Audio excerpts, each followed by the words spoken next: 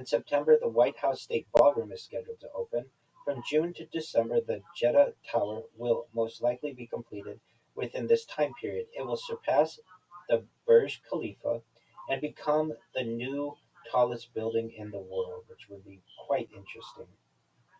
NASA is targeting the first two-thirds of 2028 to launch Artemis 4, the first crewed lunar landing since 1972, and the last third of 2028 to launch Artemis 5, the second crewed lunar landing since 1972.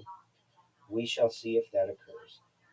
The lease on the Muldahafen port lot in Hamburg, Germany to the Czech Republic is set to expire.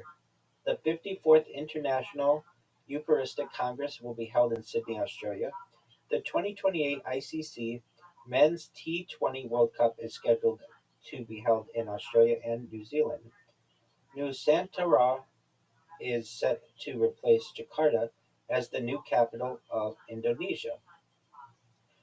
Colossal Biosciences aim to birth the first generation of woolly mammoths and reintroduce them into the Arctic, Alaska, Yukon, and Pleistocene Park in semi-captivity 4,000 years after the species went extinct.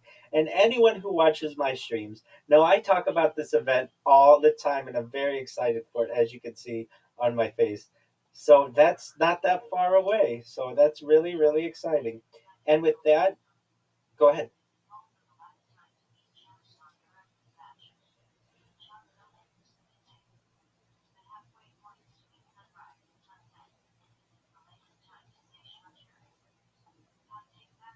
That's fantastic. Okay, so 2028, mark your calendars, friends. We're gonna have the first Czech astronaut in 2028, correct? Second Czech astronaut. Okay, excellent. Well, that's very exciting. All right. No, that's okay. That's okay. Uh, let's no pun intended. Let's check on that. So we'll check astronaut first and second.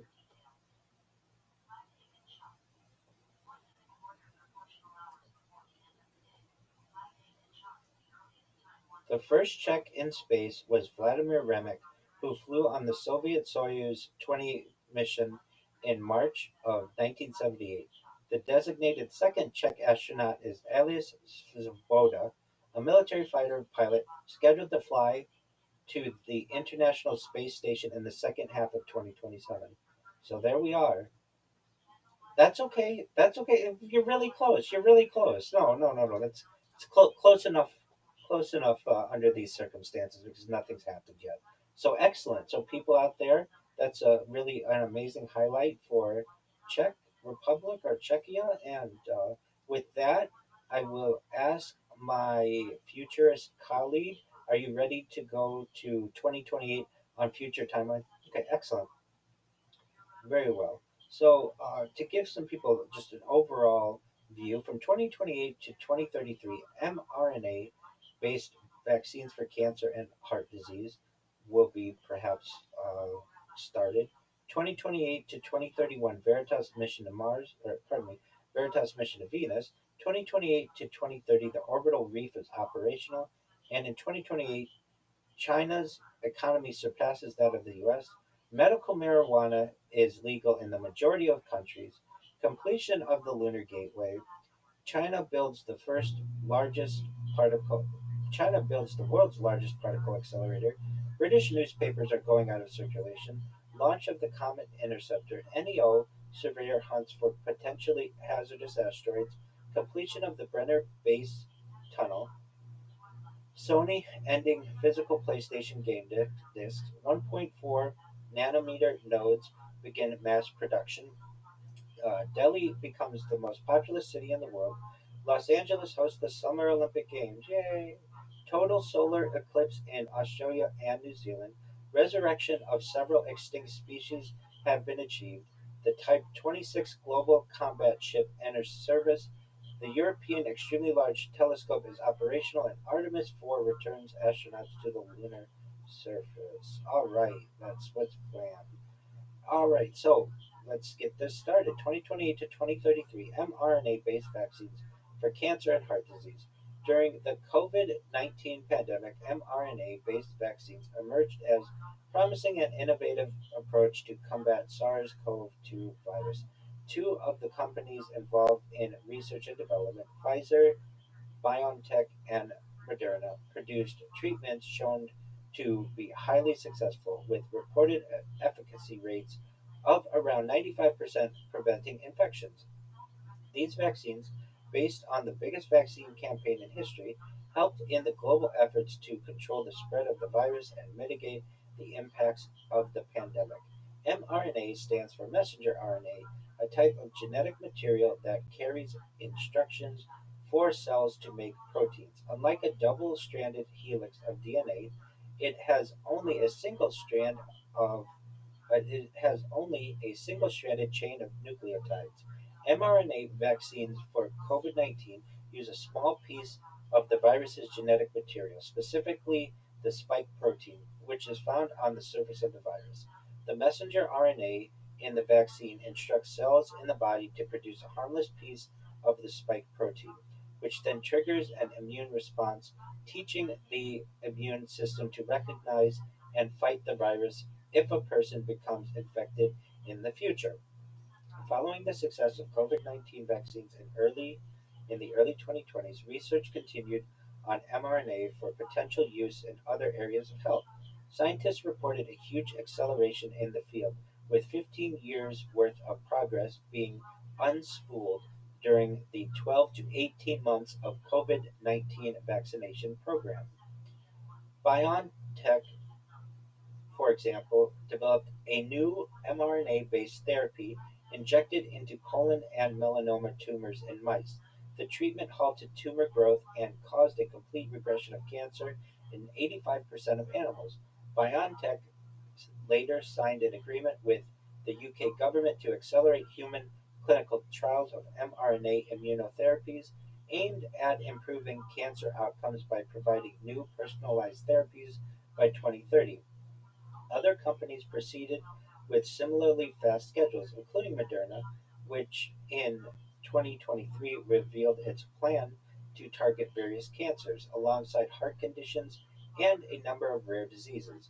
Moderna intended for a range of mRNA based therapies to be available within 5 years, with an expectation that genetic causes of many diseases could be identified and repaired with relative simplicity within 10 years. During this period, stunning progress is made with mRNA based treatments, offering partial or even complete cures for certain diseases, including a few previously untreatable ones. In the case of cancer, a biopsy of a patient's tumor is obtained and sent to a laboratory, where its genetic material is sequenced to identify mutations that are not present in healthy cells. An algorithm determines which mutations are driving the cancer's growth and are likely to trigger the immune system. mRNA is then created containing instructions for making antigens that will cause an immune response. Once injected, the mRNA is translated into protein pieces identical to those found on tumor cells. Immune cells encounter these and destroy cancer cells carrying the same proteins. By 2033, these personalized vaccines are saving millions of lives, while cancer as a whole remains a long way from being fully curable. mRNA based therapies are a major inflection point in terms of progress, with a number of subtypes now relatively easy to treat. Messenger RNA also provides hope to patients with cardiovascular and autoimmune diseases, as well as rare conditions lacking treatment options. The next series of events that we will review from 2028 and beyond is the Veritas mission to Venus. This should happen from 2028 to 2031. While several more recent spacecraft had used Venus to perform gravity assists, it has been decades since Magellan, NASA's last dedicated mission, to orbit and study the planet, which launched in 1989 and operated until 1994. After this long gap, the agency had been keen to update its knowledge of Earth's twin. Venus emissivity, radio, silent, radio science, INSAR, top topography, and spectroscopy, Veritas, is a 3 year mission conducted by NASA to study Venus in higher detail than ever before. In June 2021, it became one of two Venus missions selected for NASA's Discovery program in the late 2020s and early 2030s, the other being the Da Vinci Plus probe. Veritas produces global high-resolution topography and imaging of Venus's surface and generates the first maps of deformation and global surface rock type, thermal emissivity, and gravity field. It provides a more accurate estimate of Venus's core size and information about features that lie below the planet's surface, such as fault lines.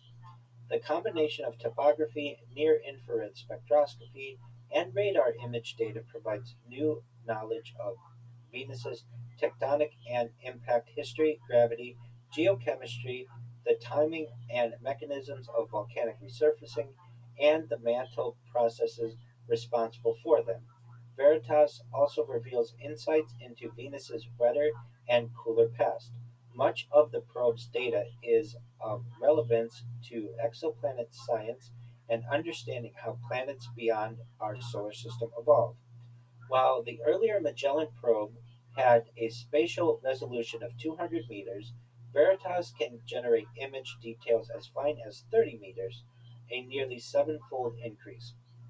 Meanwhile, altimetry measurements are improved by as much as 60 times. On board are two scientific instruments, the Venus Emissivity Mapper (VEM), VEM, and the Venus Interferometric Synthetic Aperture Radar (VISAR).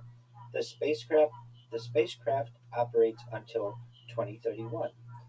From 2028 to 2031, the orbital reef is operational. The overall orbital reef is a low Earth orbit (LEO) space station designed by Blue Origin and Sierra Nevada Corporation, intended for commercial space activities and space tourism uses.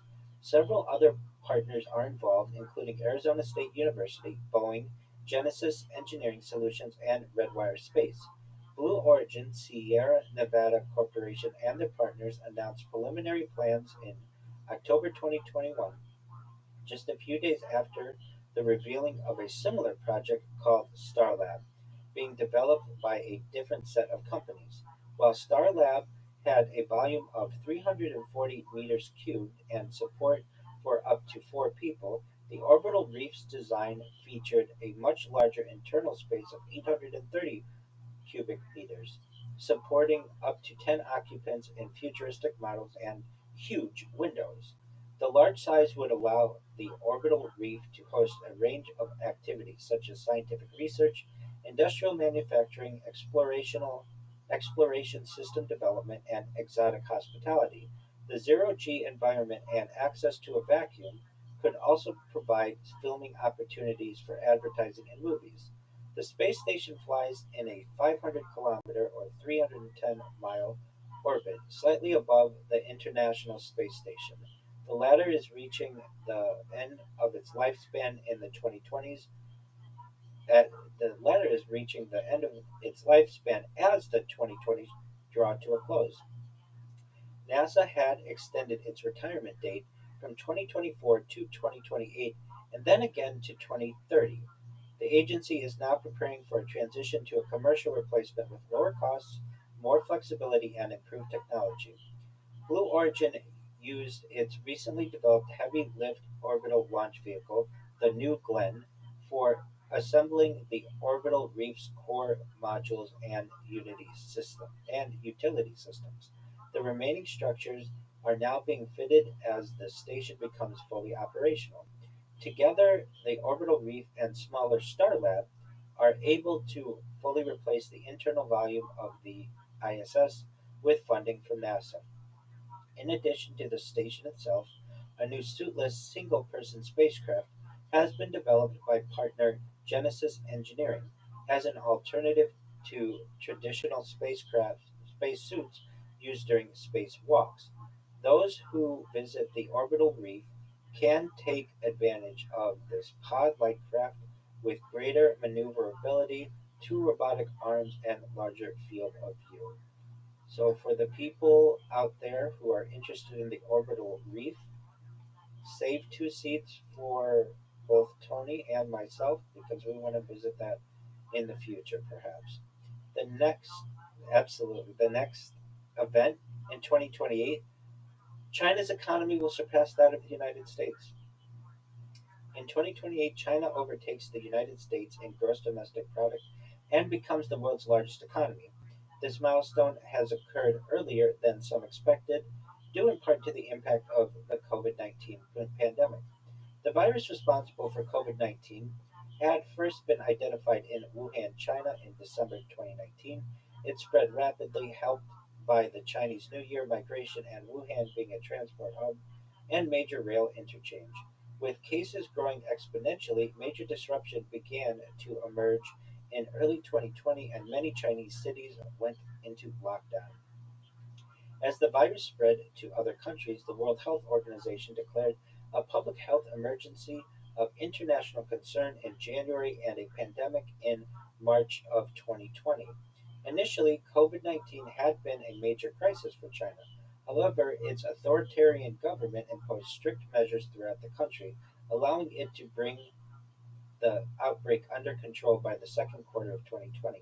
While many berated the Chinese government for its delayed response and censorship of related information during the opening stages of the outbreak, few would doubt the success of China in essentially defeating the virus.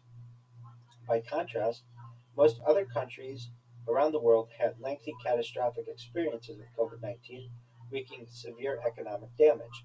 The US recorded its millionth case by April 2020, and this had mushroomed to over 23 million by January 2021, with nearly 400,000 deaths, the most of any country. Although vaccines began to emerge, partisan divides regarding the outbreak and a laxer approach to preventing infections meant that the crisis would persist for many months to come. The US and other major economies had negative growth for that year, which China achieved, while achieved positive GDP growth of 2% in 2020. China's 14th five-year plan from 2021 to 2025 involved a dual circulation strategy, with plans for both external and domestic demand working together. This had been implemented partly in response to trade disputes with the US and elsewhere, and partly due to expectation that external demand would be depressed by the pandemic and that China needed internal demand to sustain growth. President Xi stated his aim as being to fully bring as President Xi stated his aim as being to fully bring out the advantage of its, meaning China's super large market scale and potential of domestic demand to establish a new development pattern featuring domestic and international circulations that complement each other. With skillful management of the pandemic and damage to long term growth in the West, the relative economic performance of China exceeded many analysts' earlier forecasts. China saw average economic growth of more than 5.5% a year during this time. By the end of its 14th plan period in 2025, it had comfortably met the threshold for a high income economy, defined by the World Bank as a gross national income per capita of about $12,536 or more. Although its growth has slowed to 4.5% a year during the second half of the 2020s, China's GDP is overtaking the US by 2028. It continues to widen the gap between itself and the US, during the early 2030s, though at a slower rate of less than 4% a year. Longer term demographic and other problems in China enable the US to regain its position as the world's largest economy by the end of the century. Medical marijuana is legal in the majority of countries. The cannabis plant had a long history of medicinal use dating back thousands of years.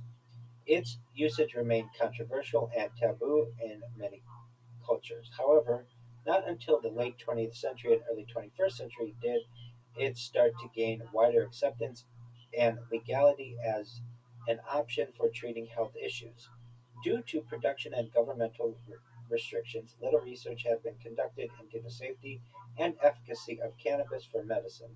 A systematic review, a meta analysis in 2015 found moderate quality evidence in support of treatment for chronic pain and spasticity, but lower quality evidence for improvements in nausea and vomiting due to chemotherapy. A number of medical organizations around the world called on governments to better enable scientific study of these drugs. Amid growing support for reviews of its legal classification, more and more countries began to decriminalize cannabis and enable its usage for medical reasons. Some even permitted recreational use in limited amounts. Uruguay became the first country to legalize the whole process from cultivation to sale, distribution, and consumption. Nearly 20 states in the United States had legalized recreational use by 2020, though it remained illegal at the federal level. Public opinion polls reflected this ongoing trend. In 1990, almost 80% of adults believed marijuana should be illegal. By 2020, that figure had declined to just 32%. The strongest support came from millennials, an increasingly influential voting bloc, with 76% in favor of legalization compared to 63% for baby boomers and just 32% for the silent generation. By 2028, the majority of the world's countries allow cannabis derived treatments for medical use. A total of 45 countries had made it legal by 2020, and this figure is approaching 110. The products can be administered through a variety of methods, including capsules, lozenges, tinctures, dermal patches, oral or dermal sprays, cannabis edibles, and vaporizing or smoking dried buds. The global medical cannabis market size is undergoing a compound annual growth rate of 23% during this decade. Valued at 6.8 billion in 2020, it reaches 53.9 billion by 2030. The number of countries allowing recreational use of marijuana has also increased, though at a slower rate. From just 5 in 2020, it had quadrupled to nearly 20 by 2028, but will not reach a majority until the 2050s. And I would like to call on the world, as medical marijuana is becoming more and more legal, to not forget the people who have been put in jail because of these perhaps outdated laws, and to clear their names. Moving on to the next topic, we have completion of the Lunar Gateway. The Lunar Gateway is a successor of the aging International Space Station. Whereas the International Space Station was placed in orbit around the Earth, the International Gateway is close to the Moon.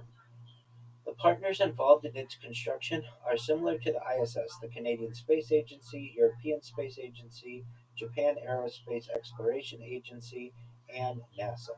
The gateway is developed, utilized, and maintained in collaboration with commercial and international partners as a staging ground for lunar surface operations, both robotic and crewed, and for eventual travel to Mars. By sending people and cargo to and from cislunar space, those involved in the project gained the knowledge and experience necessary to venture to the Moon and beyond. Originally, NASA had intended to build the Gateway as part of an asteroid redirect mission, but later canceled the mission. An informal joint statement on cooperation between NASA and Roscosmos was announced in September 2017. However, in October 2020, Roscosmos stated that the program would be too US centric for Russia to participate in, and in January 2021 confirmed that it would not take part in the LG LG. NASA commissioned studies by private companies into affordable ways to develop the station's power and propulsion elements. These private companies were Boeing, Lockheed Martin, Orbital ATK, Sierra Nevada, and Space Systems Loral. The LG would be built in stages. Originally, the plan had involved each part being delivered solely by the Space Launch System (SLS), a huge new rocket being developed by NASA. However, a subsequent plan incorporated commercial launch vehicles, such as the SpaceX Falcon Heavy. The latter would also carry supplies to the LG using a new craft called the Dragon XL, similar to the commercial cargo program for the International Space Station to support crewed missions there and to the lunar surface. The international partners involved in the LG plan for its construction to occur gradually from 2024 to 2028, with delivery of four main components: power and propulsion element (PPE), serving as the main command and communication center of the LG. The PPE can generate 50 kilowatts of solar electric power for its ion thrusters, which can be supplemented by chemical propulsion. An S-band communication system provides a radio link with nearby vehicles, and it can also function as a space tug, transferring a spacecraft from one orbit to another. Alongside the habitation and logistics outpost, see below, the PPE is the first component of the LG to be delivered, launched by SpaceX on a Falcon Heavy in 2024. Habitation and Logistics Output (HALO), a crew cabin for astronauts visiting the LG. Its primary purpose is to provide basic life support needs for the visiting astronauts and to enable preparation for trips to the lunar surface. In addition to environmental controls and energy storage, it features space for science and storage, data handling capabilities, and docking ports for visiting vehicles and future modules. The Halo is delivered in 2024. International Habitation Module (IHAB), an additional habitation module built by ESA in collaboration with Japan. Together, the IHAB and Halo provide a combined 125 cubic meters or 440 cubic feet 4,400 cubic feet of habitable volume for the station. Delivery of the IHAB occurs in 2026. This component also includes a large robotic arm contributed by Canada's Space Agency. European system providing refueling infrastructure and telecommunications. Esprit, a service module with an airlock for science packages, additional capacity for xenon and hydrazine propellant, and communications equipment. It also features docking ports and a small windowed habitation corridor.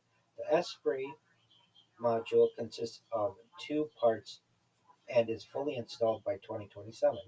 The complete assembly of the Lunar Gateway requires about 25 launches from Earth, most of which are uncrewed.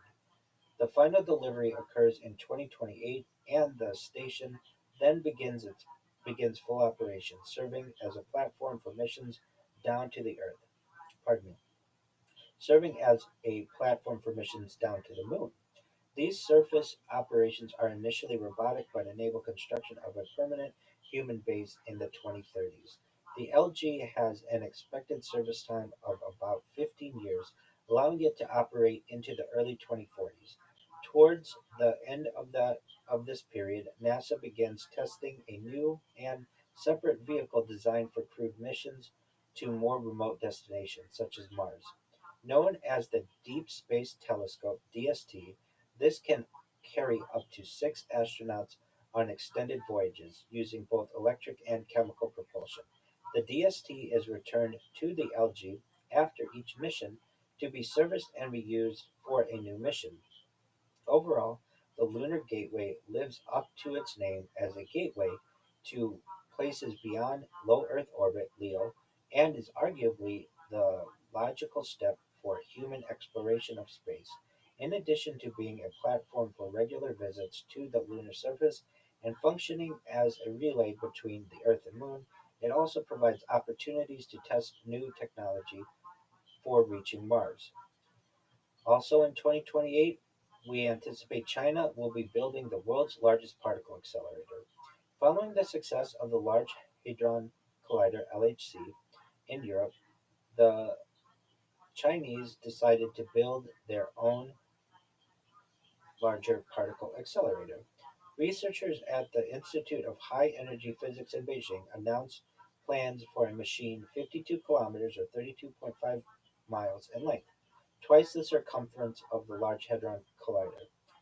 This would allow the Higgs boson to be studied in greater detail, revealing new insights into the fundamental structure of matter and confirming whether multiple types of Higgs boson existed. Construction began in 2019 with completion in 2028. It paves the way for an even larger project in 2035. And so we see from this design, this diagram, we have a Large Hadron Collider, which was completed in 2008, circumference of 27 kilometers and energy of 14 TeV. China's Electron Positron Collider should be completed in 2028, circumference of 52 kilometers and energy of 70 TeV. China's hosted International Super Collider is to be completed in 2035. Circumference is 80 kilometers. Energy is less than 100 TeV. And the Very Large Hadron Collider should also be finished in 2035. It has a circumference of 100 kilometers and energy of 100 TeV. And for those people who are wondering what TeV means, we are going to make sure that everyone is aware, especially those people watching this in the future. So, TeV is a tera electron volt. Obviously, it's an energy level that is a major benchmark for next generation particle physics. So, if you are unlike our friend Tony and myself, and you didn't know what a TeV is, that is a tera electron volt. And with that, we're going to continue on to the next topic. British newspapers are going out of circulation. By the late 2020s, the last of Britain's national newspapers are being taken out of circulation. Even once formerly major titles like The Sun, the Daily Mail, and the Daily Mirror have ceased production. The surviving newspapers have now all transitioned to entirely digital formats. The printing industry had a long history in Britain. The first printing press was invented by William Craxton in 1476. This led to further developments in mechanical movable type and a huge increase of printing activities over subsequent centuries. During the 1600s, various publications would spread both news and rumors, such as pamphlets, posters, and ballads. The English Civil War from 1642 to 1651 of the Common Era greatly increased the demand for news. Among the first real newspapers were the Oxford Gazette, dating to 1665, Barrow's Worcester Journal, 1690, and Daily Current, 1702. By the 1720s, there were 12 London newspapers and 24 provincial newspapers. The first English journalist to achieve national importance was Daniel Defoe, who lived from 1660 to 1731. During the 18th and 19th centuries, the Industrial Revolution allowed production methods to be improved, print runs to be greatly increased, and newspapers to be sold at lower cost. Circulation of the Times rose from 5,000 copies in 1815 to 10,000 in 1834 and 40,000 by 1851, about 80% of the entire market. The period from 1860 to 1910 was considered a golden age of newspaper publication, with further technical advances in printing and communication, combined with a more professional style of journalism and prominence of new owners. Socialist labor and trade union papers began to proliferate. In 1896, the Daily Mail was first published and became the first daily newspaper aimed at the newly literate lower middle class market, resulting from mass education, combining a new retail price with plenty of competitions, prizes, and promotional gimmicks.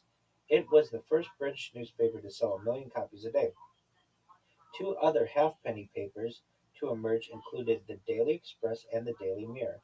By the 1930s, over two-thirds of the population was estimated to read a newspaper every day, with almost everyone taking one on Sundays. Circulations continued to increase, reaching a peak in the mid 20th century. From the 1960s onwards, however, sales began to decline. In an effort to attract more readers, some tabloids including The Sun, The Daily Mirror, and Daily Star, began publishing images of topless women. The 1980s saw the introduction of computer-based typesetting and full-color offset printing.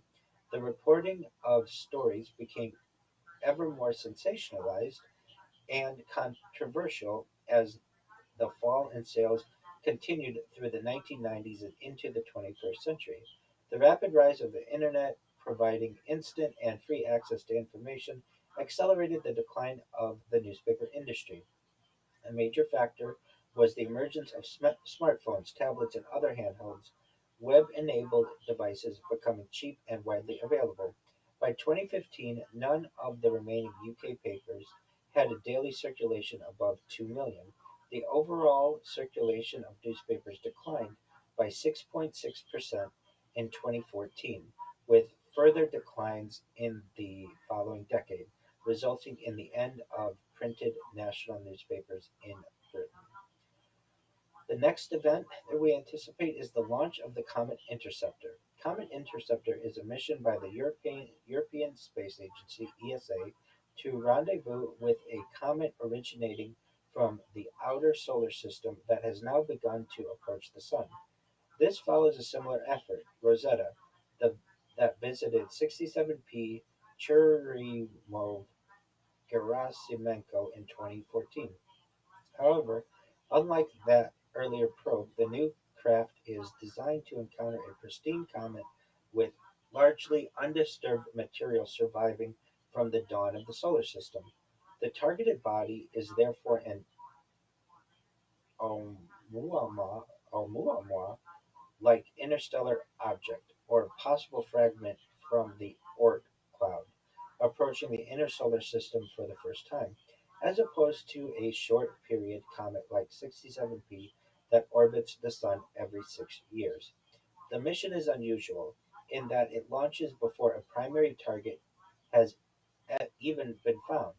For a dynamically new comet, DNC, or interstellar object, the time between discovery, perihelion, and departure from the solar system, typically a few months to a year, is too short for mission organizers to prepare and launch a new spacecraft.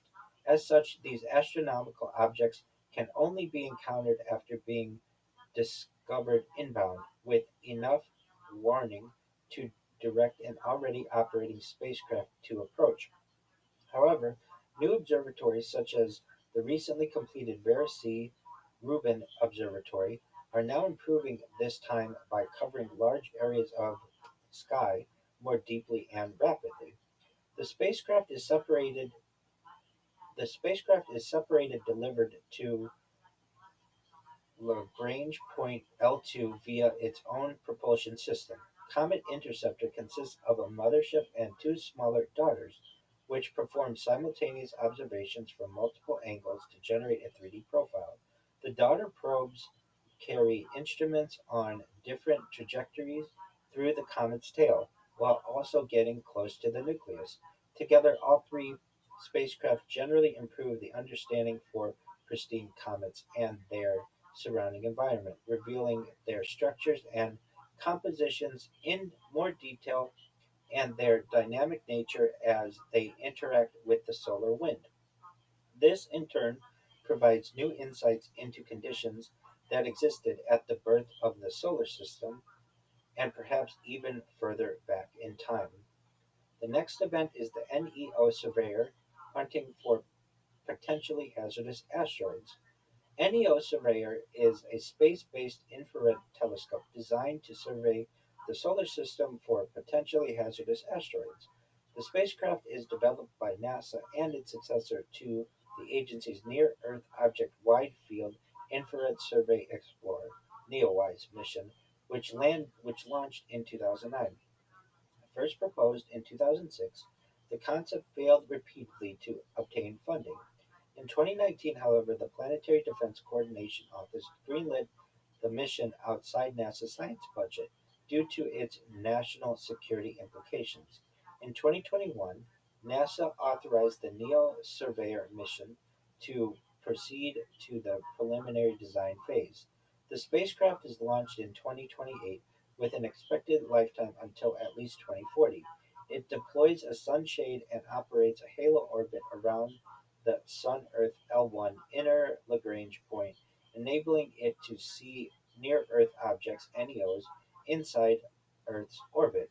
Its mid infrared detectors are sensitive to thermal emissions for revealing particularly dark and elusive asteroids independently of their illumination by the sun.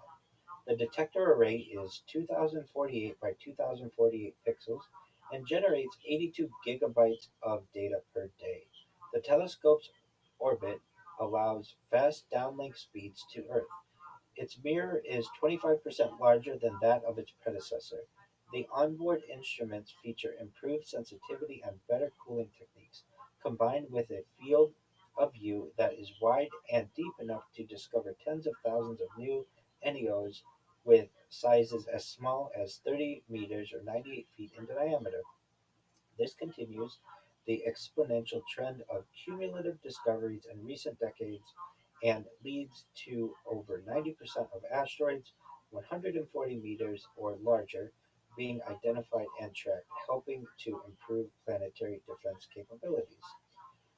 The next topic is the completion of the Brenner Base Tunnel. The Brenner Base Tunnel is a 64-kilometer, 40-mile freight and passenger train route running through the base of the Eastern Alps mountain range and linking Scandinavia and the Mediterranean.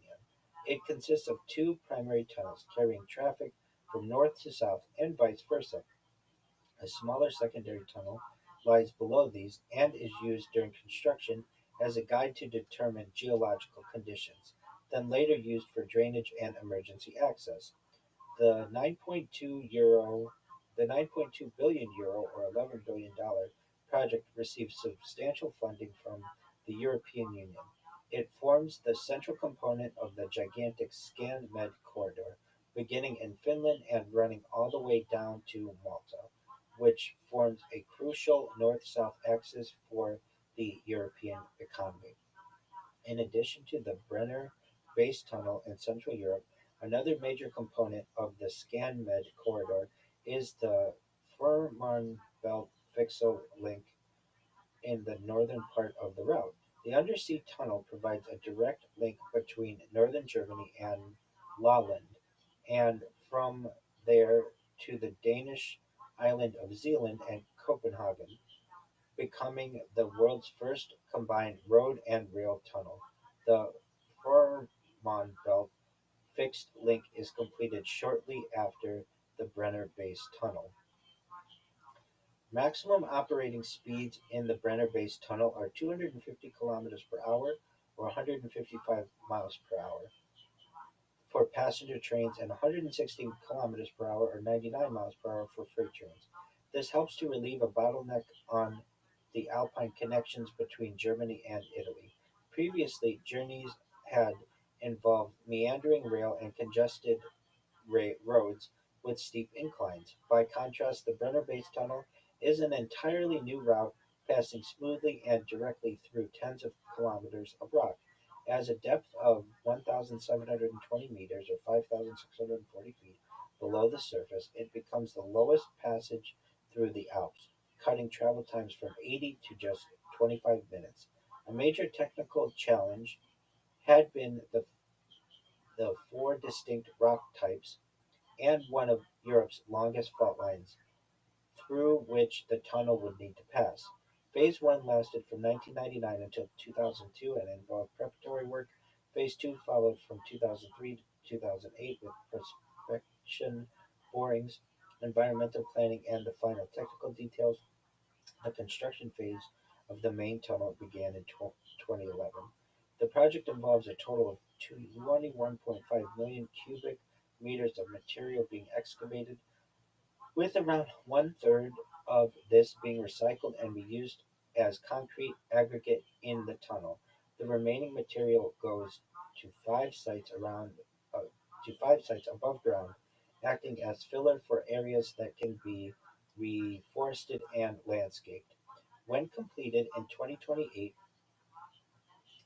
the Brenner Base Tunnel becomes the longest underground railway connection in the world, surpassing the 57-kilometer or 35-mile Goddard Base Tunnel. The next topic, which we will review, is the fact that we will have Sony ending physical PlayStation game discs. And this made recent news, and we anticipate will also happen in 2028. This year, meaning 2028, Sony Interactive Entertainment discontinues physical disc production for all new games released on its PlayStation consoles. New titles are now only sold in digital formats via the PlayStation Store and participating retailers, ending more than 3 decades in which boxed PlayStation games normally contain physical media. The change reflects a long-running shift in consumer habits. Digital download subscriptions and cloud saves, live service updates, and large day-one patches had already made discs less central to console gaming during the 2010s and 2020s. For customers still purchasing from retailers, download codes replace discs, leaving any remaining blue plastic cases as little more than packaging for a digital license. For retailers, collectors, and preservationists, the decision marks a symbolic turning point.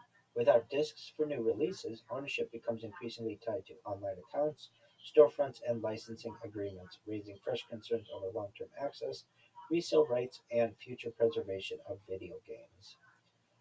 The next event, which we will cover, is 1.4 nanometer nodes beginning mass production. In semiconductor manufacturing, the 1.4 nanometer process is the next die shrink following the 2 nanometer process node. In recent years, the names of these process nodes have become more of a marketing term rather than the actual dimensions of components. Nevertheless, the latest generation enables a further advance in miniaturization and the cramming of ever more transistors onto computer chips. In 2022, Apple released the M1 Ultra system on a chip with 114 billion transistors. By 2028, several more doublings in density have occurred, with high end CPUs and GPUs now packing around 400 billion transistors per die. Multi chip modules that stack or tile several such dies together are beginning to approach the 1 trillion transistor landmark. These improvements also bring lower power consumption and higher efficiency.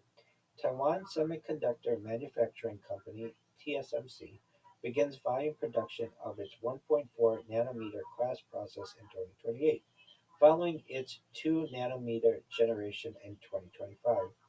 Intel's 14A node reaches a similar stage around this time, although the company faces increasingly difficult competing although the company faces increasing difficulty competing with TSMC at the leading edge. Meanwhile, Samsung trails slightly with mass production of 1.4 nanometers expected in 2029 as the company focuses on improving 2 nanometer yields and maximizing profitability from its earlier nodes. These and other companies continue researching new ways to scale down, including gate-all-around transistors, backside power delivery, and further refinements in extreme ultraviolet lithography (EUV). More experimental approaches such as graphene nanomesh, carbon nanotubes, and two-dimensional materials are also being explored for the next decade.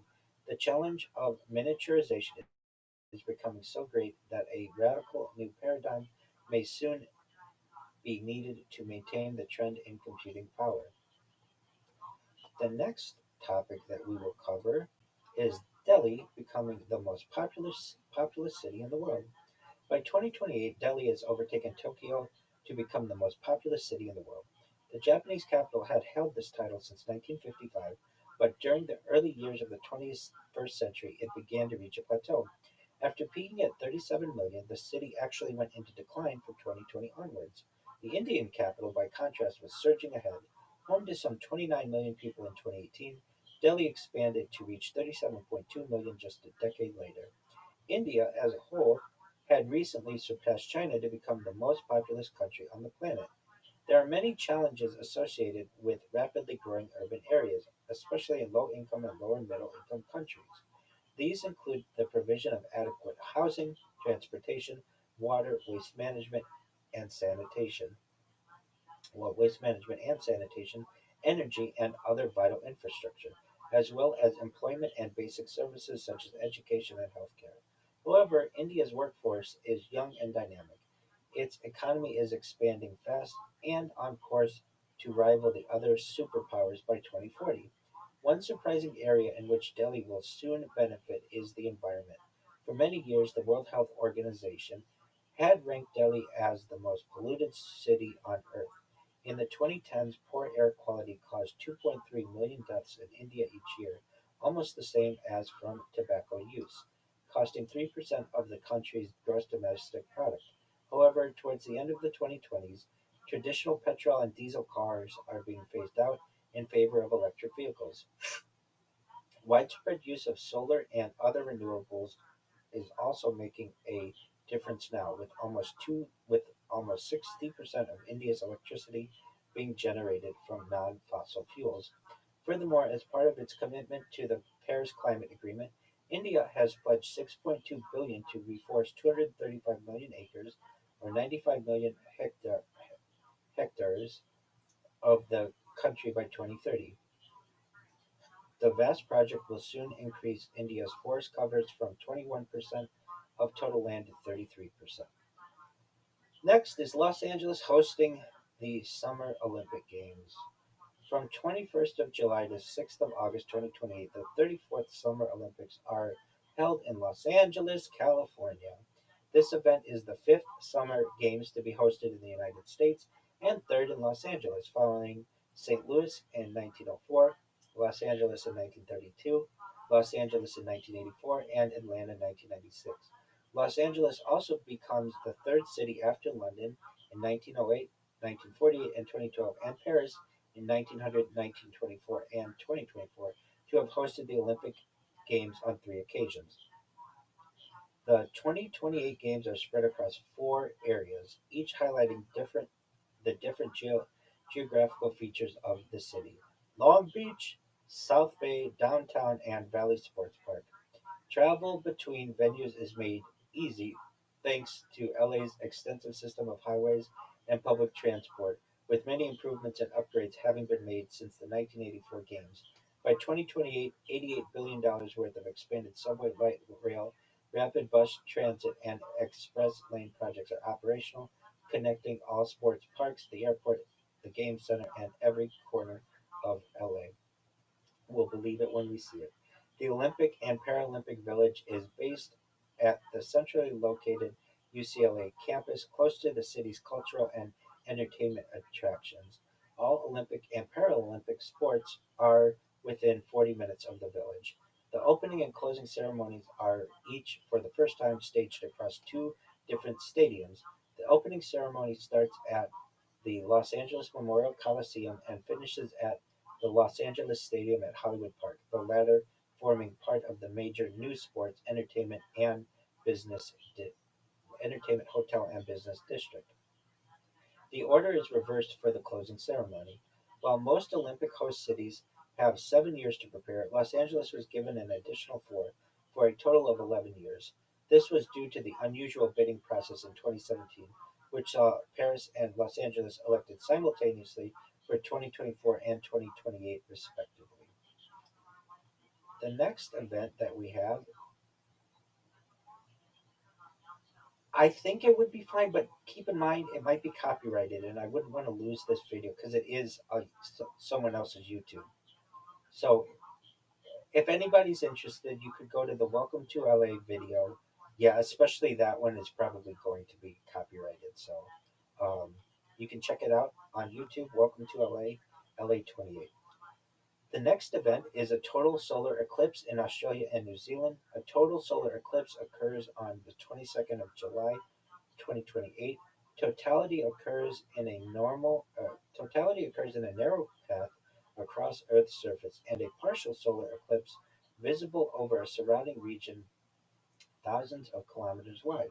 The central line of the path crosses the Australian continent from the Kimberley region in the northwest and continues in a southeasterly direction through Western Australia, the Northern Territory, southwest Queensland, and New South Wales, close to the towns of Wyndham, Coonaroora, Tennant Creek, Birdsville, Bourke, and Dubbo.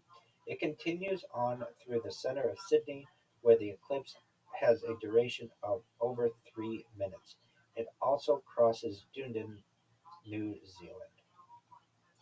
The next event, again, very excited for this one. Resurrection of several extinct species has been achieved. In 2009, the Pyrenean ibex became the first animal to ever be made unextinct for 7 minutes when a cloned female was born alive before dying from a lung defect. By the late 2020s, a number of other species have been resurrected with varying degrees of success, including the famous dodo, last observed in 1662, the wild pigeon, and woolly mammoth calves. Three different approaches have been taken to restore lost animals and plants: cloning, in which genetic material is extracted from preserved tissue to create an exact modern copy; selective breeding, where a closely related modern species is given characteristics of the extinct relative; genetic engineering, where DNA of a modern species is edited until it closely matches the extinct species. Ethical concerns have arisen, however, such as the effect of these alien species on modern ecosystems. The next event is the Type 26 Global Combat Ship entering service. The Type 26 Global Combat Ship is a British Royal Navy vessel that replaces the aging Type 23 frigates, allowing aging Type 23 frigates. Following 30 years of research and development that began in 1998, it enters service in 2028, with the program running into the 2030s. A total of 8 ships are constructed by BAE Systems during the time at during this time at a cost of nearly $12 billion or 16.5 £12 billion or $16.5 billion. They remain in service until the 2060s. The Type 26 forms a general-purpose fleet with air defense, anti-ship, towed array sonar, and anti-submarine warfare capabilities. Each of these 150-meter or 492-foot vessels has a crew complement of 118 with capacity for 208, a top speed in excess of 26 knots, 30 miles per hour, or 48 kilometers per hour, up to 8,000 tons of displacement when fully loaded, and a maximum range of 7,000 nautical miles, 13,000 kilometers. The ships are designed for multi-role versatility, flexibility in adapting to future needs, affordability in both construction and through life support costs, and exportability. The Type 26 features a number of improvements over its predecessor, the Type 23. It packs a formidable array of weaponry that includes strike-length VLS silos, enabling the ship to fire a mix of current and planned future missiles such as land attack missiles, very long-range anti-ship missiles, far further than before, and anti-submarine missile torpedoes. Its missiles can target various air, sea, and coastal threats, including speedboats, patrol boats, coastal batteries, helicopters, and unmanned aerial vehicles (UAVs).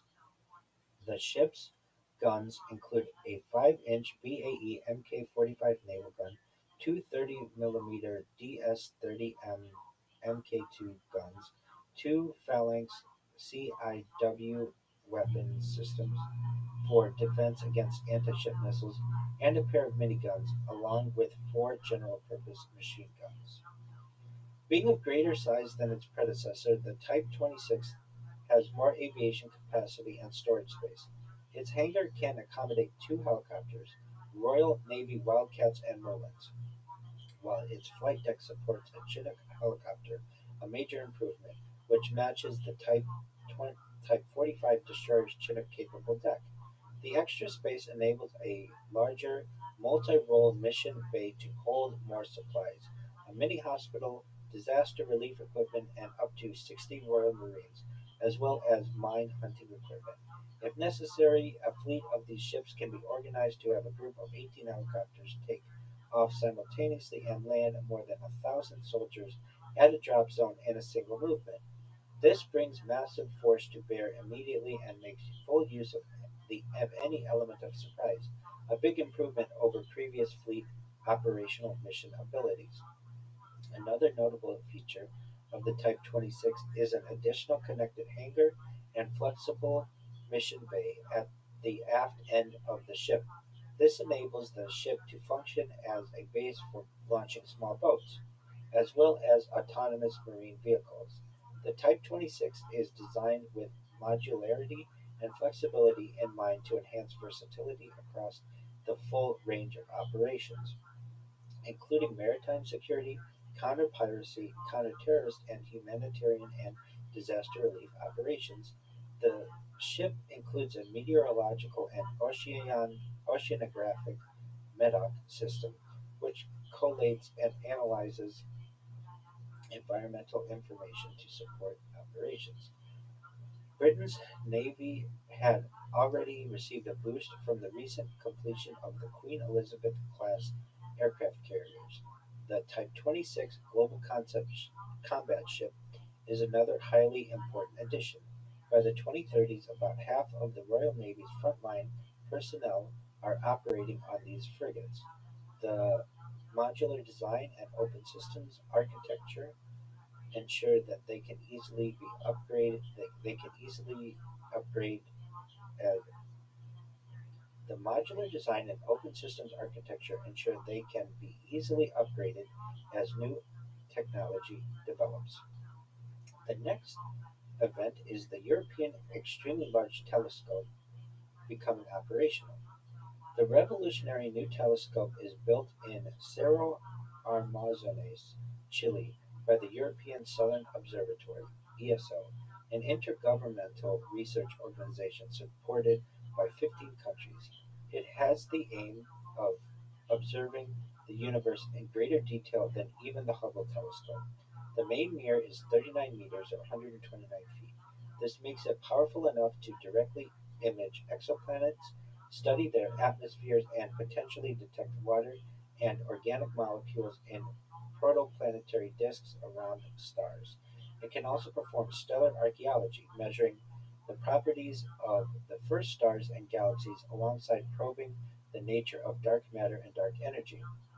Originally planned for 2018, the observatory was delayed several times due to financial problems, with first light not occurring until 2028. The mirror is also reduced in size slightly, having previously been 42 meters. The next event is Artemis 4 returning astronauts to the lunar surface. In 2028, NASA lands astronauts on the lunar surface for the first time since Apollo 17 in December 1972, or at least what's reported in December 1972. The Artemis 4 missions delivers a crew to the moon's solar pole region where two astronauts descend in commercial human landing system while two others remain in lunar orbit aboard Orion. The landing follows a major restructuring of the Artemis program announced in 2026. NASA had originally intended for Artemis 3 to carry out the first lunar surface mission in 2027. However, the agency revised the mission plan to become an Earth orbit test due to technical challenges. The human landing system required large scale refueling, which involved transferring hundreds of tons of cryogenic propellant in Earth orbit, approximately 100 times more than the Apollo lunar module had carried. NASA also needed to validate full system integration between the Orion spacecraft and the lander, including autonomous rendezvous and docking, crew transfer procedures, power and data links, environmental control compatibility, and abort scenarios. Following this Earth orbit test, NASA launches the next mission in the Artemis program in 2028. Artemis 4 flies aboard an upgraded Space Launch System and carries Orion plus additional cargo into lunar orbit. The astronauts dock Orion with a SpaceX Starship based human landing system. Two crew members transfer to the lander and descend to the surface, near permanently shadowed craters that contain water ice. The lander, pictured below, dwarfs the Apollo lunar module of the 1960s. SpaceX's human landing system stands 52 meters tall and provides around 600 cubic meters of internal volume, compared with Apollo 7's 7-meter tall lander and its cramped 4.5 cubic meters of crew cabin space. Because of its height, astronauts do not climb down a ladder. Instead, they ride a cable based lift system mounted to the exterior of the vehicle, which lowers them from a hatch high above the surface down to the lunar regolith below. Two astronauts spend approximately 1 week conducting scientific investigations, testing surface systems, and preparing for future long duration missions. Artemis 4 marks the first time a woman and a person of color walk on the moon. NASA views the landing not as a one off return, but as the start of sustained human activity on the lunar surface. The agency schedules follow up missions at roughly annual intervals, expanding surface infrastructure, mobility, and resource capabilities. By the early 2030s, heavy cargo deployments are being made to establish a more permanent presence. And with that, we conclude our discussion for 2028 and perhaps conclusion for this video. In future videos, you can anticipate Tony and I going through the other series of years and learning about what we anticipate to occur on Earth and outside of Earth and human development. Before we close, I will let everyone know where you can find my content. Of course, as I showed earlier, you can always find me live streaming 24 hours a day, 7 days a week, 365 days a year on YouTube and Rumble and wherever else you can stream generally. You can find me directly on YouTube by typing my name, Rabbi Rothschild, Rabbi space Rothschild, into YouTube, and the key is filtering by live. If you don't filter by live, you'll see my streams, but they will be from yesterday or last week or perhaps last year, and I want you to see all of the live streams that I have going simultaneously. I am building my own timeline during this. Moreover, you can find my social media at linktree.com/Rabbi Rothschild. You can find all my social media there. There's also a link to my Discord where I'm available 24 hours a day, 7 days a week, 365 days a year. Discord.me/rabbi. You can also find my writings on many of these futurism topics and topics on technology, religion, humanity, social justice, you name it, at rabbirothschild.medium.com. And with that, I'll pass the microphone back over to Tony.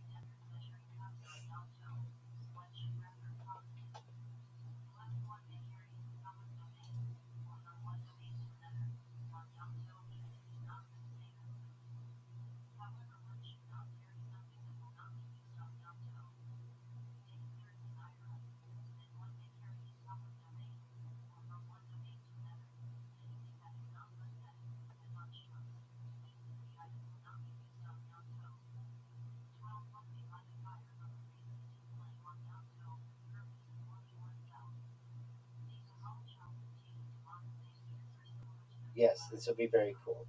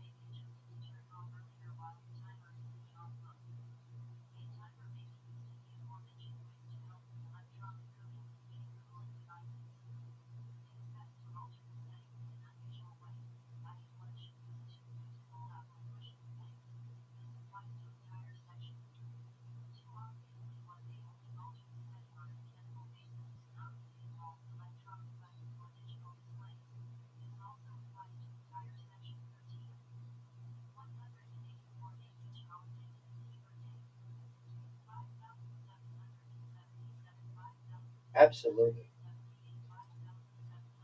And if there's any event that you think might take place during the years that we mentioned, or maybe something that you don't think will take place, put that in the comments. We would love to hear from you. In our future series, we can even potentially take a look at them.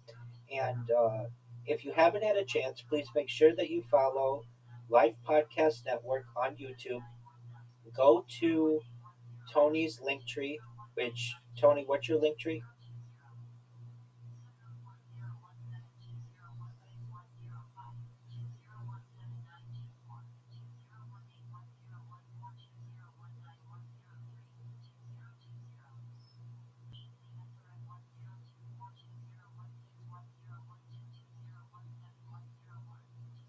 So he's linktree.com/live podcast, right, Tony?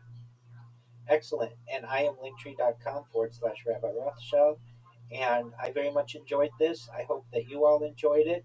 We look forward to following up with 2029 and beyond in our next series. And you can anticipate from us a series of these.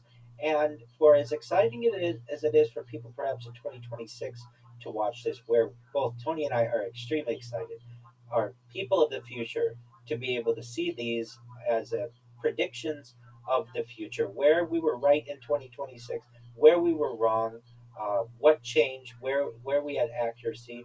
We anticipate there are going to be events that occur that we weren't able to foresee, and how that will change the world. It's been extremely exciting being here with all of you. We sincerely appreciate your time and look forward to our next discussion. Thank you so much.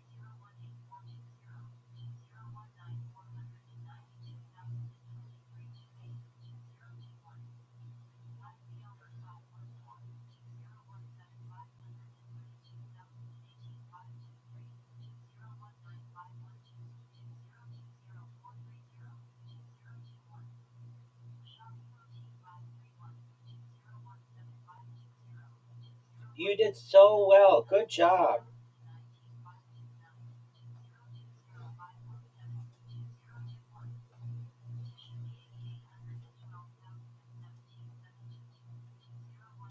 You're not annoying. You're wonderful. You did really well, and thank you for just listening to me talk. You know that's kind of what it was going to be. Uh, Many of the events that we covered, it was a lot of reading, but I think they were very interesting. Okay, if you would, I know you have another one to do, and but just stay for a moment. I'm going to give you. Well, firstly, I'm going to show you a website that's going to help you to get more views. So, okay, great.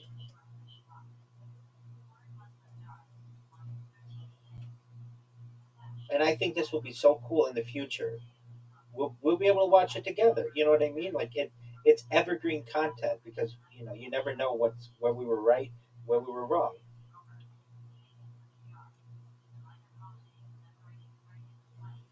Okay, so I'm gonna try to do this with.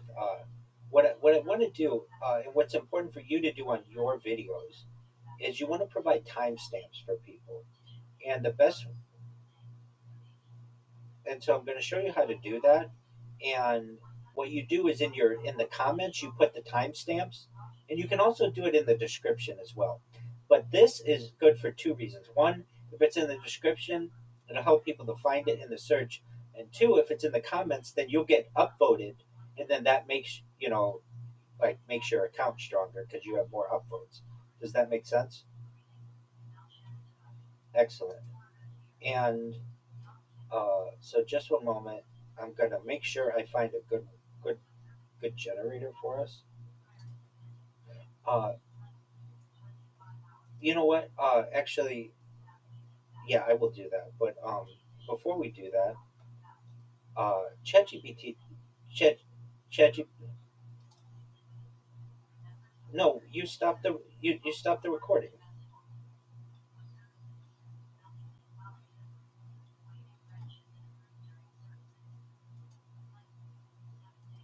Oh, I recognize that. Um,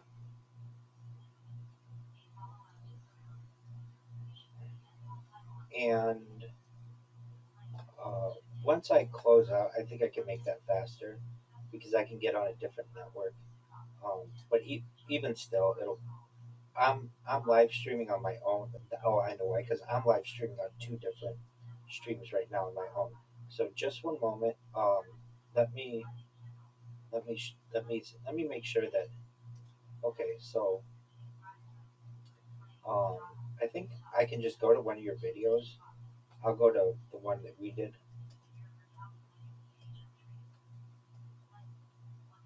Is this the longest podcast you've ever done?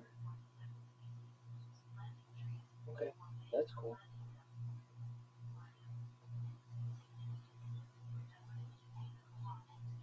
Yeah, I know. Um, okay, so we're gonna go to Life Podcast Network.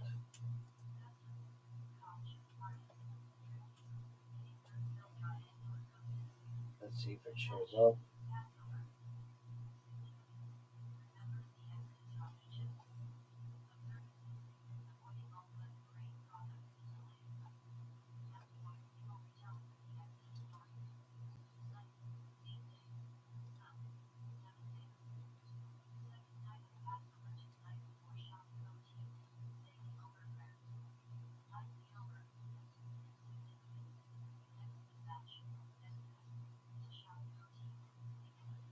I agree with you.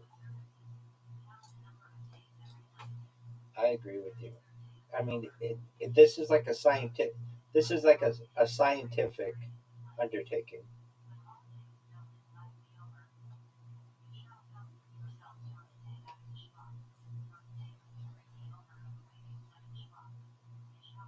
It could be. Okay, so I see Life Podcast Network. You have 100 subscribers, and I'm going to go to our the most recent. Um, well, I'll just go. I see the most recent one that we did. I don't know. It's from 2 months ago, but that's fine. Okay, I'm going to share the link. I'm going to copy the link,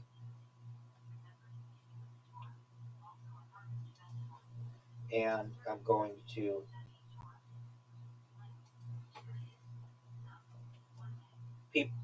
pe- people in the future will, and then when we have like 10 hours worth of them, they'll watch it on a playlist.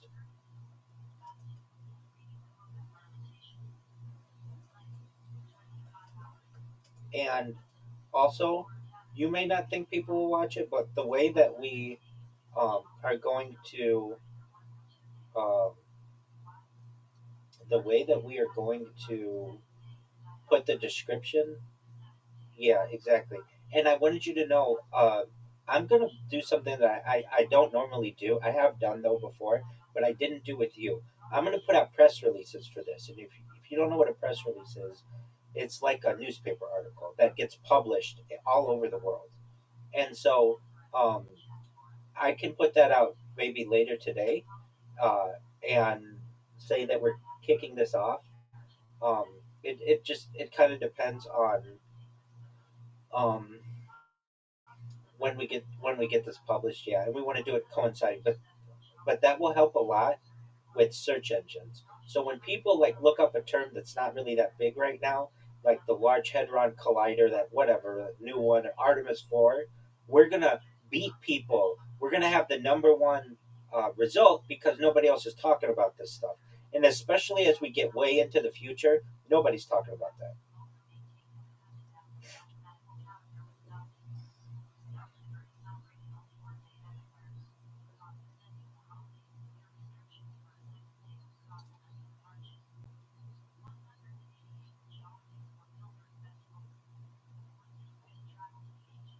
And we should do them like weekly, I think.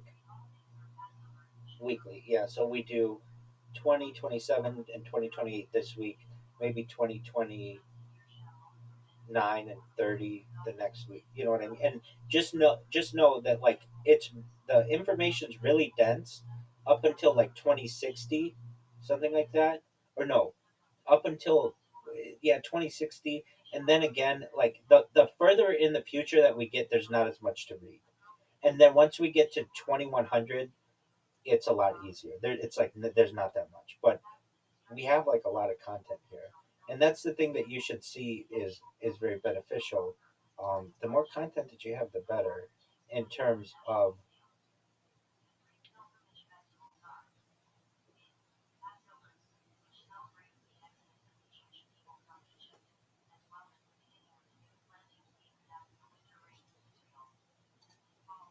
yeah, that would be really good.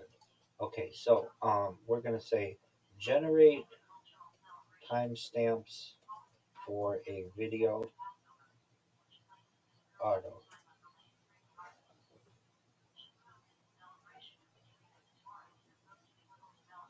Just I know, but I just keep it this way because then I have to. I'll be. It'll comp. We'll be fine. Don't worry. I'll leave my computer open. So what we're gonna do is go to. I'll just. Uh,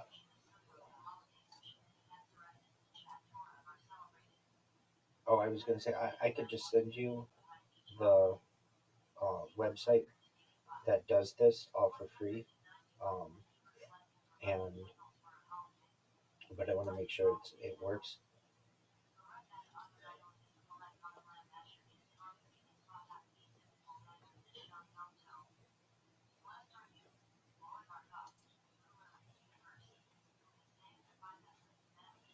Yeah, it'd be fascinating. I mean, it, you could make one for each one of those articles. You could do a TikTok.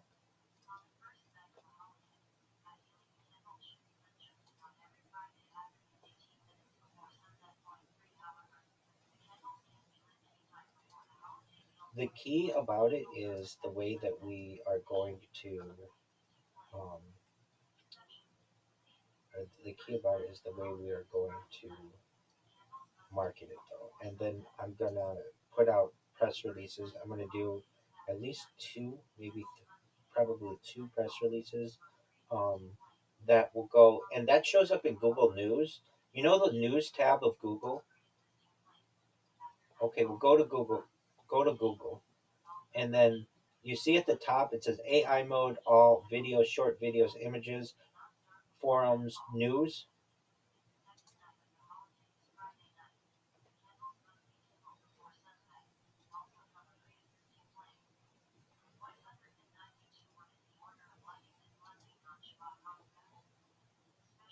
Yeah, at the very top.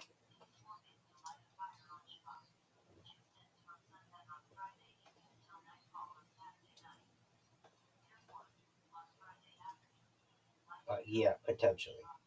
Um, okay, so here's what I want you to do. Go to this website and I want you to put put this link in and see if it comes up with what you want. So put that link in.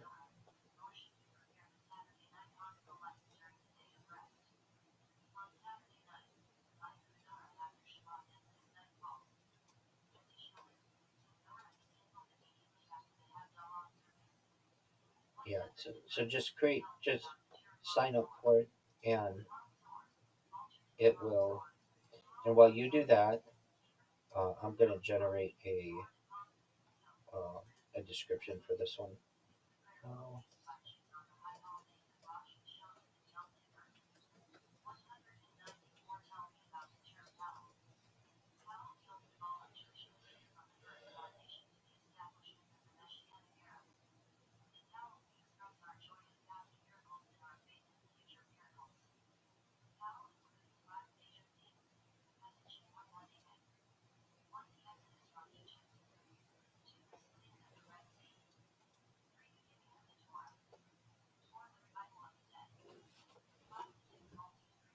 yeah, yeah.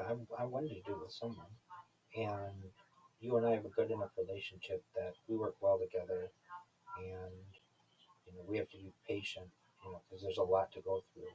But it's fascinating. It's absolutely fascinating.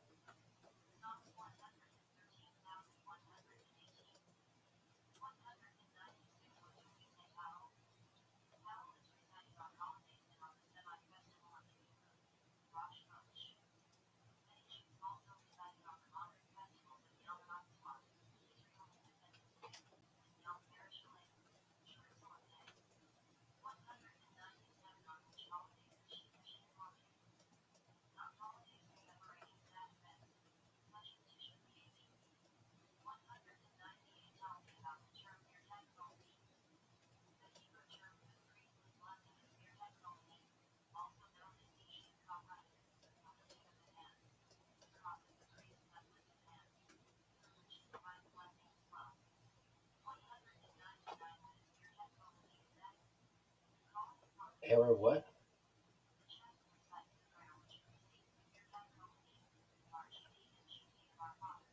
Okay. Um, I'll give you another website that you can use.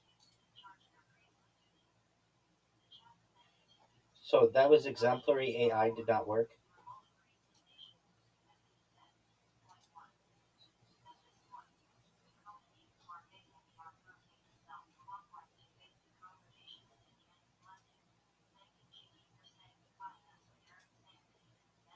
Um, it might be saying that because the link.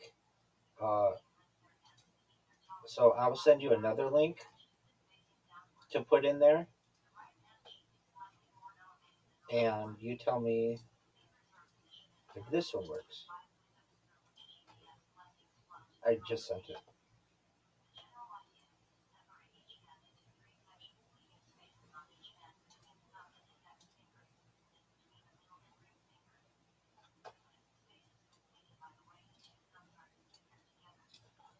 And apologies at the end. I didn't give you a chance to talk about the 2028 things. I just was like thinking like, okay, well, I got to tie this up. Did it do the things?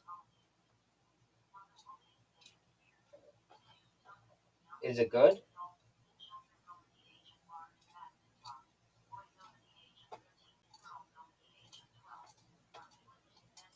You did perfectly correct.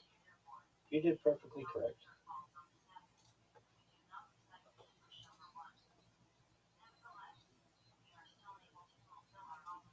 No, that's fine. I thought it was really good.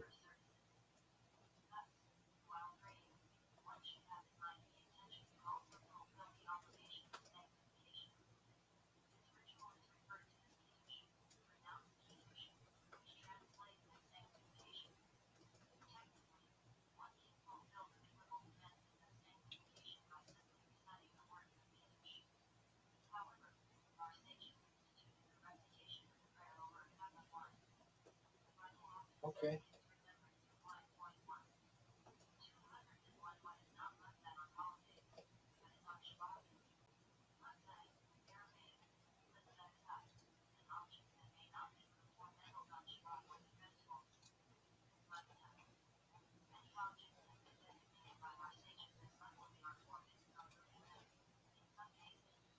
You thought you thought I was you thought I was bonkers. You thought I was bonkers.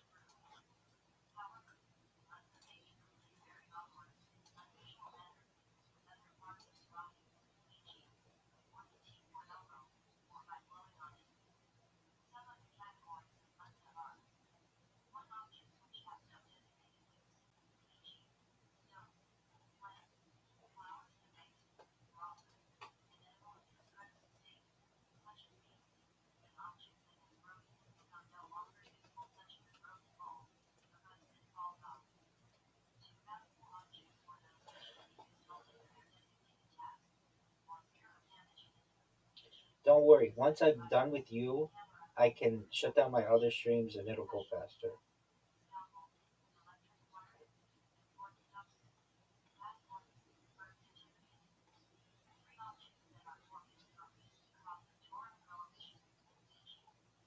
Exactly. So that's what you need to do with all of you. You get what I'm saying?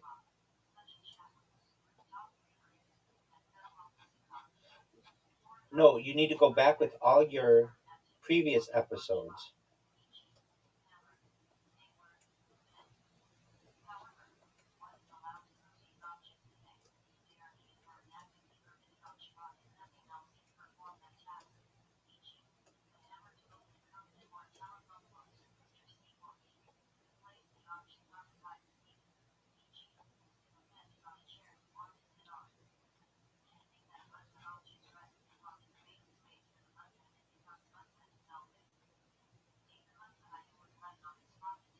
Is it okay if I call you Tony from Life Podcast?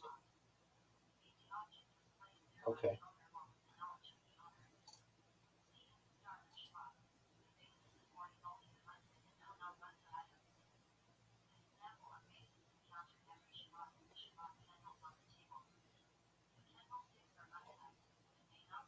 Well, that's just what you go by in my Discord. So,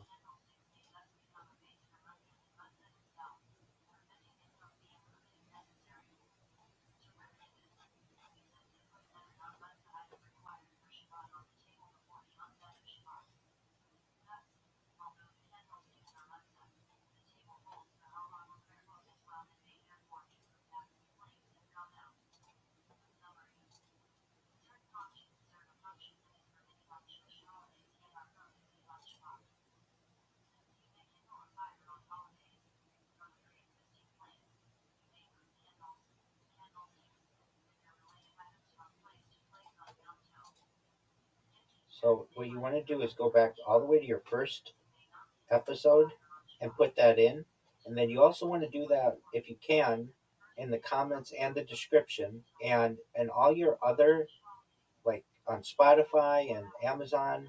I know it's going to take some time, but that'll get you a lot more people because that's what you talk about. And then when people are searching it, it shows up. It's not just an audio file, it's actual text.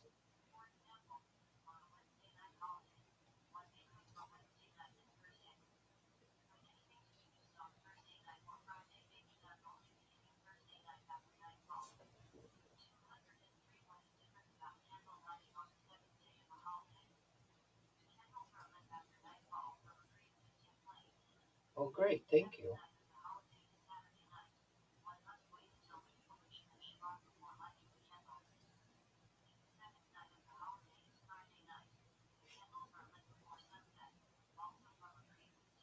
Okay, I'm almost done.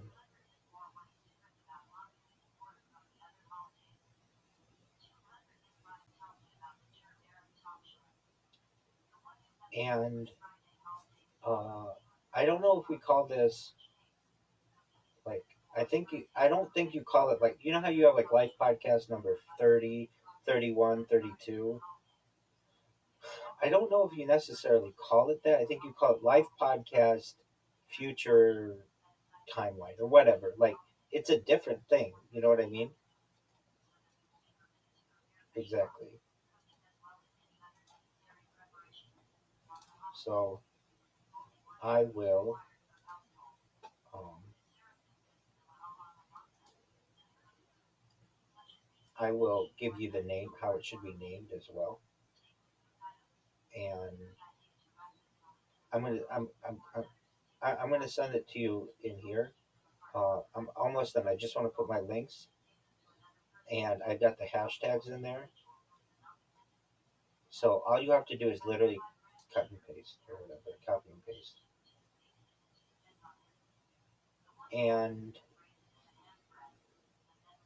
we can. I mean, depending, I mean, you and I both have pretty open schedules. We don't have to wait till next week. If we find, hey, let's do it tomorrow or whatever, we can do that. But I would publish them weekly. That way, you give your audience an opportunity to listen to one of them and not get overwhelmed necessarily.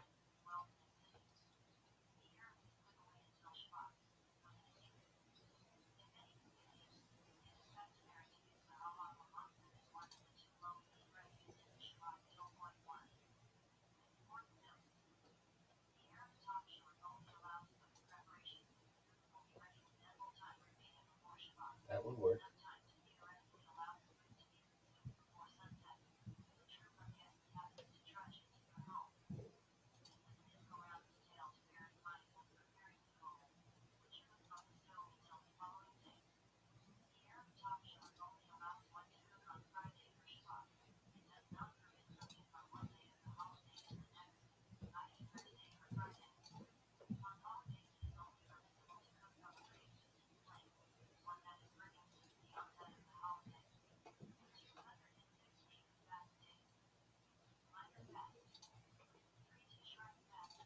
What do you mean?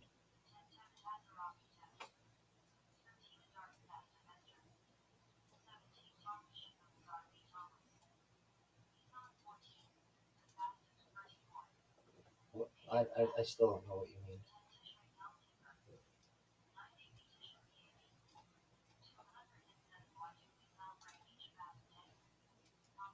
What do you mean?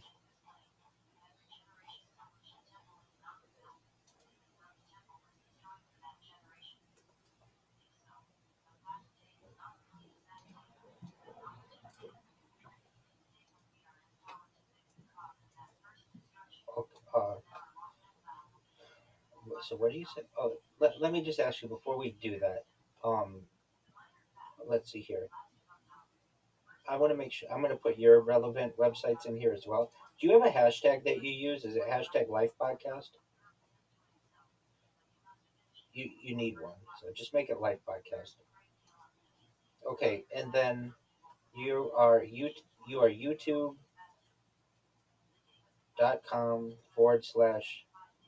Podcast. No, you're not. Night Life Podcast Network.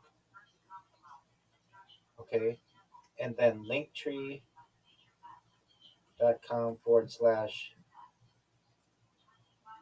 Podcast. Anything?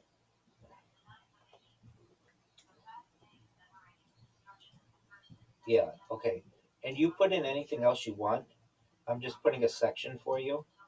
Um, and you put it all because I don't want to spell it wrong or anything like that. And um, we're gonna call it. This is gonna be called um, Life Podcast. I would call these special editions. Future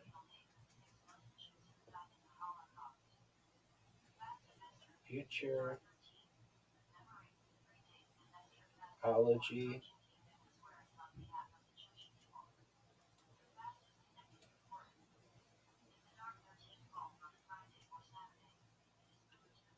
How many people see my blog?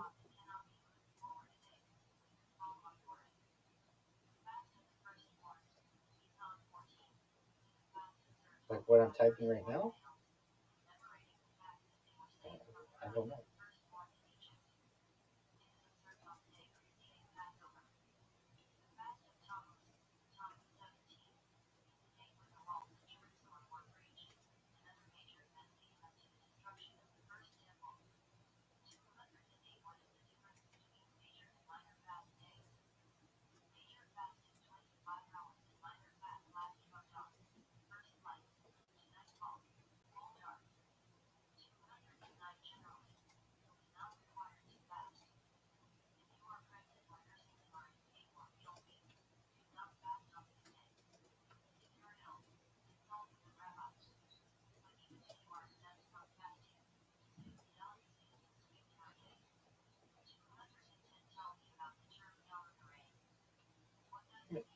I mean, over time, absolutely.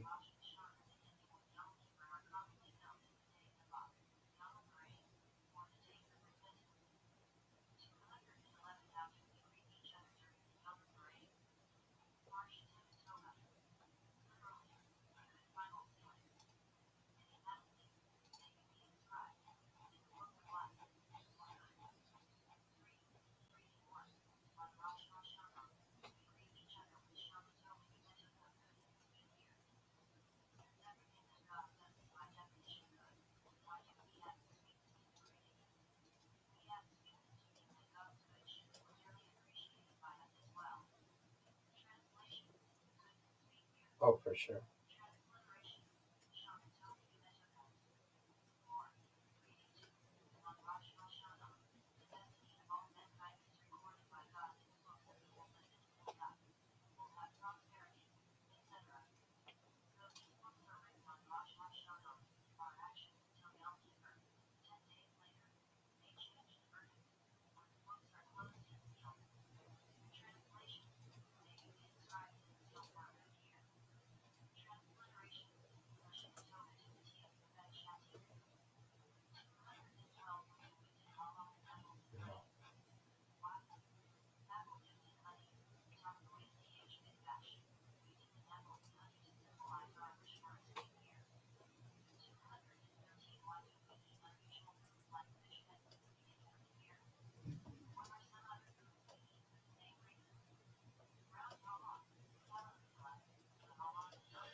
Okay, I'm about to send this to you.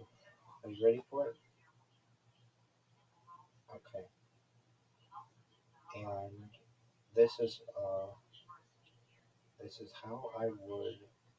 I'm just reading it. I want to make sure it's.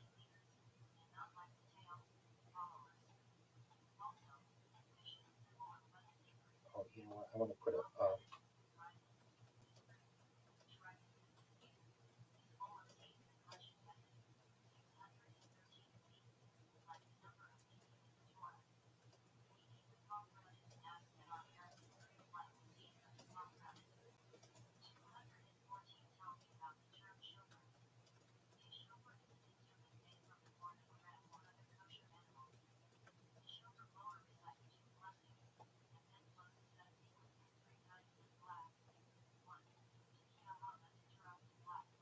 What are you saying?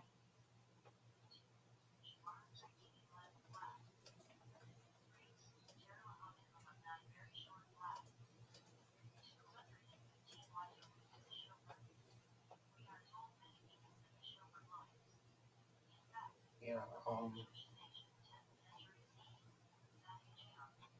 I mean, I've lost a lot of my accounts in the past because I show um, copyrighted material. That's probably my best answer to you. So I can't get momentum. That's difficult.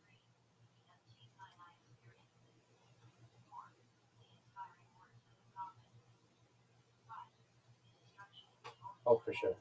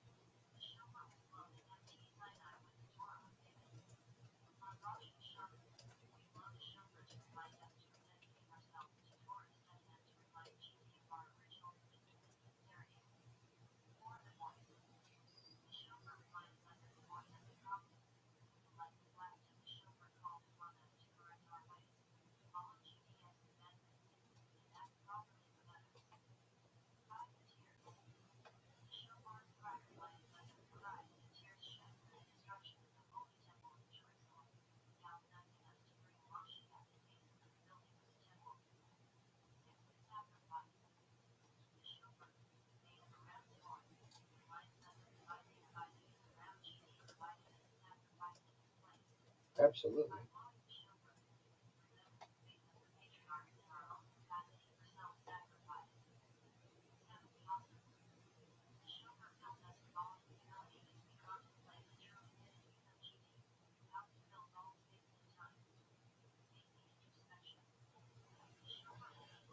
What is that, like Legos?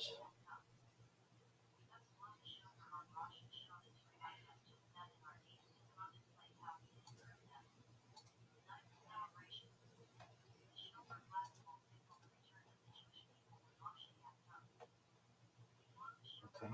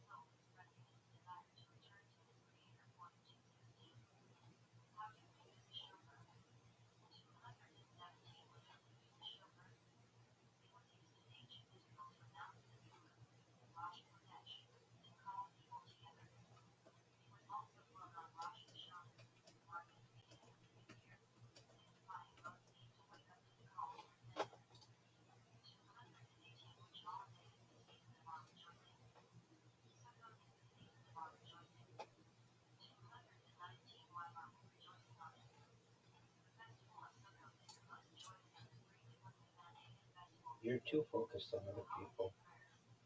You gotta focus on yourself. But I understand. I get it. That's how everybody is at your age.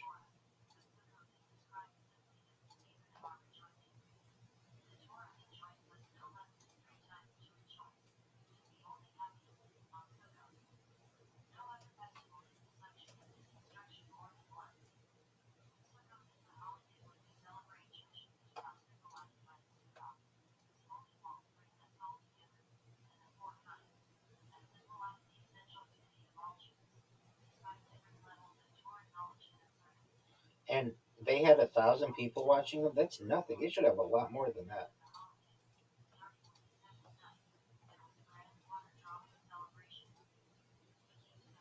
Oh, okay, yeah. That makes sense.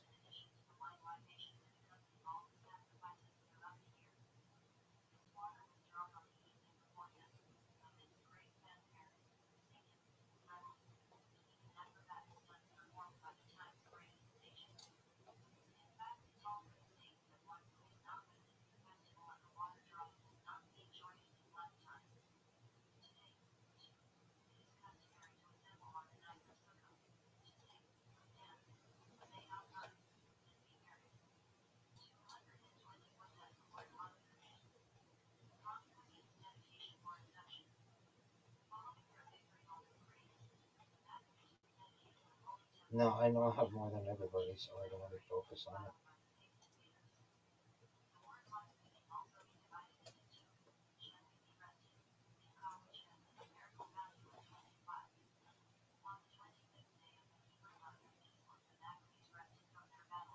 Okay, I am gonna send this to you. I want you to look it over, and if you like it, well, you you add your social media. I have a place for your social media at the top.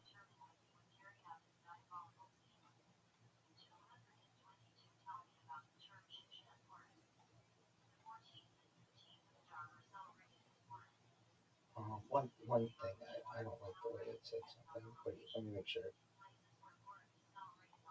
Uh, oh no, it did it. It did it. It did it. Okay. So I think you can have 5,000 characters in the description, which I'm sure you don't normally do, and you should. You should use it all. Um, okay, I'm not gonna send it that way. Let's see here. Uh, it's just too much. Um, can I email it to you? Okay. And your email was lifepodcast at some crazy thing.com, right? Okay, let's see if this works.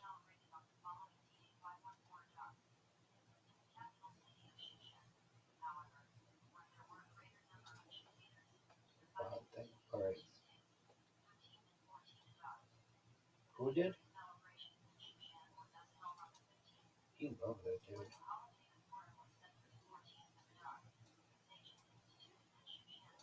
Right. Memory be a blessing. Even with all that money.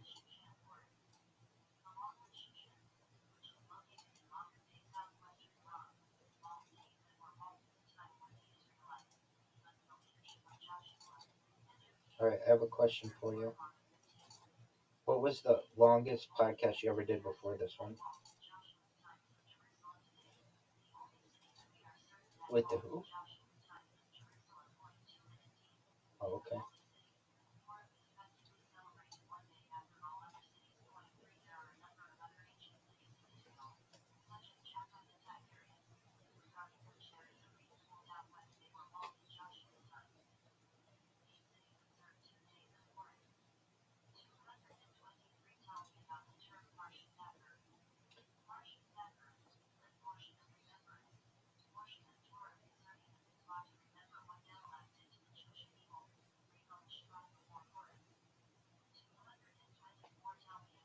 Well, we hit 2 hours.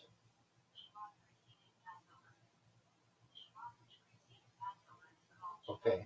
I'm sending it to you. Now, I want you to look at it, and this is how I think you should use, like, we'll use it as a template. If you don't like it, that's fine. But to me, it's engaging. It doesn't seem all that AI based. I mean, it's not perfect, but it's so just can you check your email and then let me know what you think.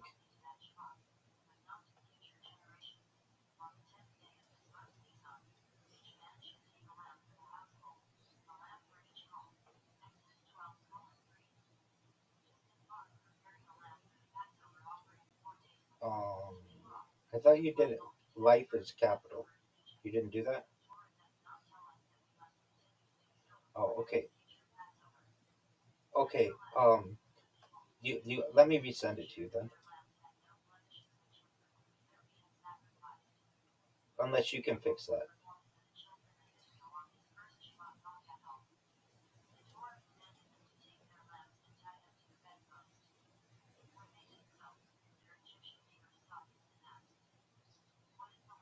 Uh, That's why I said, if you have the opportunity to use it, why wouldn't you? Do you understand? If you don't use it, then it doesn't do anything for you. Hold on, I'll change it for you.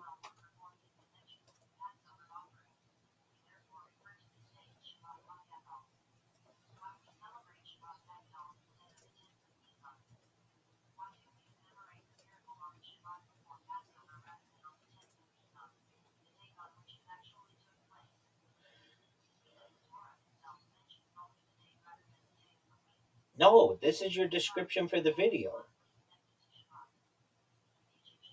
For the blog, I can't make it that long. It's only 500 words or something. So I have to shorten it, and it'll be really brief. Like we can't go in depth with anything, and it has to be newsworthy. Sometimes they get rejected, but like I'll send you one so you can see what it looks like. But just one moment, let me send this to you. No, it's not. I want you to read it. In fact, I want you to memorize it. I'm just playing. Okay, okay. So you should. I'm gonna send it again.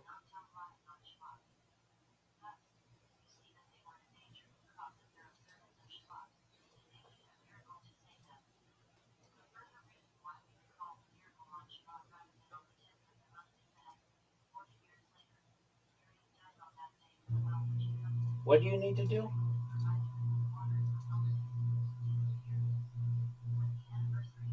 Just tell me. Just tell me.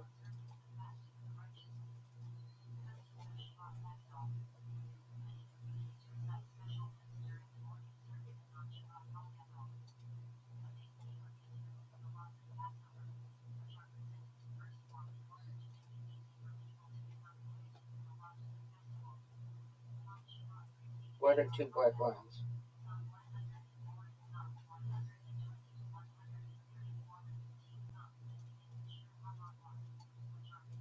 yeah, yeah, yeah. You can get rid of that.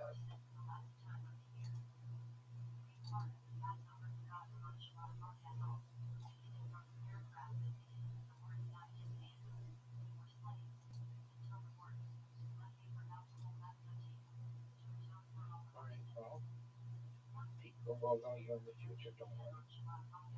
I've had to work and earn my titles. Okay.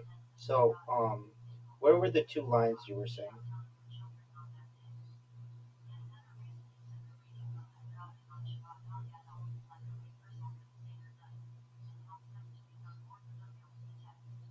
No, no, no, no. That's how I. That's how I do it. No, no, no. That's how I do it. No, that's not. That's not ChatGPT. That's how you do that. Okay.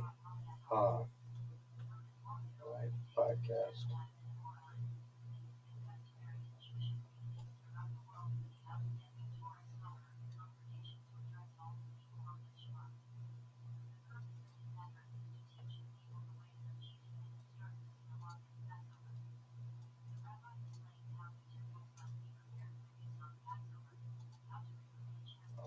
I mean, we're just reading what they put. We're the ones who should tell them good job. No, once it publishes, yeah, that's fine.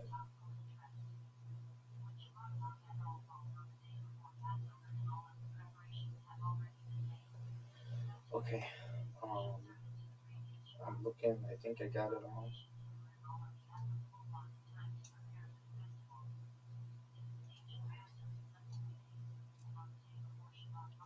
That's great.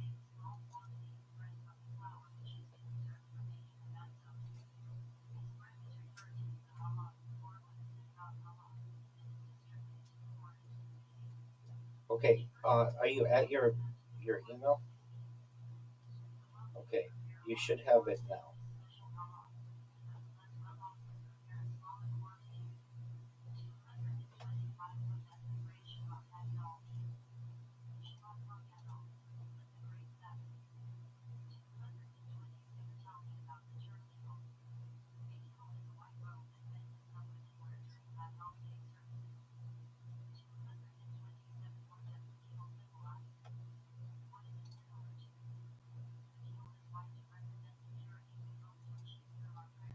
Okay. It says it's sent on my end. Hit refresh. Hit refresh.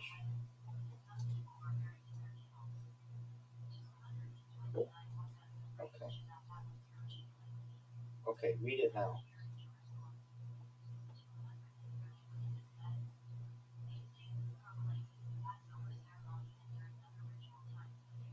Okay. Okay. Oh, I know what I want to do. Just before you go, and then you can go. Um. So I did one. Um. What was that guy's name? Really called. I'm just gonna send you one of the press releases that I did for someone else, and uh, it'll be similar. So I'm sending this to you in the chat, so you can take a look at it.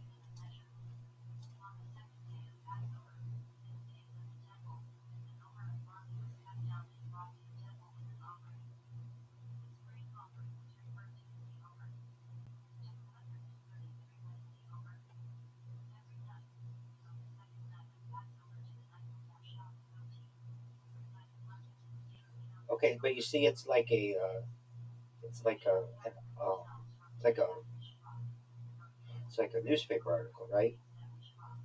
Yeah, so that's what it's gonna look like. Okay, and I'll send it to you when. What?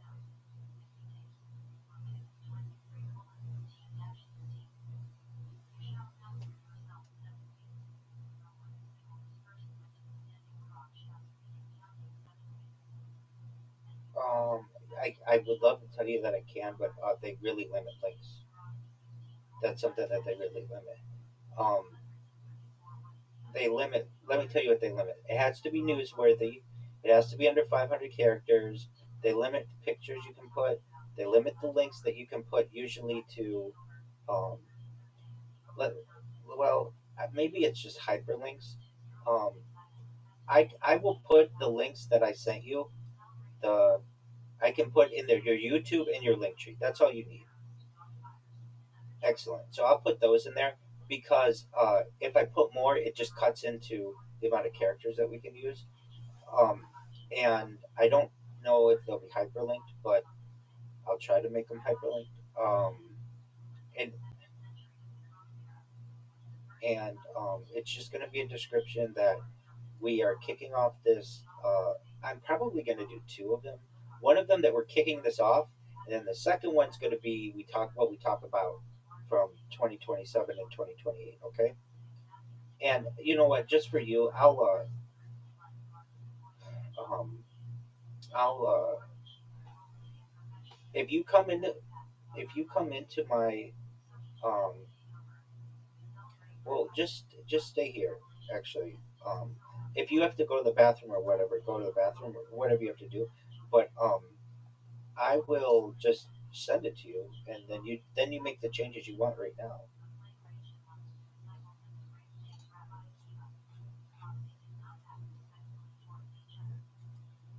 Yeah, definitely. Um, oh no. But before we do, I'm gonna please.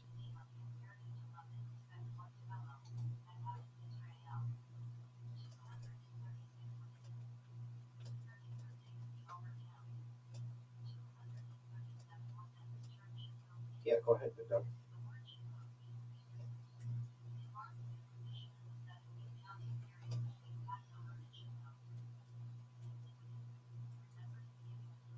No, not even close. The reason why is, I've had people with like 250,000, and other people have like 70,000 downloads, and people with 190,000. Those are really exciting because those anybody could see it. You and I both combined have like maybe 1,200 people who see us on YouTube. It's not that big.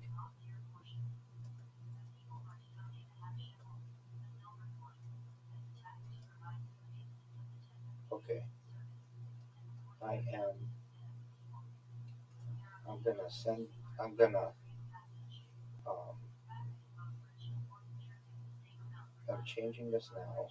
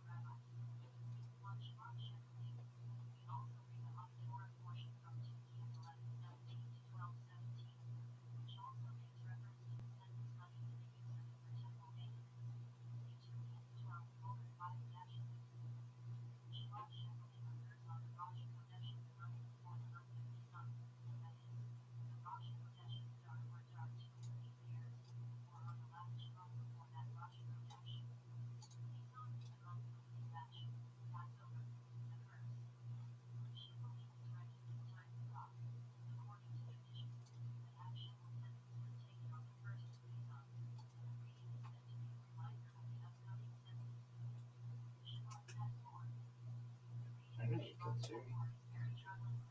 I know you can see me. See me in a lot of places, big dog. All right. Since we don't know how many sessions, this is just a. It's working. Like, I'll put your links in it, and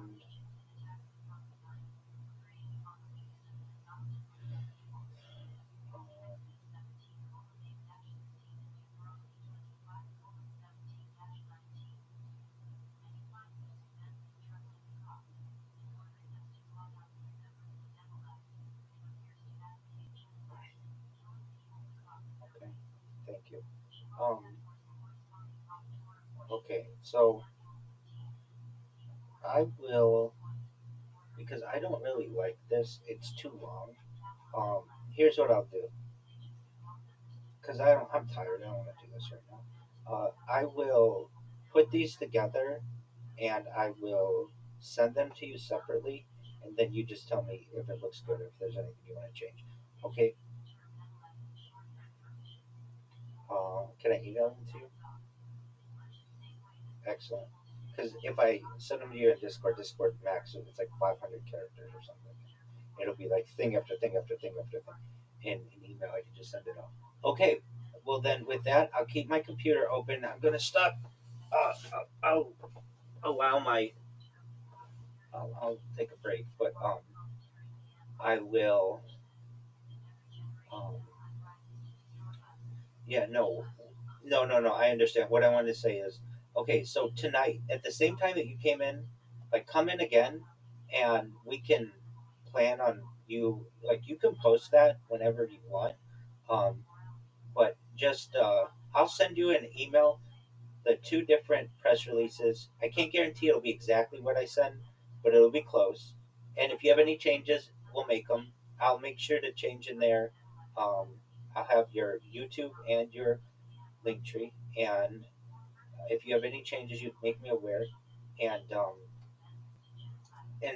when I stop communicating with you on here, um, the upload should go faster. And I'm uploading it four on this computer alone, four other places. So it's like it's too much for that computer. I get that, but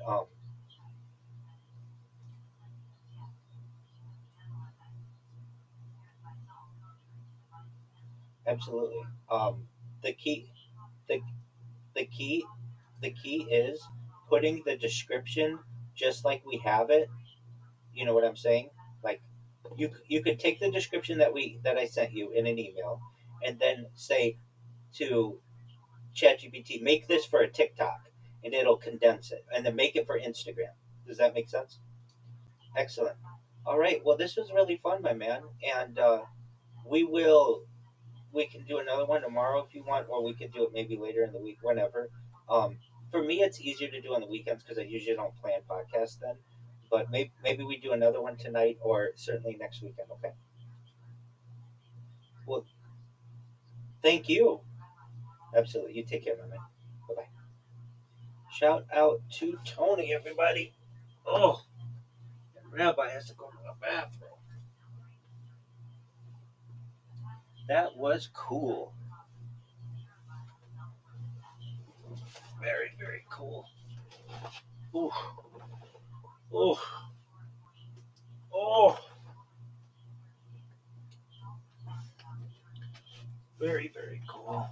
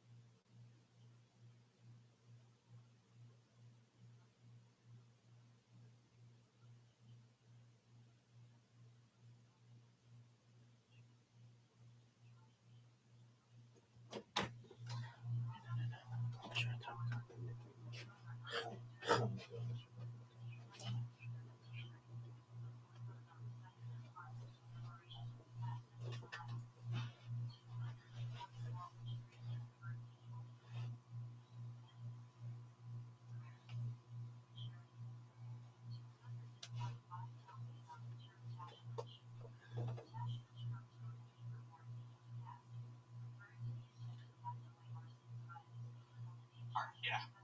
Is it mostly comedians? Is it sometimes they're comedians, sometimes there's actual audience members and stuff like that. Okay. Here's the catch, Serge. Is that almost nothing you said made any sense whatsoever. So if there are people laughing, you're performing in front of insane people. That's the good news and the bad news. Heard, yeah, I got you, yeah. Ryan O'Neal. This is why we can't have Latinos anymore, sir. You're fucking it off. Yeah. Yeah, you're ruining it for everybody. Your first joke, the guy sleeps in my garage, but we just talked to him about how he slept in his parents' garage for 20 years. The other year was Mississippi State, so that didn't make sense. Yeah. Human trafficking, people complain, but that's how I got here. Not really a joke.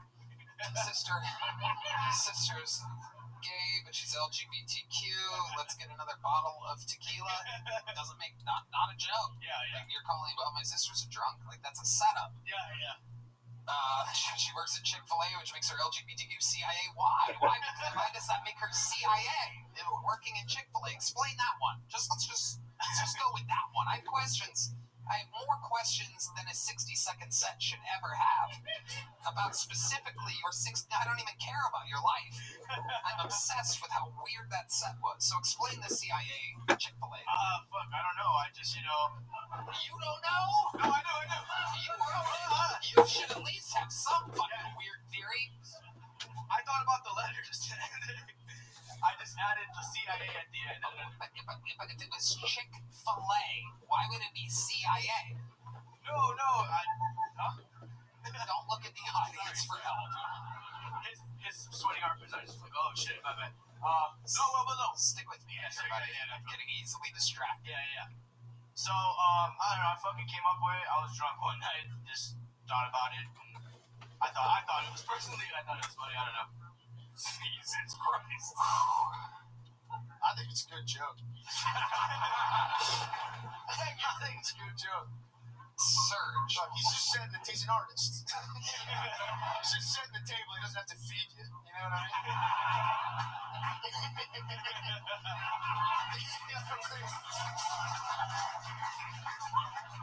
And then at the end you said your sister got deported by immigration, but that didn't happen either, right? No, it did not happen. Right. Is your sister really gay? She is gay, yeah. How do you know? She has a girlfriend. Okay. Do you have a girlfriend? I do not. What do you do for work? I'm a server at the moment, yeah. You're a server? Yeah. Okay. Yeah, at a restaurant called Sawgrass. Okay. Yeah. Oh, you made a noise there. You like Sawgrass? You do? What do you get when you go to Sawgrass, D Madness? Tell the truth. Oh, you're saying steak? You're lying. No, I'm not. No, really? No, my ex. Okay. Okay, dude. Real answers from the great D Madness. A steak. Hell yeah. Ex-fiance, that's a sad. Oh shit, you got D Mad already. Maybe for you, motherfucker. You guys can't hear what he's saying. It might be sad for you, you bitch ass, punk ass bitch. D does not let anyone get a fucking thing in on him, by the way. Nope. D, how do you like your steak? Medium rare? Fuck yeah, absolutely. Absolutely. Alright, Serge, what do you do for fun? Give us one good redeeming quality about you, something that's gonna make this whole room like you out of fucking nowhere. I used to make music and stuff like that. What kind of music would you make? I just freestyled and Listen to the noise the crowd makes when there's someone that we all know will not be good at freestyling. There is a 0% chance this is going to go good. This is going to be incredible. Chris O'Connor. It's just letters. LGBTQCIA. I was having a really good day up until now. Until I got pulled out of the bucket. Turns out I sunk at this. Alright, Serge. How long did you freestyle for? This is something you took kind of seriously? Yeah. Moved out to Colorado. I was making music and music videos and stuff like that. Ladies and gentlemen, Talk to Michael about a beat. Michael, play it nice and light so that we can all hear exactly what the hell he's saying. And this, ladies and gentlemen, on a show where absolutely anything can happen, is Surge AM. Yeah. I guess my set was actually pretty phony. I don't even know. I got my 60 seconds. I'll kill Tony. Clap it up. Here we go once again. When I shine, I will never show anybody that I pretend. Yo, fuck it. My sister is gay. I made it every day as my motherfucking host, but you know that I don't even care about these hoes. I'm a go-getter. Yeah, that's me. Everybody knows when I never fucking sleep, I write stupid jokes. Yeah, that was exactly how I thought it was going to go. Surge, here's a little joke book. Oh, boy. Wow. There he goes. Surge AM, everybody. Make some noise for Surge. He tried his best. Oh, listen to that pop. The great Heidi has arrived, everybody. Here she is, live in the flood. All right. Keeping it moving along. Our next bucketful goes by the name of Jason Vest, everyone. Jason Vest.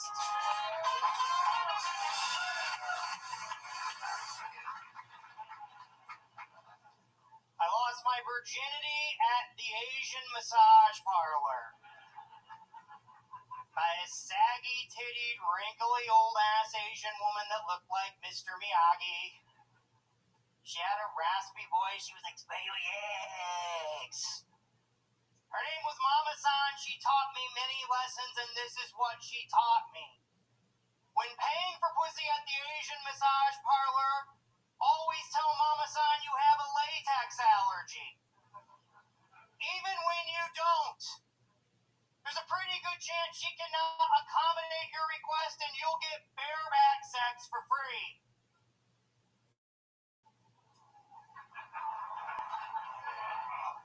Make sure your happy ending ends with you nutting in that bitch's cervix.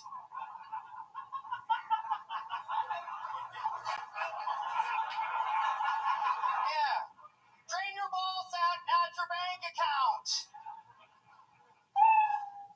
Always ask Mama-san if she's got a new girl on rotation. Add some variety to your Asian pussy portfolio, guys. Jeez. All right, thank you. All right, Jason Vest. Admitting to rape as his comedy set tonight. Whoa. What? It's How are you? consensual. How are you? Doing good, Tony. I'm doing good. And I've always wondered what Santa's elves do in the off-season. Incredible. So, last time you were on this show before, and you talked about a lot of crazy, sex stuff, and here you are, guns a-blazing, right on brand. Is any of this true? Oh, yeah. I'm the Anthony Bourdain Asian pussy, man. I was always going to massage parlors. Wow. And what happened? You said that like it's in the past now. You no longer go? I'm reformed, and now I just help men achieve success by giving advice, helping my brethren out. How did you reform? How did I reform? I got married. Okay. She said, well, you can't be having sex with Asian pussy anymore. So I've been married for 20 years, guys. 20 years. Wow. 20 years. No one's excited about To a woman. To a woman. She's gonna love this set. Yeah. Amazing. So, Jason, remind us, how long you been doing stand-up? 5 years. And what do you do for work? I'm retired from the National Guard. Whoa. Wow. Thank you for your service, I Yes. guess. Where did you serve exactly? The North Pole.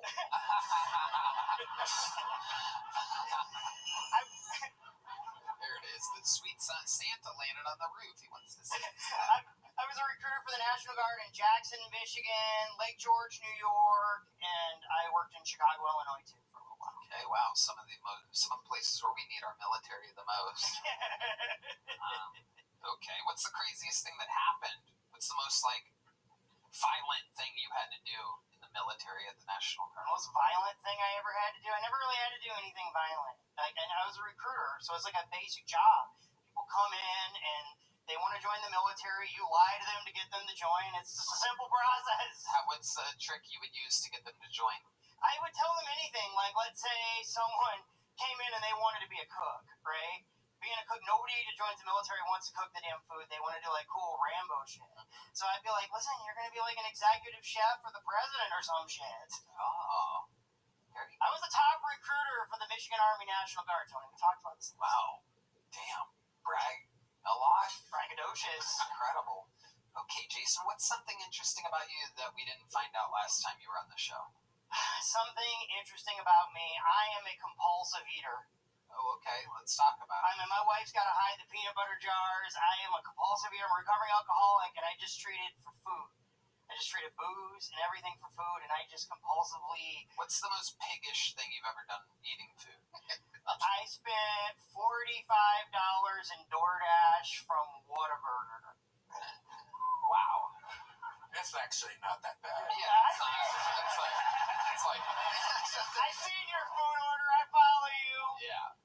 Those middle of the night Instagram stories by Red Bands. Wendy's. Oh yeah. No doubt about it. Jason, what does your wife do?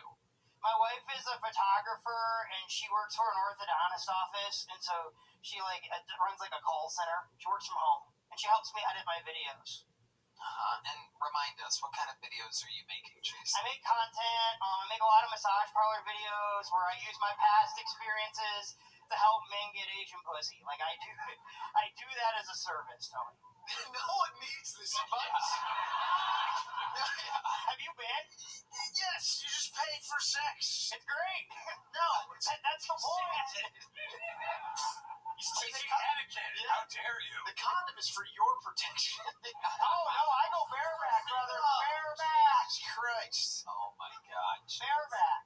You are the fucking weirdest dude. Can't quite figure it out. You're an interesting guy. What's the craziest video that you've ever made?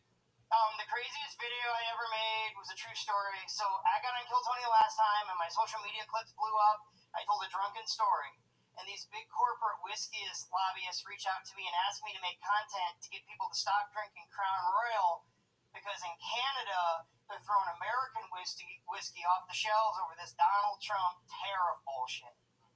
And they wanted me to make videos, and first off, I grew up in Michigan on the Detroit border. I didn't feel comfortable doing it, and the guy was like, it's $700 for a 30-second video. I'm like, fuck Canada!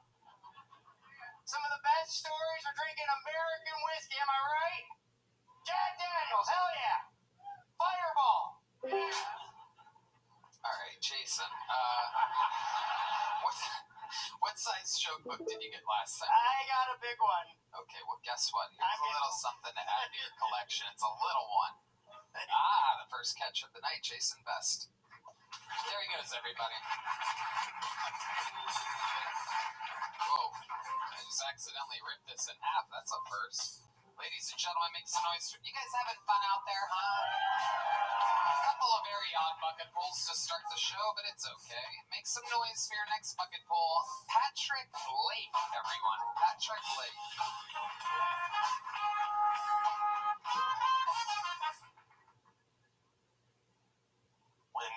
When cops that are looking to get laid get rejected, do they jump straight into stop resisting, stop resisting, stop resisting?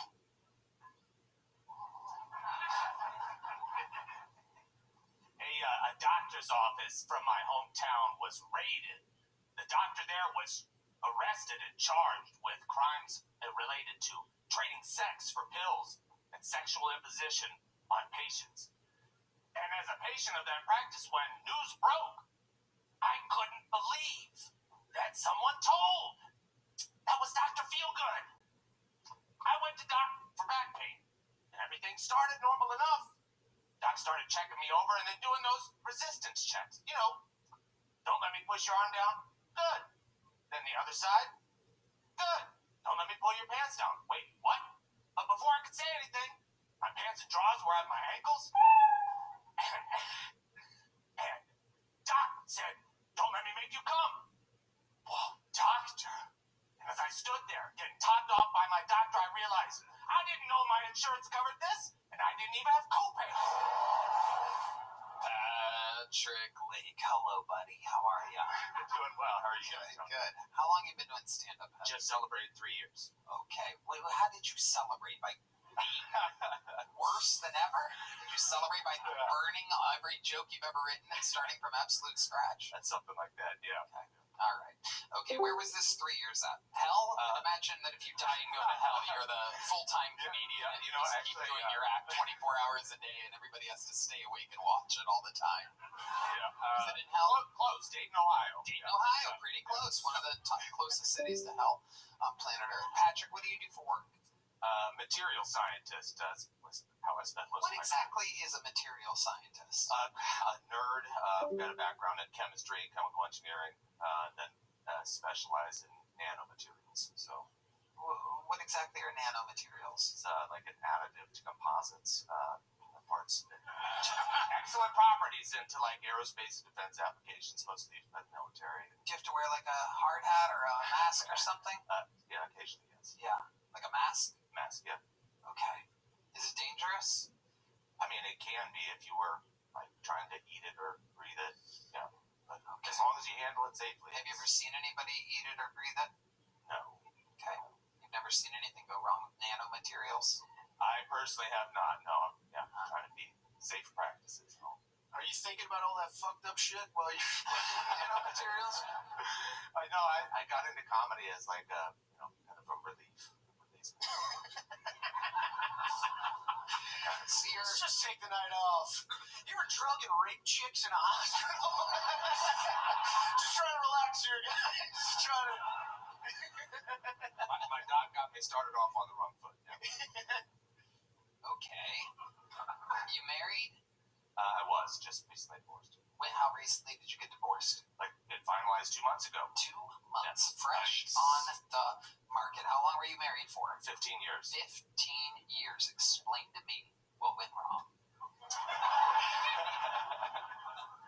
I think it was an accumulation of things, but it came as a big surprise to me. I thought we were in counseling, and Let's talk about the accumulation, if you don't mind. This is the most interesting thing about since you arrived at the stage. The interview here is like kind of raw. yeah, nanomaterials. Yeah. Yeah, nanomaterials wasn't cutting it. So when you say there was an accumulation of things, that the 15 years went wrong, what do you mean exactly? Well, she was catching a lot of bodies during those 15 years. And Whoa, okay, all right. How do you know she was catching bodies? there were lots of signs. Can you give us some of the signs? We're all very interested.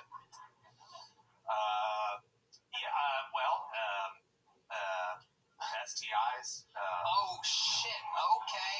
Now we're talking. This is very compelling. Give this guy a round of applause. That's what I love about this show. It's all of a sudden it just hits you out of nowhere.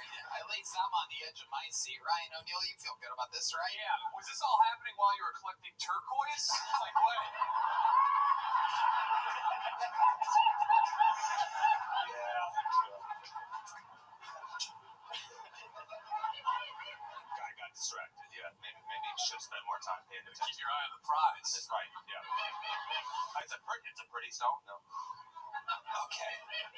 So STIs, and you say you caught an STI. Which one? Out of curiosity. Actually, I didn't. She did. And it was just on one of those appointments. I was like, "Hey, honey, you want me to come along?" And oh shit!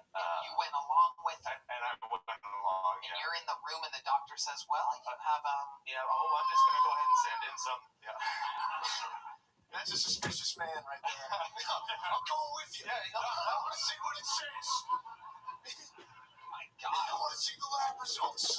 yeah, I find this so compelling. So can you kind of paint the picture for us? Yeah, I mean, like, she had a fishy smell, and I was like, oh, yeah, that'll do it. This is a little bit odd. And then, she was kind of trying to glaze past that with the doc, and I was like, hey, honey, what about that little fishy smell? And then, the doc did a swab, and as soon as she got close to my then wife, she said, oh, no, I'm going to call in a prescription for antibiotics. And I said, well, do I need some too? She said, oh, no, you'll be fine.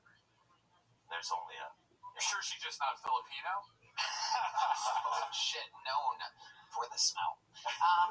So the reason why you didn't need a swab, I'm guessing, is because you guys weren't actively having sex? Yeah, the thing that she was diagnosed with there was BV, bacterial vaginosis, which apparently us fellas don't have to take something for. Right. So did she admit to you, like, on the spot, on the drive home? Oh, no.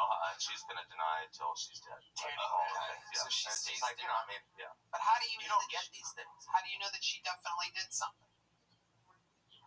There were girls' trips, and there were, there's, she left her, like, message board open on the computer.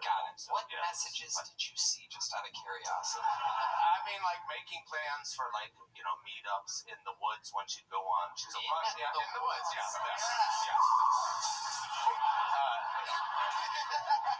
The old jungle bird has arrived again. Go ahead. There's two reasons for that. One, I live in Yellow Springs, Ohio, so it's like a crunchy town, right? Okay. And two, she's Portuguese, and that's like where the prostitutes go into the woods, actually. Really? That's a thing with Portuguese women? Portuguese? Portuguese?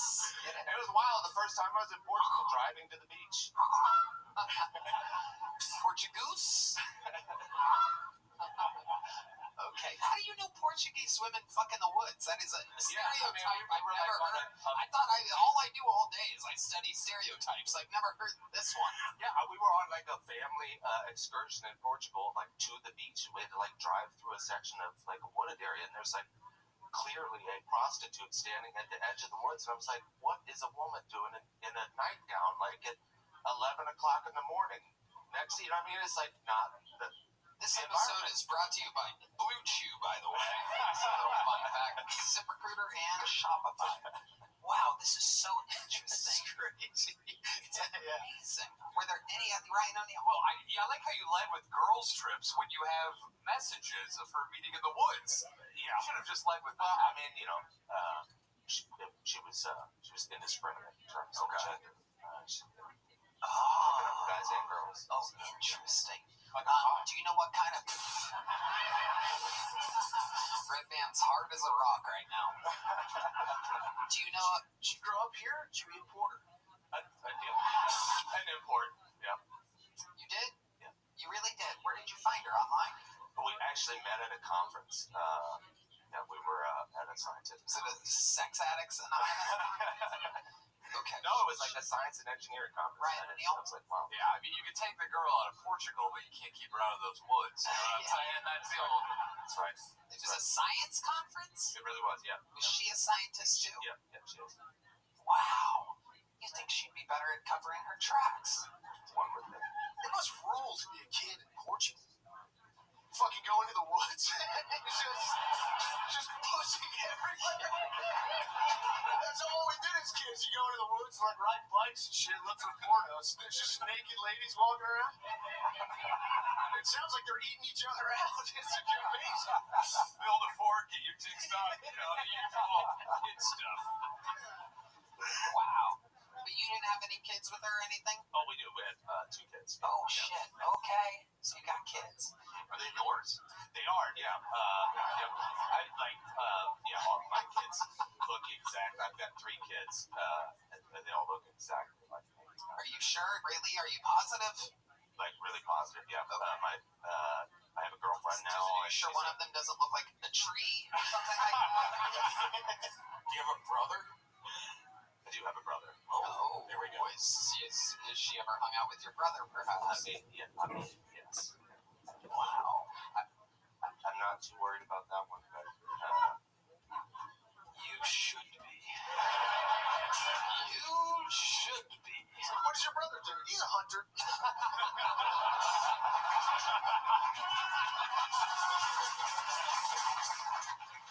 Amazing. Well, Patrick, like I said, the set was one thing, but you know what? Your fucking interview was so goddamn badass that I'm giving you a big joke book. A big black one, just like your ex-wife probably has right now. There he goes, Patrick Lake, everybody. Right? Damn. That was a hell of an interview. Oh my goodness. Hey, this This looks like a brand new name. I know it for a fact. That's always exciting. Makes the noise for Wisdom Anderson. Wisdom Anderson is the fourth fucking poll.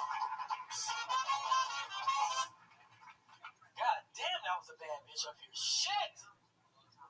Where'd y'all find her at? God damn. Let's get to the minute. Like, I heard y'all talking about stereotypes earlier, and I probably did the blackest shit you could probably do. I got fired by a white woman on Juneteenth. Like, I mean, how the fuck does that even happen? I thought that was the one day y'all was supposed to chill on. It's just the one fucking day y'all was supposed to chill on. But God is a colorful asshole like that, because if he wouldn't have did that, I wouldn't have been here. So I'm like, I know you was looking out for me. I know you was looking out for me. But I should have known, though. Some shit started happening different in my life. I started looking at white women a little bit differently. Started looking a little bit better to me. I said, I got to be coming into some motherfucking money. Because only money can get a white woman to start talking to you. I'm like, I don't know what the fuck is going on right now. Okay? Y'all looking at me like, this nigga is not fucking funny.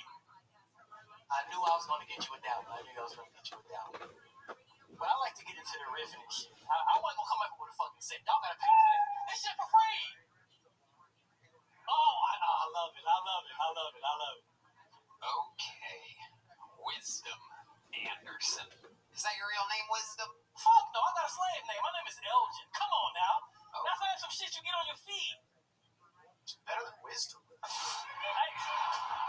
mean, Wisdom sucks.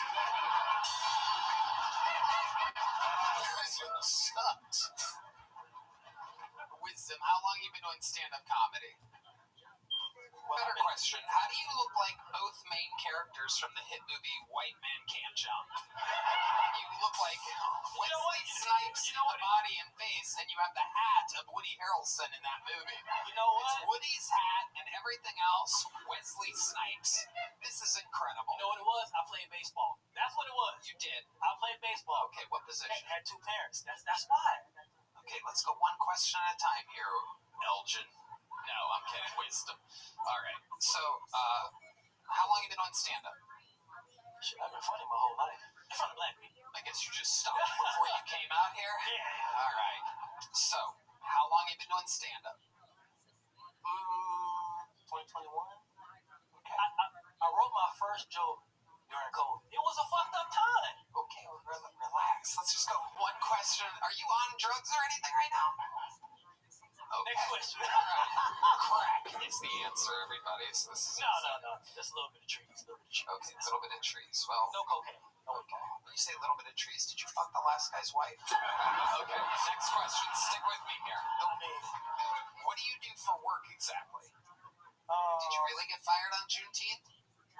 Why would the fuck I would come up? Yes, that really happened. Okay, some people write jokes. No. That really, I only talk about my real fucking life. Okay, very good. So, you might want to try jokes. You gotta switch it up. I get paid for real jokes. I wouldn't come up here and tell a real Okay, set. stick with me here, Wisdom. Now that's wisdom. Yeah. Hey, how often do you get paid for real jokes? What are we talking about here? Last October I did the House of Blues in Houston. Okay, how did you get that gig? You didn't headline it, right? It wasn't live from the House of Blues. Wisdom Anderson. No, I was a feature act because I'm on the radio and I tell jokes on the radio. DJ. No, I'm a personality. I work for iHeart, so I actually write jokes for it.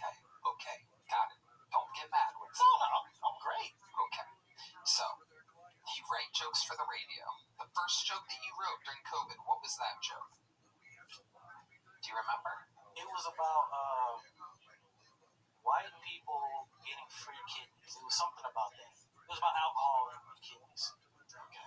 You made D Madness ashamed of his race. So he's gonna step away for a second. He's gonna come back in white face. Okay. So, what job did you get fired from on Juneteenth? I was working at SMU. Explain to the people. Y'all know what that is. It's a lot of white people. Southern Methodist University. Okay, what were you doing at a university? What exactly were you mopping up at a university? I told you, Tony, I come from a two-parent black household. I played baseball. You know I gotta be a little fucking smart. let's go back to the questions, smart guy. What was the job that you had at the university? I was teaching tech. You were teaching tech? Yes. And how and why did you get fired? I made white children tears. You made white children's tears. Okay, what did you do to make white children cry? I told him, hey, you're selfish. Okay, what was the context of this, Wisdom? He was being selfish. What was going on, Wisdom? He wanted the teacher to only solely focus on him. So I teach tech students to teach youth tech. So the teacher in the classroom. Wow, you're like Tech 9. Okay. Let's just get off of this whole confusing university thing. The ring around your neck, whose ring is that? Where did you get that from? I mean, Amazon, you can find anything. You bought that off Amazon? Yeah, why would I? Why would I buy real gold? I can't really get that shit from Africa. Shit, why the fuck would I buy real gold?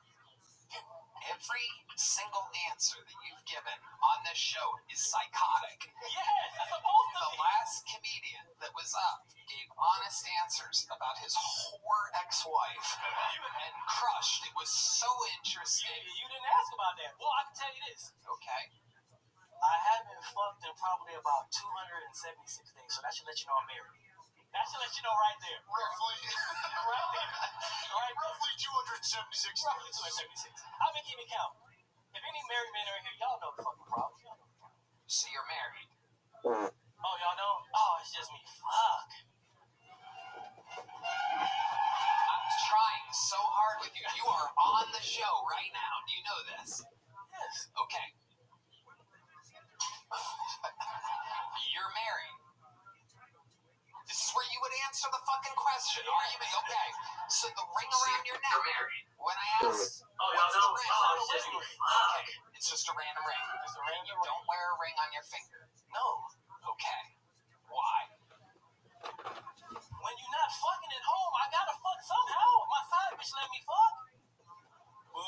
But you're not. But you just said you didn't have sex in 2 hours. Do you see why this interview isn't a real My interview? wife. Okay, so you're admitting to having sex. Stick with me here. You're admitting to have sex. This is why radio is completely dead, by the way. It's because they don't really communicate with people. They're not thinking anybody's listening. I don't talk about this on the radio. Okay, I know you don't talk about this on the radio. You're not allowed, but you're allowed here. So you cheat on your wife? You already said it. I'm just trying to ask you. I'm trying to confirm, or you could go, no, I was kidding. Look at me. You know bitches want to fuck me. Tony, come on now. Oh my god. Dude, I tried so hard. There he goes, Wisdom Anderson, everybody. There he goes. It's okay, Wisdom. There you go. There he goes. Wow. The rare, uncharismatic black man. Very rare. A rare bird, if you will. A rare bird. No, that's not the blackbird. No, it's the rare African bird. There you go. All right, your next bucket full. Ladies and gentlemen, on this very interesting episode, make some noise for Vinny Flores, everybody. Vinny Flores. All right. So, I'm a rookie to this comedy field, right? And one of the things that a lot of the veterans tell me is that you gotta be relatable. You gotta relate to your audience. So, has anybody here ever done crack or heroin?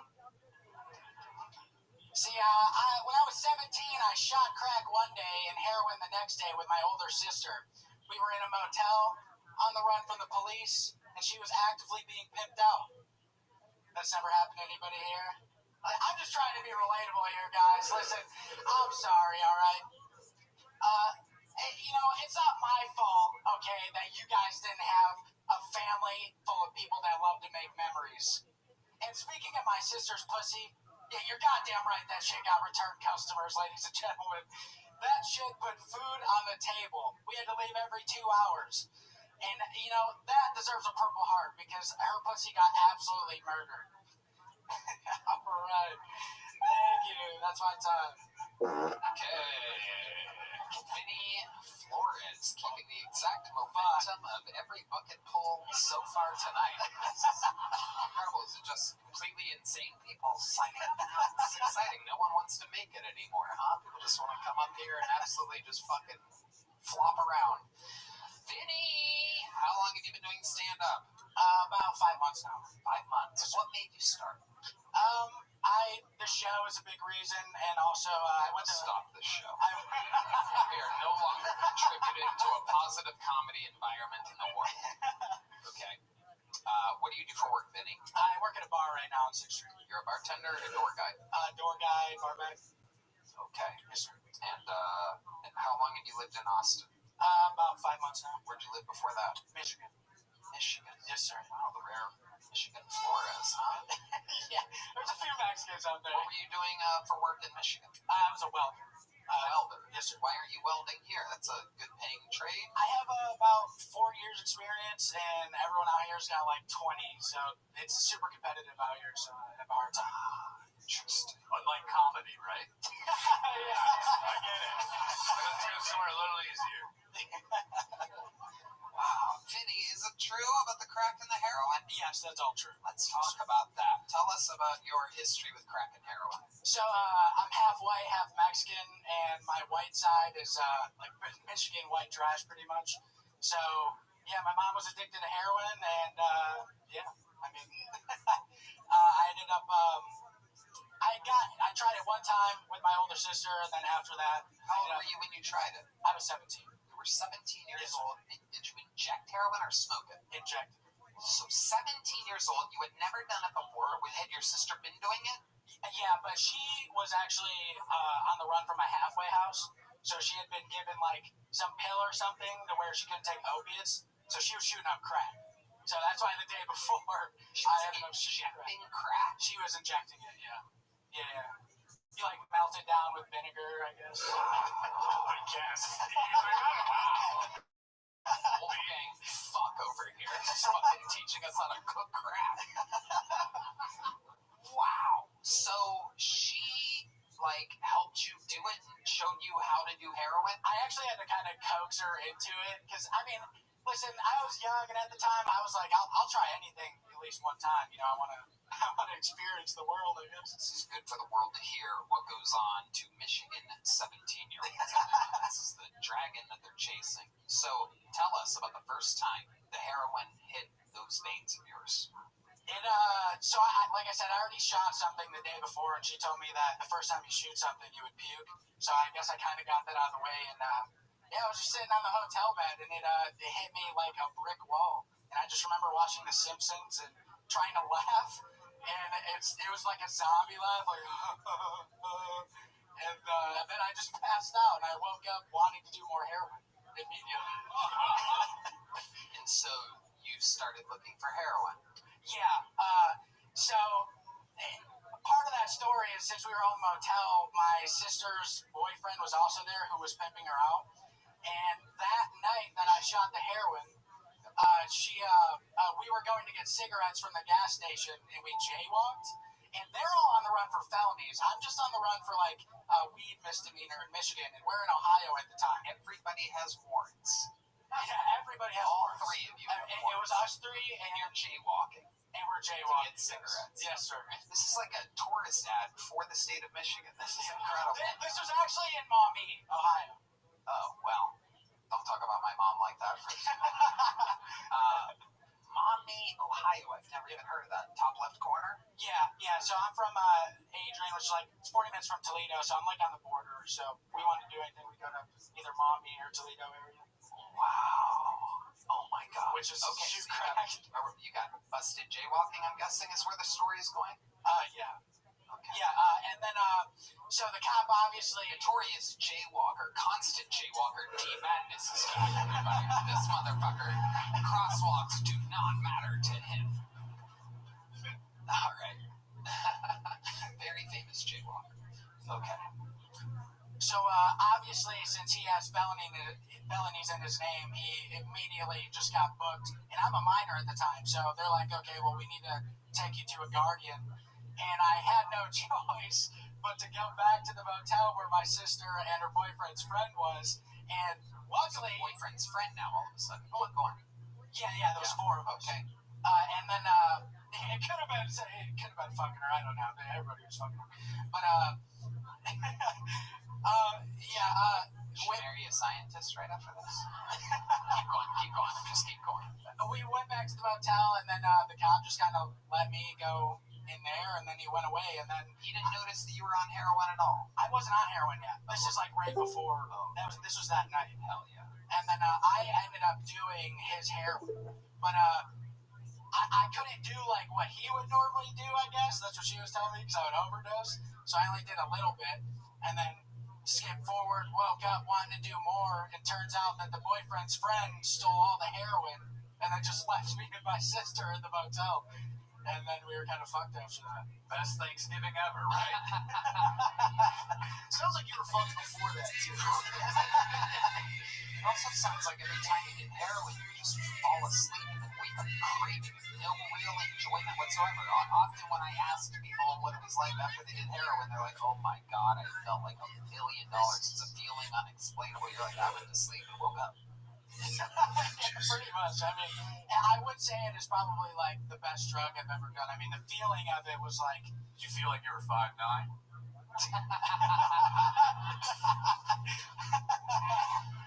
Vinny, what's the coolest thing you've ever done in your life other than heroin? The coolest thing I've ever done in my life. Any big accomplishments? You ever saved somebody's life or fucking do anything, amazing? Win an award, perhaps? Nothing crazy like that. I used to play in band, so that was some of the coolest stuff. What did you in my do in a band? I played guitar and bass. Yep. Okay, don't worry, I'm not asking you to play. Yeah, okay, thank God. Vinny, what ended up happening to your heroin-using, crack-injecting sister? What's her OnlyFans? She's doing good supposedly right now. I mean, she's a little iffy. She ended up marrying like some 50-year-old. They had a wedding in Maumee, and she was barefoot for that wedding. And yeah, so now she's just chilling, I guess, just smoking weed. That's what she says. I mean, I don't know. They might be doing crap. Did you go to the wedding? Yeah, I went to the wedding. Was he barefoot too? No.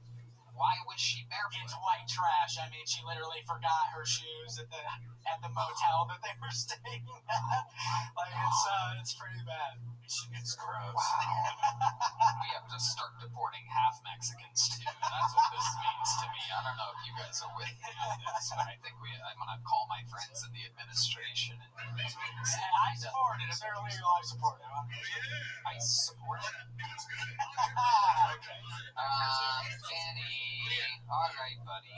Well, here's a little joke book for you. You can't mix it with vinegar, melt it down, and then smoke it, but you can write some jokes. All right, thank you. There he goes, Vinny Flores, everybody. Keep writing, keep trying, Vinny. I have to tell people that so they don't fucking relapse on heroin and shit on their way out. They're like, okay, you told me to do it again. Like, keep signing up, Vinny. Keep writing and signing up, Vinny. Don't give up tonight, Vinny. I'll see you fucking slouched over in the alley tomorrow. Okay, this is a moment that a lot of people have been waiting for. Ladies and gentlemen, the man I'm about to bring to the stage, this is only his second appearance ever on the show. Ever. He's not a golden ticket winner. He's not a regular. But the man went so insanely out of control viral his last time on the show that I absolutely had to bring him back. A disruptor of the force of natural moving comedy. Some people are saying the next big thing. Ladies and gentlemen, I present to you the long-awaited return of Timmy O'Brien.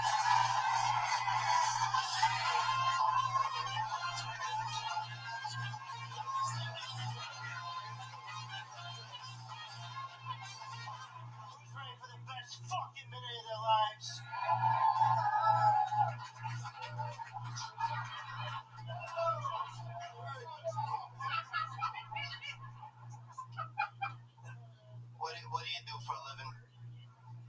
You're a student? Not what I'm looking for. What do you do for a living? Oh, fucking motherfucker. What do you do for a living? And you, what do you do for a living? Time check? Alright, come on, guys, let's go. What do you do for a living? Fuck you, come on. And you, what do you do for a living? I'm just trying to find a natural way into this fucking sushi chef job.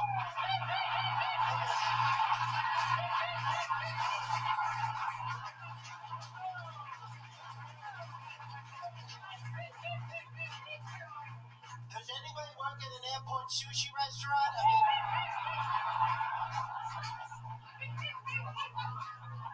I relinquish my time. Wow. The hardest I've laughed all night. The long-awaited return of the force of 6th Street. Timmy, no brakes. All gas, no brakes. This guy left a dinosaur paw print size footprint on the show the last time he was on. Hard in the paint. Some people said the next big thing. Famously handed off his joke book to the man in the front row, whoever it was. Tonight, his sunglasses and a person in the front row. It's becoming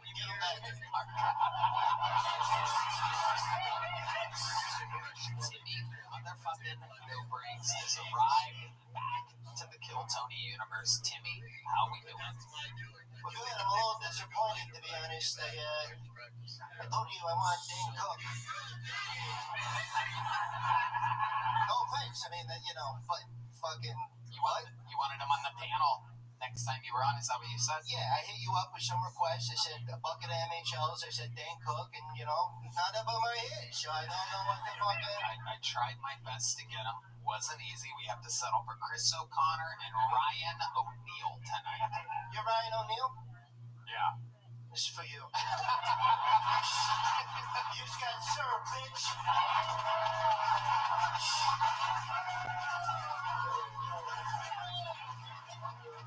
Got your ass. Open it up. Yeah, why don't you show everybody what that is, bitch? Why don't you show everybody what that is? That's a picture of my niece's volleyball team. Who runs this better?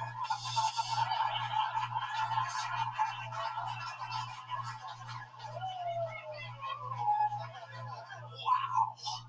All gas, no brakes, indeed. The people's champ of Kill The Tony. people's golden ticket winner, bitch. That's right. The people's golden ticket winner. I'm going to pretend like you didn't call me a bitch right there. Because I like you. We're going to keep it that way. No disrespect. I respect what you're doing. I love you, Tom. Thank you, Timmy. I love you too. So tell us, what does Timmy No Brakes do when he's not on stage?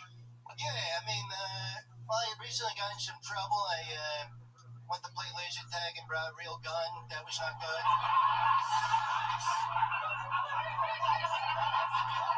Can you say something, guys? When I hit a punch, give me some fucking trumpet. I mean, what's going on?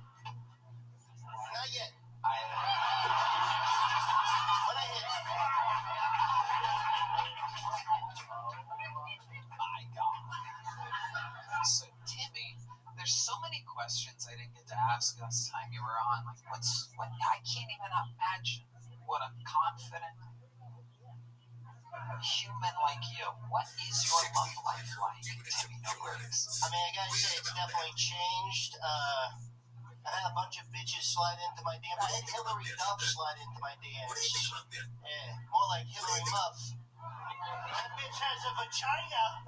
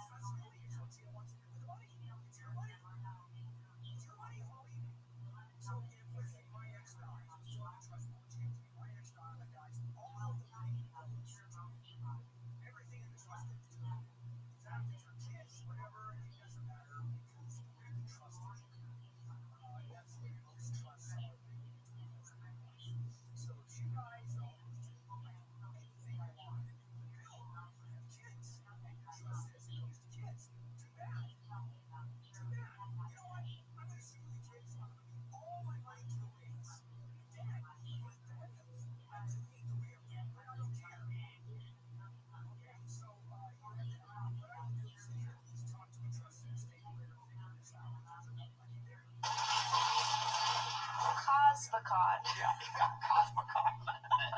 The Leocon. The direction of the erection is going up. Oh, sorry, that was dumb. You're small, I'm big. You're dumb, I'm smart.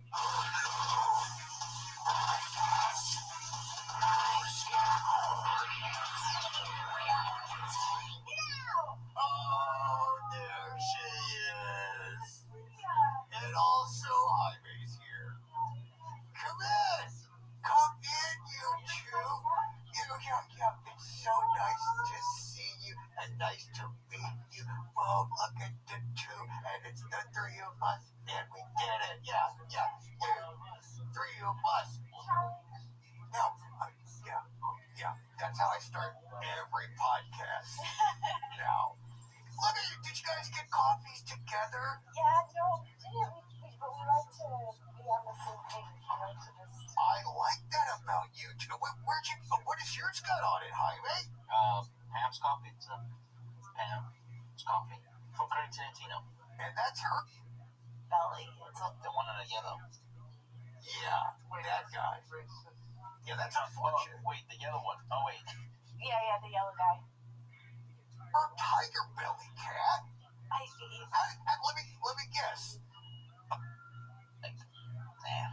We're not gonna give my half attention to this person. That's right. So they're ordering chicken fingers. They're trying to get the tits. This way they get used to Bobby Lee. Set the stage for disappointment. And then Bobby goes on. Oh, like very low bar? Yeah, because if you come out and you do all these well-written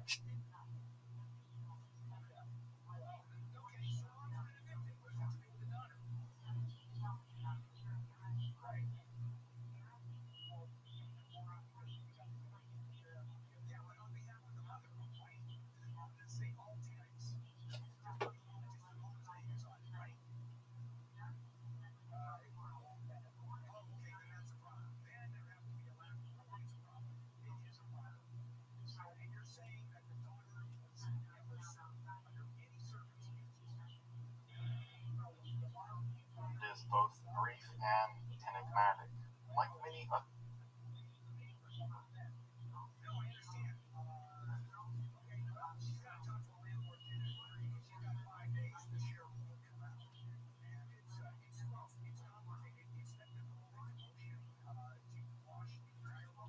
The stereotype of the colonial Puritan is that of a grim, black-clad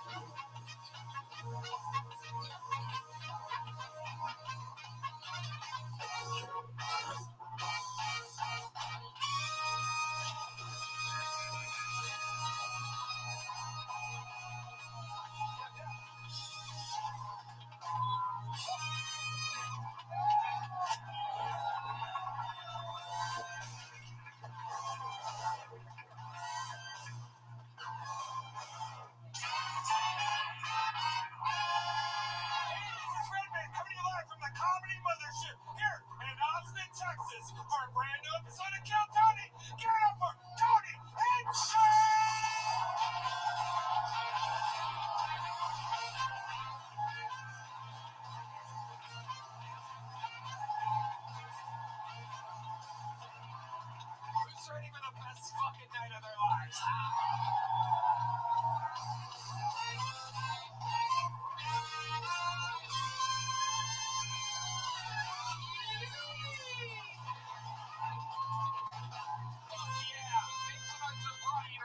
Ladies and gentlemen. Oh my God. And how about one more time for the best damn band in all the land? Raul Alejo, Fernando Castillo, Carlos Sosa, Nachos Belgrande, Huevos Rancheros, and the great Michael Gonzalez on the drums, ladies and gentlemen. They call him Big Mike. Some people are saying that he grows inches every week. Matt Muelling on the electric guitar, John Dees on the keys, and live in the flesh. Let him hear you, the one and only D Madness, ladies and gentlemen. Oh my God. This episode is brought to you by Talkspace, Open Phone, and Tacobas. We have a bunch of other amazing sponsors as well. Here's a little bit more from them right now. This podcast is sponsored by Blue Chew. Guys, enter the room dick first. Blue Chew isn't just a tablet, it's a cheat code for your crotch. Stronger, harder, longer lasting, like someone gave your downstairs a pep talk and a gym membership.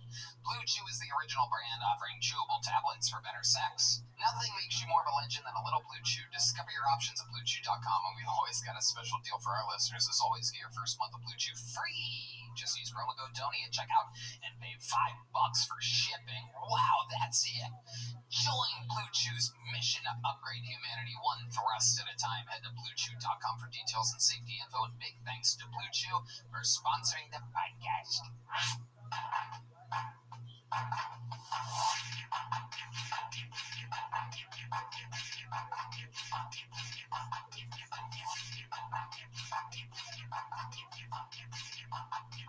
Are you guys really ready to start tonight's show? I'm telling you, it's about to go down every single week. And we're really doing it, Red Band.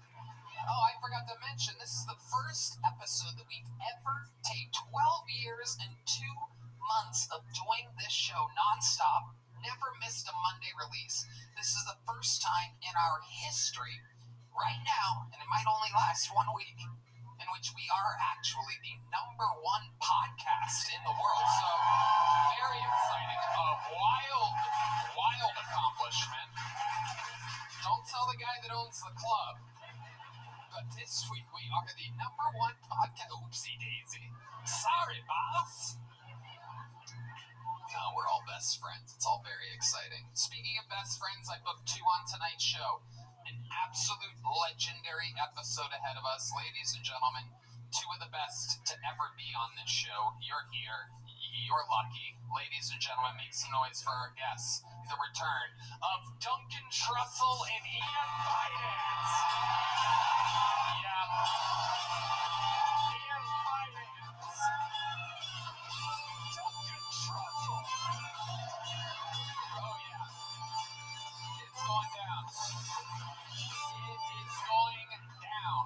We have fun every Monday. You guys have done this show before. Very exciting. Here we are, absolutely thriving in showbiz, unlike Stephen Colbert, who no longer is employed. Jimmy Kimmel is next. They will all fall in line and bend the knee to me, the new young king. And my guests are Ian Finance and Duncan Trussell this week. Duncan was my first ever favorite comedian in the world, live 18 years ago. I saw him for the first time at the Comedy Store. Special appearance at the end by the great, another Hall of Fame nominee guest, Lil Hobo. Yeah. Thank you. Yeah, Little Hobo. How's he been? Not great, man. He after the last appearance here, he's already addicted to drugs, but after the last appearance, he spiraled into heroin addiction. He spent some time on the streets, and yeah, he was just in like a really horrible Waymo accident. Wow. Well, prayers up to the great Lil Hobo. Thank you. A ventriloquist doll that has the soul of an aborted baby in his heart, right? Man, I just have to say this, like, when somebody is in a deep like that. Yeah. And yeah, he did claim to have an aborted fetus in his heart. And Y'all see. Ian Finance also here. Hi, Ian. Welcome. Duncan Trussell is going to Australia, Columbus, and Orlando. DuncanTrussell.com. Ian Finance on tour. IanFinance.com. And he's on social media. IANIMAL69. Good luck rewinding that and following him on Instagram. iAnimal69. He's going to Chicago, Oxnard, and what the fuck did I write? Irvine. That's what it says. Hi, Ian. Hi. Welcome back. Hey. You guys have both been on the show multiple times. You know how it works. Over 300, I do believe, right around there, people signed up through. Truly insane the amount of humans that are in this bucket. It's absolutely crazy. Names are falling out. If I pull one of their names out, they get 60 seconds uninterrupted. You know, their time's up near the sound of a kitten. That means they have to wrap it up. Then also bring out the angry West Hollywood bear, which rudely interrupts their set. And then I conduct an interview with them. We find out everything about them. They go from being a comedian for a minute to a guest on a podcast. Absolutely out of nowhere. Anything can happen. The whole thing's improvised. Are you guys ready to start tonight's show? I'm going to let one of these great Puerto Rican boys pull out the first name. Look at that. The brown hand of a man. Oh, that's a funny looking name. We'll see if that's a real human. And in the meanwhile, we are going to start the show with one of our esteemed golden ticket winners, ladies and gentlemen. We don't get to see a lot of this guy very often because it's not easy to write a new minute of comedy every week. He was very, very new and green when we found him. And here he is giving us a brand new minute. Ladies and gentlemen, a fan favorite, an adorable species unlike anything we've ever seen before. Ladies and gentlemen, make some fucking noise for the return of golden ticket winner Heath Cordes, everybody. Here we go.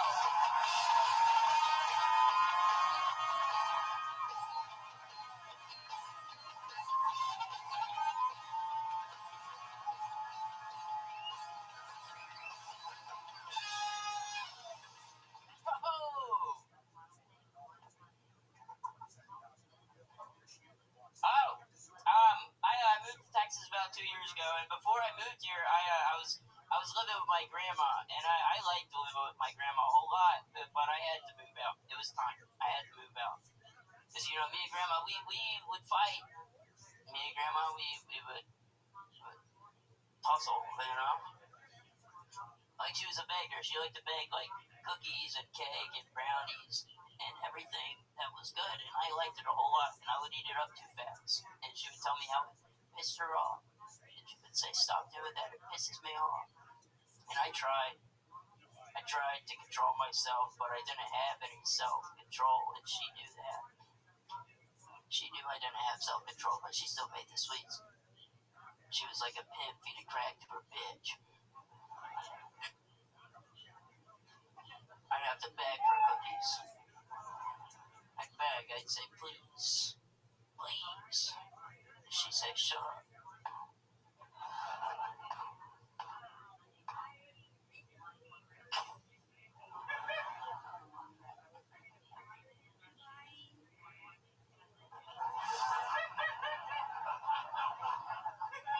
No, I didn't do that. I didn't.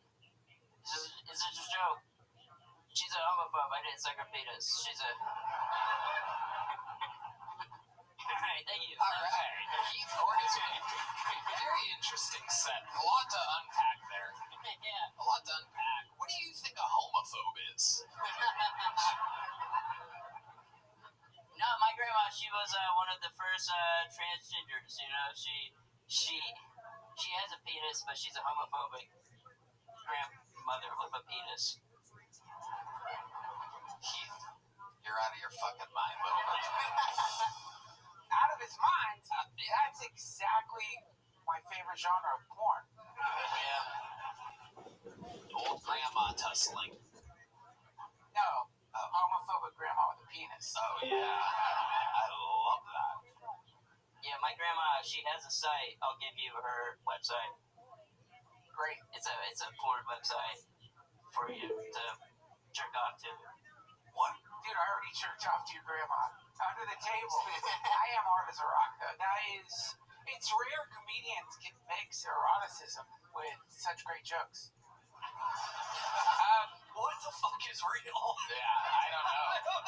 I'm a little confused. Just to make sure your grandma doesn't have a dick, right? No, she doesn't have a dick. It's a joke. I'm sorry, Did you guys ever fight? No, we didn't fight too much. Did she Good bake lady. at all? Was anything real, Heath? No. Did you even like cookies? But I loved her cookies. I loved her cookies, Ian. I loved her cookies. That wasn't the thing. She did make me feel guilty for eating the cookies, and that's where the art came from, you know?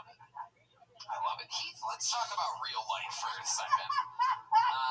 You're a little bit of a rock star around these parts, right? You work at the mothership like 5 nights a week at least, and you're always around. You're doing shows all around town. Everybody knows Heath Court is the little legend. Yeah, it's fun on 6th Street. It makes me feel pretty cool.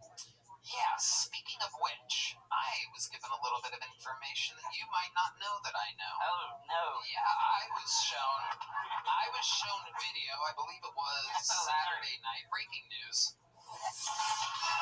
Breaking news. I was shown a little video on Saturday night, and someone said to me, one of the managers here goes, "Ooh, you know about your boy?" Uh-oh. And I go, "No, and which boy?" And they go, "Little Heath, the boy, the true boy, the one true youngling." And they showed me video of them carrying you and throwing you in the back seat of an Uber. Yeah. What happened there, Heath? Tell us exactly what went down. I got pretty drunk. And I thought I went home. I remember the Waymo trip, and I thought that I went directly home. But apparently I went to Mitzi's in between. And I got carried out of Mitzi's by a security guy. And I pissed myself at the Waymo. Wow. Wow. That's way more than we needed to know. Wow. How do you know that you pissed yourself in the Waymo? Because my pants were very wet the next morning. The next morning they were still wet. Look They at were you. very wet, yeah. Naughty little boy.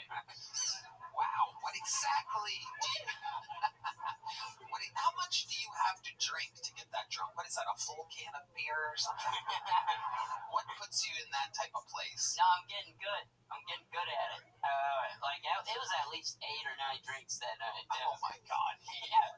What's going on with you, buddy? Do you feel okay? You're just having fun. You're 2 now? I've never felt better, Tony. Oh, wow.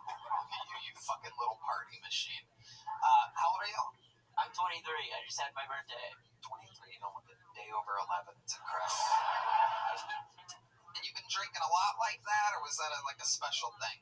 It happens a little too much. Yeah. Think about that. What are we thinking? Think you might have a little problem? I have a little problem. A little problem for a little guy. That's adorable.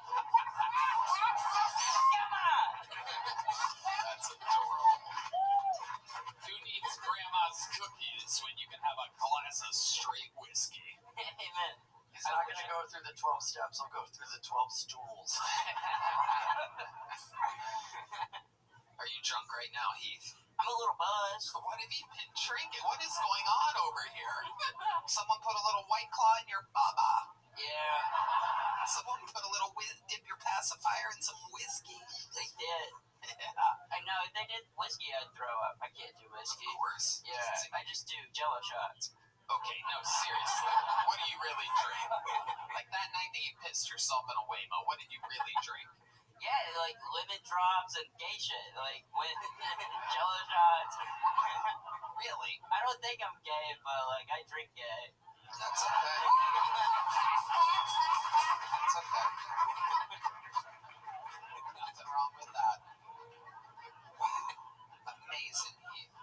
Well, I mean, I love it, you know. Me and all my friends, we all grew up at the Comedy Store. You know, it was our college experience, and it's fun to get to watch you go through. Look at you hitting the vape pen up here like you can't, like I'm not about to send you off. He's just got to show off. Oh, yeah, I'm a real boy. Just a vaping boy. Can't wait 15 more seconds for that hot hit of vape. I'm sorry. So we love you, Heath. It's so fun to watch you grow physically and mentally here at the mothership. We love you, you young buck. You're on your way to wild success. Can I champion one thing on the show real quick? Please. Sure, Heath. I had a threesome. Whoa, okay. Hold on. Hold on a second. Hold your fucking horses. Now we got something to talk about. Yes, Black Power, absolutely. Holy, whoa, Heath, whoa. No, don't do that, Heath. Stop doing that, Heath. Don't do that, you little rabble-rouser. Settle down, you crazy bastard. Jesus Christ. I'm trying to get away from the whole Nazi thing. God damn it. Fascist Tony Hinchcliffe has 11-year-old Nazi training the Hitler Youth over here. He looks like the kind of genetic freak Hitler was trying to get rid of. Let's talk about this threesome, or as many people are calling it already, a 2.5-some. What happened? How did it go down? Let's talk about it, Heath. It was a very hot lady who had an OnlyFans account, and I made out with her like a year ago, and I wasn't supposed to do that because I was dating somebody at the time. Whoa. And so like everything, she's been like totally hot for me, you know. And didn't work. I was gonna put on a mustache, but it didn't work. Well, you can have mine. Pick it up. Pick it up, Heath. You have another shot at this. I don't know what you're doing, but okay. Did the adhesive stay on the other side of it? Okay, let's skip the mustache. Let's get back to the threesome. Wow, why? Can you just real quick, just for my own super confusion, why were you gonna put on a mustache there? It was supposed to be like a metaphor about how I'm a man now. Oh, okay. Well, God has his own very funny sense of humor. God's like, no way, bitch. Okay.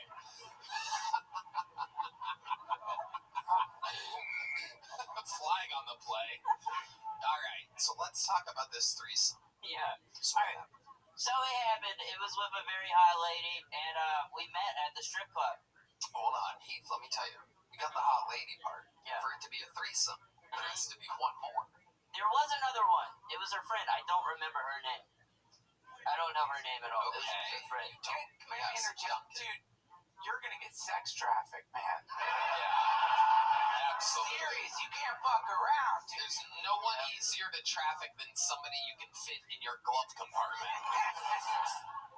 You gotta be careful. I know. I gotta be more careful. They dumped it. His threesome was just him and a baby Bjorn while two people fucked.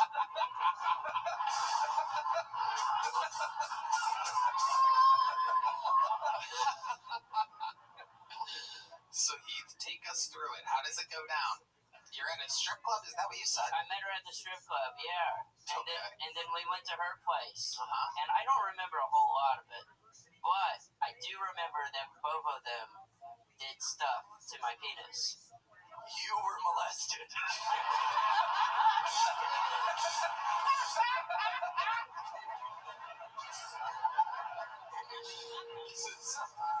This is what a show this is, right? 1 second he's doing Nazi salutes, the next he's admitting to being molested.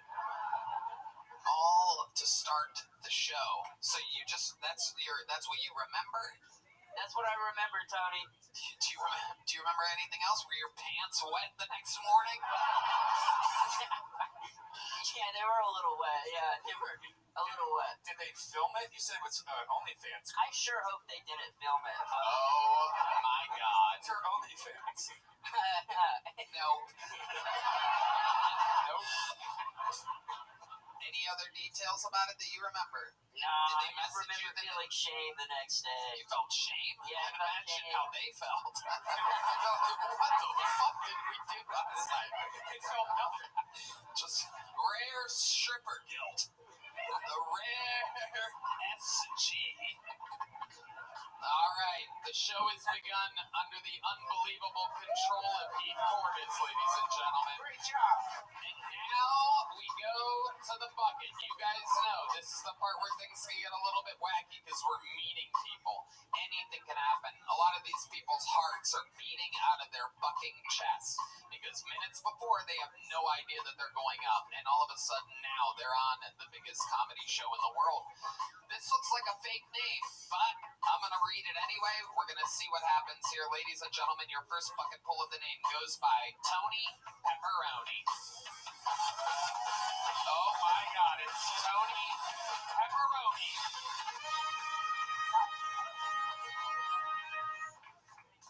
It's me, Tony Pepperoni. Hey, what do you call it when the right brothers do 9/11? The wrong brothers? Mamma mia. When I say Mamma mia, you say Papa Mia. Mamma mia. Mamma mia! Hey, what's a fat lady's favorite computer, Adele? Mamma mia. Hey, guys. Anxiety is like vaping. Just because you're not ashamed of it doesn't mean it's not gay. Mamma mia. What was that? Say some racist jokes? Okay.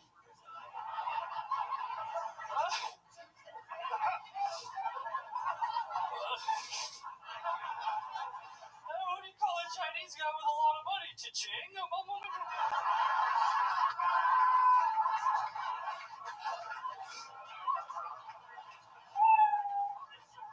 What do you call an Italian with herpes? Tony Pepperoni.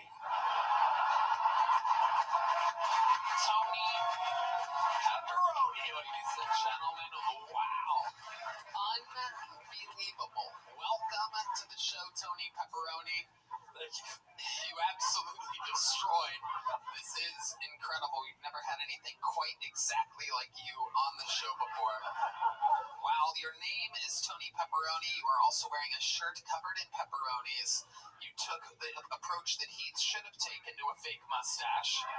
Just gone straight duct tape. None of this fucking just regular padding bullshit over here.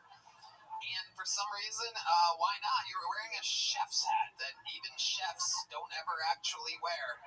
It's just basically a costume. Tony Pepperoni, how long have you been doing stand-up? 5 years. Oh, wow, look at that. How long have you been experimenting with the Tony Pepperoni character? 3 years. All right.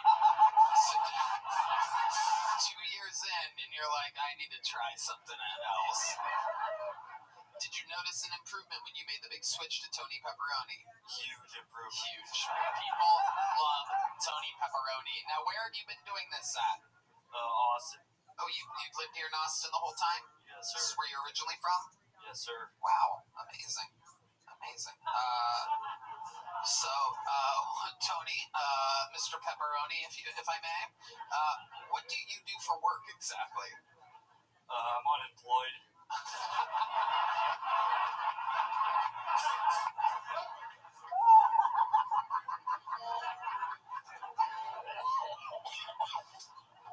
What was the last job that you had?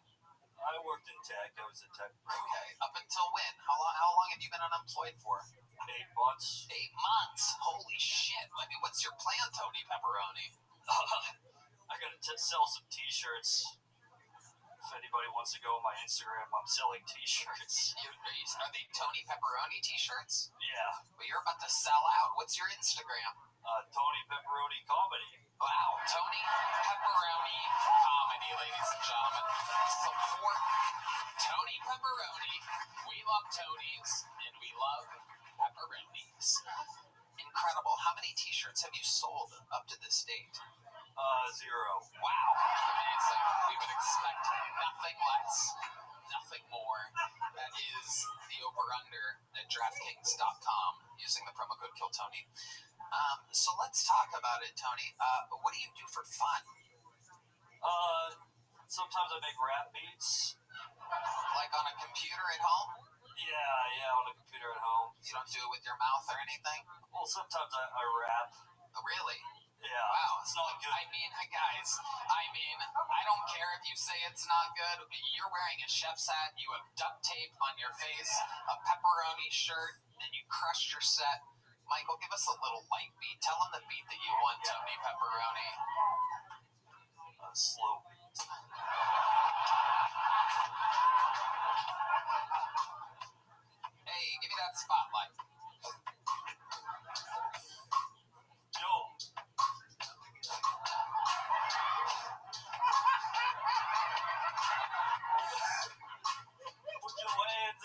air. Put your hands in the air. When I say Mamma Mia, you say a Papa Mia. Papa Mia. Papa Mia. Yo, see ya. I wouldn't want to be ya. Cause you ain't the one that's wearing pizza. That's me, Tony P. P-E-double-P or Oni.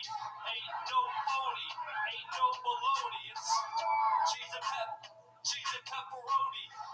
Check my Insta, buy a shirt and get to know me.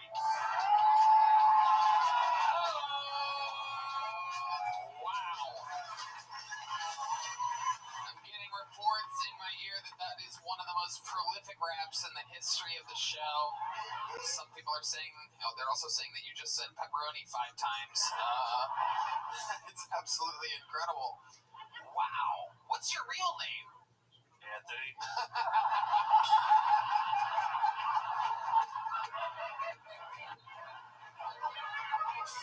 So you really are a Tony? Yes, sir. Wow. Incredible. Absolutely amazing. Is there anything else crazy we should know about your life, Tony Pepperoni? I used to work in the sewers. You used to work in the sewers? Yes, sir. Absolutely amazing. Right man on the ones and twos. No better time for a Italian stereotype than Tony Pepperoni telling us that he worked in the sewers. What exactly did you do in the sewers? Mostly I crawled in the sewers and I got all the big rocks out of the way. Wow. Okay. Amazing. Wow. That is incredible. Was there anything else that you did other than move big rocks out of the way in a sewer? Did you have any other responsibilities at all? I've never heard of an actual Italian doing anything like this in the past 150 years. Yeah. So we had to inspect the sewer pipes with a camera. So I would lower the camera in and then pull it back out. Wow. Very good. Very good. Pulling out is exactly what you should be doing. But I'm going to tell you what, I loved your minute. I loved the interview. I loved everything about it. It's completely insane, but I like it. Tony Pepperoni, ladies and gentlemen, has started the show, started the bucket. And we have pure momentum going into bucket pool number 2. Absolutely incredible. One more time for Tony Pepperoni, everyone. Oh my God. Oh my God. Speaking of pepperonis, the lovely Heidi lady. How about a hand for Heidi, everyone? One of the backbones of our squad here. This podcast is sponsored by Blue Chew. Guys, enter the room dick first.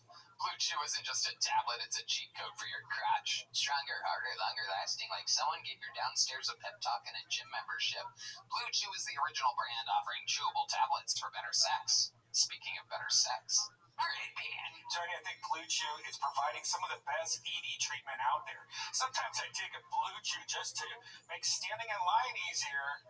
It gives me something to lean on. Yeah. Let's face it, Tony. This ain't a supplement. It's an erection resurrection. We're really doing it right, man. And guys, this isn't just about performance. This is about legacy, or third legacy. Give our group chat something to talk about. You know, when you lay it down and they're talking about how it gets up.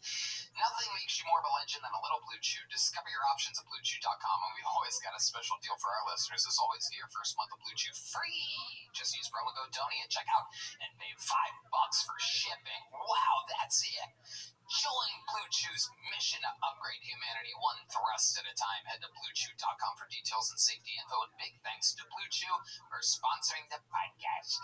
Guys, this podcast is sponsored by ZipRecruiter. You know, it can be overwhelming to have too many options.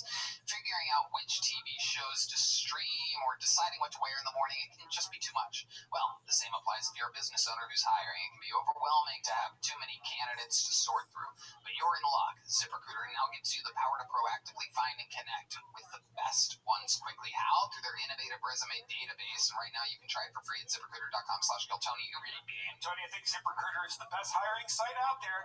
ZipRecruiter resume database uses advanced filtering to quickly hone in on the top candidates for your roles. See a candidate you're really interested in? You can unlock their contact info instantly. It's no wonder ZipRecruiter is the #1 rating hiring site based on G. The #1 rated hiring site based on G2. Skip the candidate overload and instead streamline your hiring with ZipRecruiter, where 4 out of 5 employers post on ZipRecruiter get a quality candidate within the first day. Just go to this exclusive web address, ZipRecruiter.com/KillTony right now to try it for free. Again, that's ZipRecruiter.com/KillTony. ZipRecruiter, the smartest way to hire. All right, we're having fun. Ladies and gentlemen, your next bucket pull goes by the name of Ian Simon, everyone. Ian Simon. Make some noise for Ian, everybody. How the fuck is everybody doing? This is a great evening. Glad to fucking be here, guys. Good band. Amazing. Alright, so I'll start off on fucking Jew. Alright. I'm a German Jew to be exact, so it's very confusing for me a lot. Sometimes I'm like, oh, hey, the other times I'm like, see, Kyle. It's very, I can fucking say it, guys. Anyway, here's one for you. What do you get when you cross a Jewish guy? Nothing? Christianity. Bring it back. Okay, so would it be animal lovers out here? Everybody loves animals. You got a fucking dog. Come on, Dan, dog. Yeah, see, dogs, cat. They're good. So I got a black cat, black rescue cat. I named her Toothless from How to Train a Dragon. And let's just say she had teeth when I found her. I really love me some black pussy. Speaking of fried chicken, if this doesn't work out well, I'm going to open up a food truck. Because every time you want Chick-fil-A, it's closed on a fucking Sunday, dude. Bullshit. Ian Simon. Fried chicks. Whoa. Okay. Ian. Stick with me over here. That's it. That's it, buddy. That's it. Your part's done. Sorry. Hi, Ian. You've seen the show before, right? Not till the end. Not till the I end. always turn off before the end. Okay, I but don't you like know. to see the bad guy die. Okay, Ian. Stick. Monster movie. Oh, Ian. Oh, ADHD's a hell of a drug, Tony. Okay, well, it doesn't work very well on this show. But you're in the interview part now, Ian. I need my crutch before I forget. Harlan Williams gave me a crutch, a silver crutch. I'm sorry, I shouldn't be doing this, right? Are you supposed to be talking? You are correct. Wow. Somehow your instincts took over there. Look at that. Amazing. Thank you. Ian, so you've been on the show once before, right? Yes, sir. And Harlan was the guest. What did we learn about you that night? That I'm damaged goods, pretty much. But, in a good way. What way? Can you explain? Can you remind us what we learned exactly? I probably shouldn't be out in public. Why? I wish it was something cool like Tourette's or something like that. It's not. I'm just borderline retarded. Okay. Like, not special needs, but the other retard. The one that used to, before they switched it up and everything went sideways. You could just be like, that's retarded. That motherfucker's a fucking, Can you please change your name to not Ian?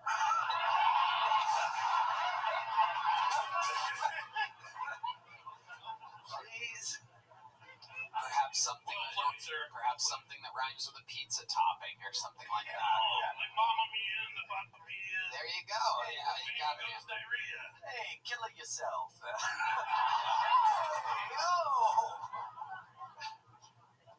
Ian, how long have you been on stand-up? About a year and a half, 2 years. What do you do for work? Nothing at the moment. Uh-huh. Thank you for asking, though. We touched on it last time. I had disability for 20 years till I fucked up. And, how'd you get fucked up? It's been a run of interesting, Can you just name some of the things? Yeah, car accidents, adrenaline junkie crap, just run of the mill. Driving his car into protests.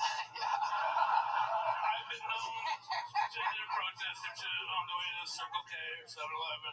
Okay, Ian, we're gonna keep it moving. You got a little joke book last time you were on? Fuck no, I didn't. I got a crutch. You got nothing. You got nothing.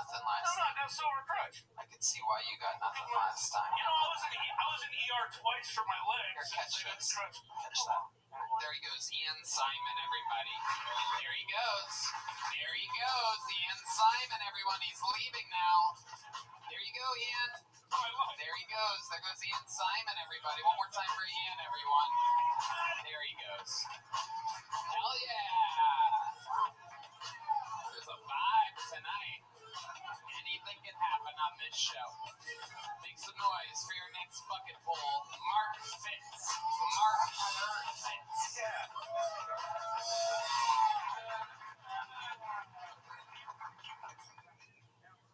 You know how transvestites do that thing where they tuck their dick and balls between their legs and they look like they might have a pussy?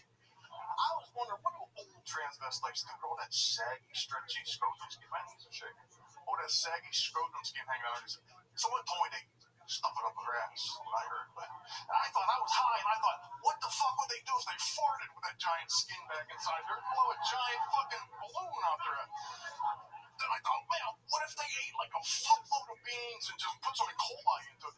Man, they could work up a massive fucking fart. He can unwedge his fucking G-string and take flight like a fucking hot air balloon, man. My legs are shaking. Man, he could go on to be the next giant hairy scrotum float in the next gay pride parade, man. That's something for an old tranny to put on his bucket list, ain't it? Short tag. Quick and funny. Parade floats bust open sometimes.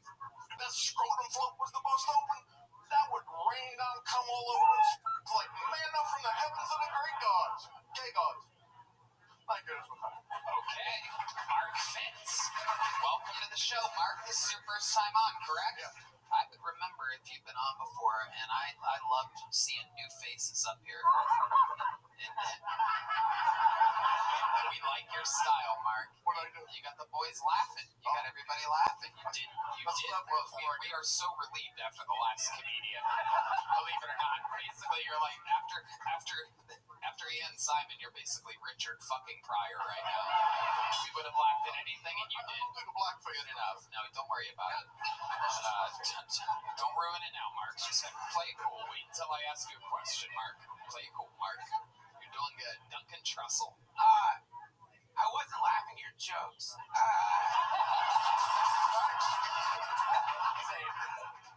I was laughing because like the only funny part of that to me was when you kept saying my legs are shaking. Yeah, when I did the scrotum thing, I looked down, my knees were okay then. I went like this, my knees were like, See, that's real. Yeah. Everything else, well, I can't imagine that at some point you're like, I wonder what happens if an old transvestite. You think if they eat beans, they shit a fart? So let's talk about it, Mark. You have a very good command of the stage. You're calm, cool, collected. How old are you, Mark? 63. How long you been doing stand-up? That's a loaded question. 44 years, but technically, this is my first time on stage, right? All right, explain that to us. The first time I ever actually did a stand-up act was when I was in 11th grade. I was in this class, it was called a speech class.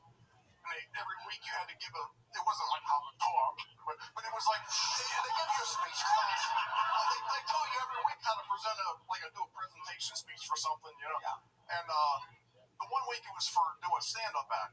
And I had two George Carlin albums. I had a Toledo Window Box and Class Clown. I had that shit memorized, man. Like, first day I ever got. So you just did George Carlin jokes? Yeah.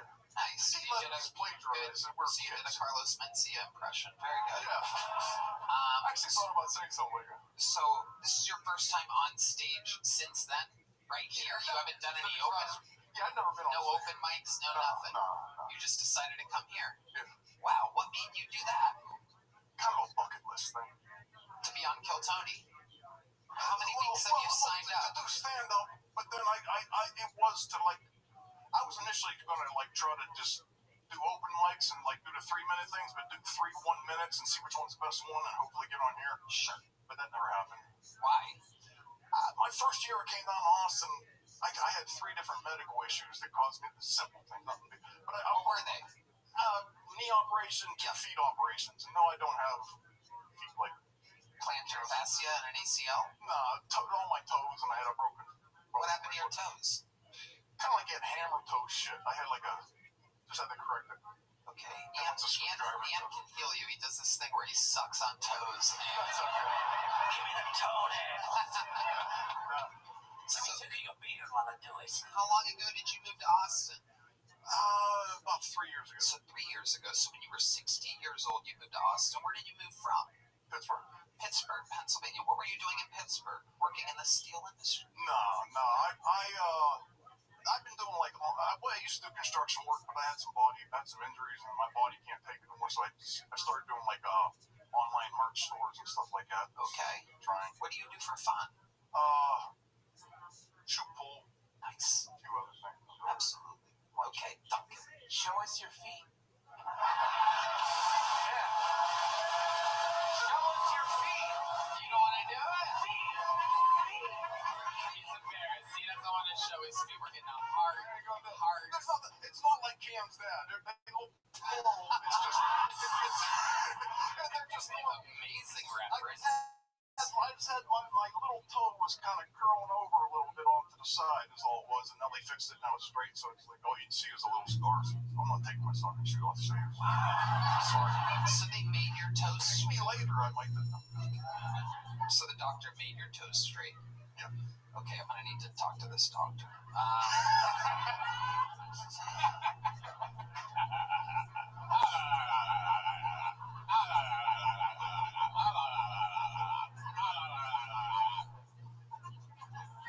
Anyway, do you have any kids? No, not that I know of. So you you have a wife ever? No. Never married? Gay? Come on. No. Okay. No. Alright, No. alright, homophobe. What are you, Heath's grandmother? Okay. That actually makes sense, because Heath's grandmother, homophobe, and had a penis, could be him. Oh, well, yeah, It was a reference I from was listening to earlier. that, yeah. So, but you've had girlfriends? Of course, yeah. Of course. What's the longest relationship you ever had? A few months. A few months, that's it?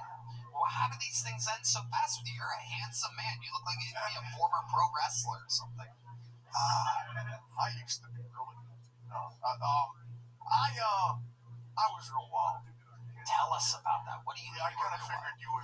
Yeah. Like other people, I don't understand why people don't come prepared, of course, with jokes, but also to talk about something. You have an opportunity to do what you're criticizing right now. You're in the moment being like, you know what's crazy is when people don't answer questions honestly. Go right ahead. But I was a real bad, wild kid. I started stealing when I was 7. I then went all off into my young adult life. I spent a bunch of time in and out of jail and prison. What's the longest you ever spent in prison? I did 17 years altogether, but 7 of it was busted up into a bunch of little. So And why? I did 10 years straight maximum security prison. Oh my God. So what did you do to get the 10-year sentence? Robbery and a handful of other. What did you rob exactly? Us of our sign?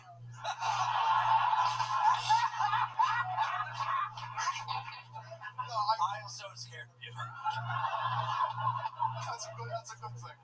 You're a real bandit out there. Old curly toes strikes again. The curly toed bandit. I hooked him with my toe. No, it was, Old I curly hate talking toes. about it. I brought this. You know what the 10-year federal sentence was for. Yeah, I just said I feel weird talking about it. It was, yeah, I mean, it's long ago. It's over now. You're a great guy I now. robbed the safe in the grocery store. You broke open a safe in a grocery No, store. I went in while they were open for business and called for the manager and had him take me back. Was it HEB? No. This is a different state. Giant Eagle? No. Kroger? Different state. Was it a Kroger? It was one of it was one of them. It wasn't in Pittsburgh. It was one of I don't even know the name of the grocery store. It wasn't a normal chain. You don't even know the name of the grocery store that you robbed and got 10 years in federal prison for. I think that's the last thing I should really concentrate on. Yeah, but I mean, you got 10 years in prison. I would have. no, it was one of them no-name. It wasn't like a chain grocery store. It was one of them little. Okay, so let's slow it down. Just stick with me and answer the questions honestly, okay? So, at what point did you get caught? Did you get money out of the safe? Oh yeah, I got How away much with did it, you get? but then I got caught later. Answer the fucking questions. Answer the fucking questions. Stick with me. Focus, motherfucker. How much money did you get out of the safe on that day? 11,000, and I got away with it, but then I got caught later. Okay. That's what I was How did you get caught later? How long did you get away with it? How did they catch you? When I ran out the door, the grocery store, how they slide open, but it's not fast enough because I'm wanting to leave real fast. Put the mic up, dude. Up. And I put my hand onto the door and pushed it shut. Oh, fingerprints. I already had fingerprints on it. Yes. Wow. So how long did you get away with it for? 2 months, 1 month, 3 months? A few months. How long? What did you spend? No, it was like about 6, almost 5, 6 months. Yeah. All good. What did you spend the $11,000 on? I don't know, just blew it. I was thrown off. Were you doing drugs? No, I never did drugs. You never did drugs? No. Prostitutes? No booger sugar. You robbed a grocery store of $11,000 and you didn't spend the money on anything in particular? No, I just blew it. I was very wild and adventure-seeking kind of a person. That was my weird. I like the thrill of. In a sick, demented. Again, I was a fucked up childhood, so I just What like. was fucked up about your childhood? Tell us. I was just wild as fuck. Just off the chain, wild as fuck. I started stealing when I was 7. I did my first burglary when I was 9. I wasn't a good kid. When you say burglary at 9, what exactly did you burglar at 9? Somebody's house that left the doors open. And what did you get from their house? Toys? We just.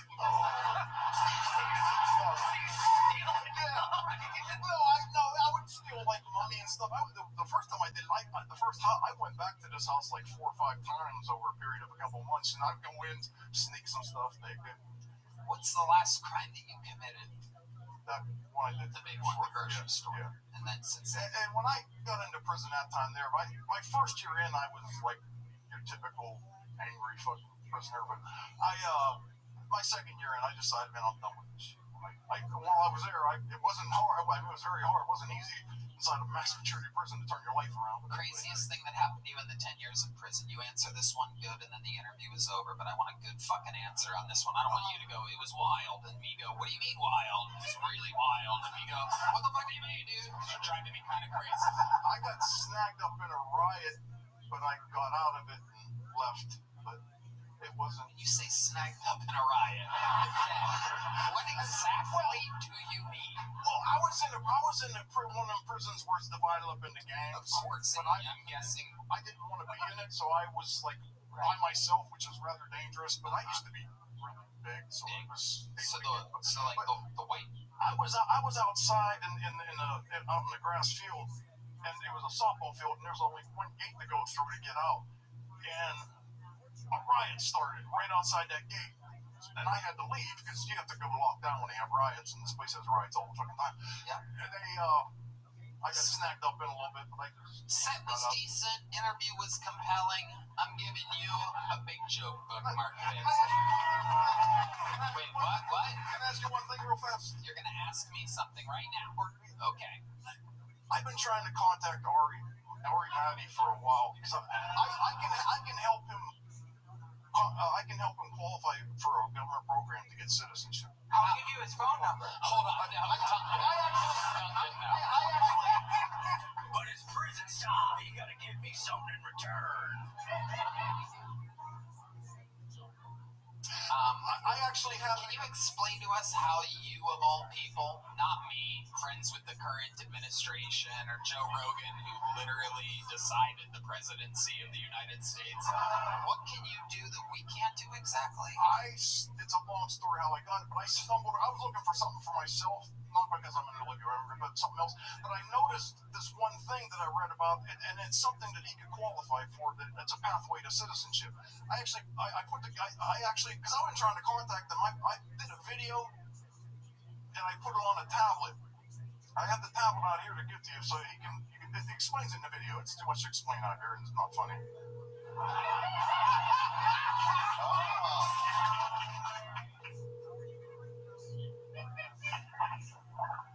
Hello? Ari, you're on the show. Jesus Christ. I know I told you that you have the night off, but there's a guy up here, very scary guy. He's been in prison numerous times. He's 63 years old. The last time he was on stage was 44 years ago. It takes him forever to answer questions. He's spent 10 years in federal prison after robbing a grocery store in Pittsburgh, Pennsylvania for $11,000. He got away with it for 6 months, but he left his fingerprints on the door on his way out. And he was part of a riot once. Long story short, at the very end, after I told him I'm going to give him a big joke book, he said, there's one more thing. Can I ask you a question? I can help Ari.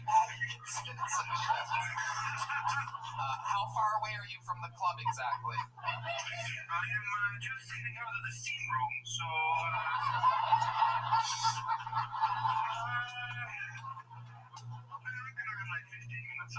Okay, well, we have a guy here that's going to talk to you about some stuff, and then we'll have some drinks afterwards, okay? So the guy who's convicted criminal, that's all I need, Tony. How about you get another rapist or... How about we get a whole team together? What the fuck kind of a crew are you putting together? I need a lawyer, not a criminal. Absolutely perfect. Ari, Maddie, ladies and gentlemen, we love you, Ari. We'll see you soon. There you go. And here's your big joke book. Did you have fun here tonight? You seem like you didn't enjoy this. You happy? Okay, there you go. There you go. Smart fits.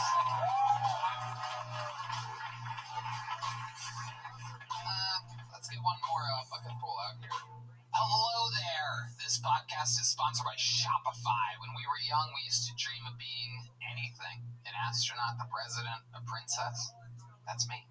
Instead of dreaming of going to space or owning your own castle, maybe you start dreaming of owning your own business. You'll need a website, a payment system, a logo, and a way to advertise to new customers. It can all be overwhelming and confusing, but thankfully, that is where Shopify comes in. Shopify is the commerce platform behind millions of businesses around the world and 10% of all e-commerce in the U.S., from household names like Mattel and Gymshark to brands just getting started. Tony, I love Shopify. You can accelerate your content creation. Shopify is packed with helpful AI tools. Get the word out like you have a marketing team behind you. Easily create email and social media campaigns wherever your customers are scrolling or strolling. Strolling, bowling. And best yet, Shopify is your commerce expert with world-class expertise in everything from managing inventory to international shipping to processing returns and beyond. If you're ready to sell, you're ready for Shopify. So turn your big business idea into with Shopify on your side. Sign up for your $1 per month trial and start selling today at shopify.com/KillTony. Go to shopify.com/KillTony. Shopify.com/KillTony. Shopify.com/KillTony. Shopify.com/KillTony. This podcast is sponsored by Talkspace. Therapy can be costly, but Talkspace is affordable and in-network with most insurance providers. Talkspace, the leading virtual therapy provider, makes getting the help you need easy, accessible, and affordable. And I think Talkspace is providing some of the best mental health treatment out there. Tony, Talkspace therapy and psychiatry are covered by many insurance plans and employers, including TRICARE and for active duty and veterans and their dependents. Most insured members have a zero copay. That is incredible, right, man? You can easily sign up online and get paired with a licensed provider that's the right fit for your needs, typically within 48 hours. You can also switch providers at no extra cost. Talkspace makes getting help convenient because you can take your appointments from the comfort and privacy of your own home. You can even talk it out between sessions by sending messages to your therapist. As a listener of this podcast, you'll get $80 off your first month when you go to Talkspace.com/Tony and enter promo code SPACE80 for Talkspace. That's SPACE80 to match with a licensed therapist today. Go to Talkspace.com/Tony and enter promo code SPACE80.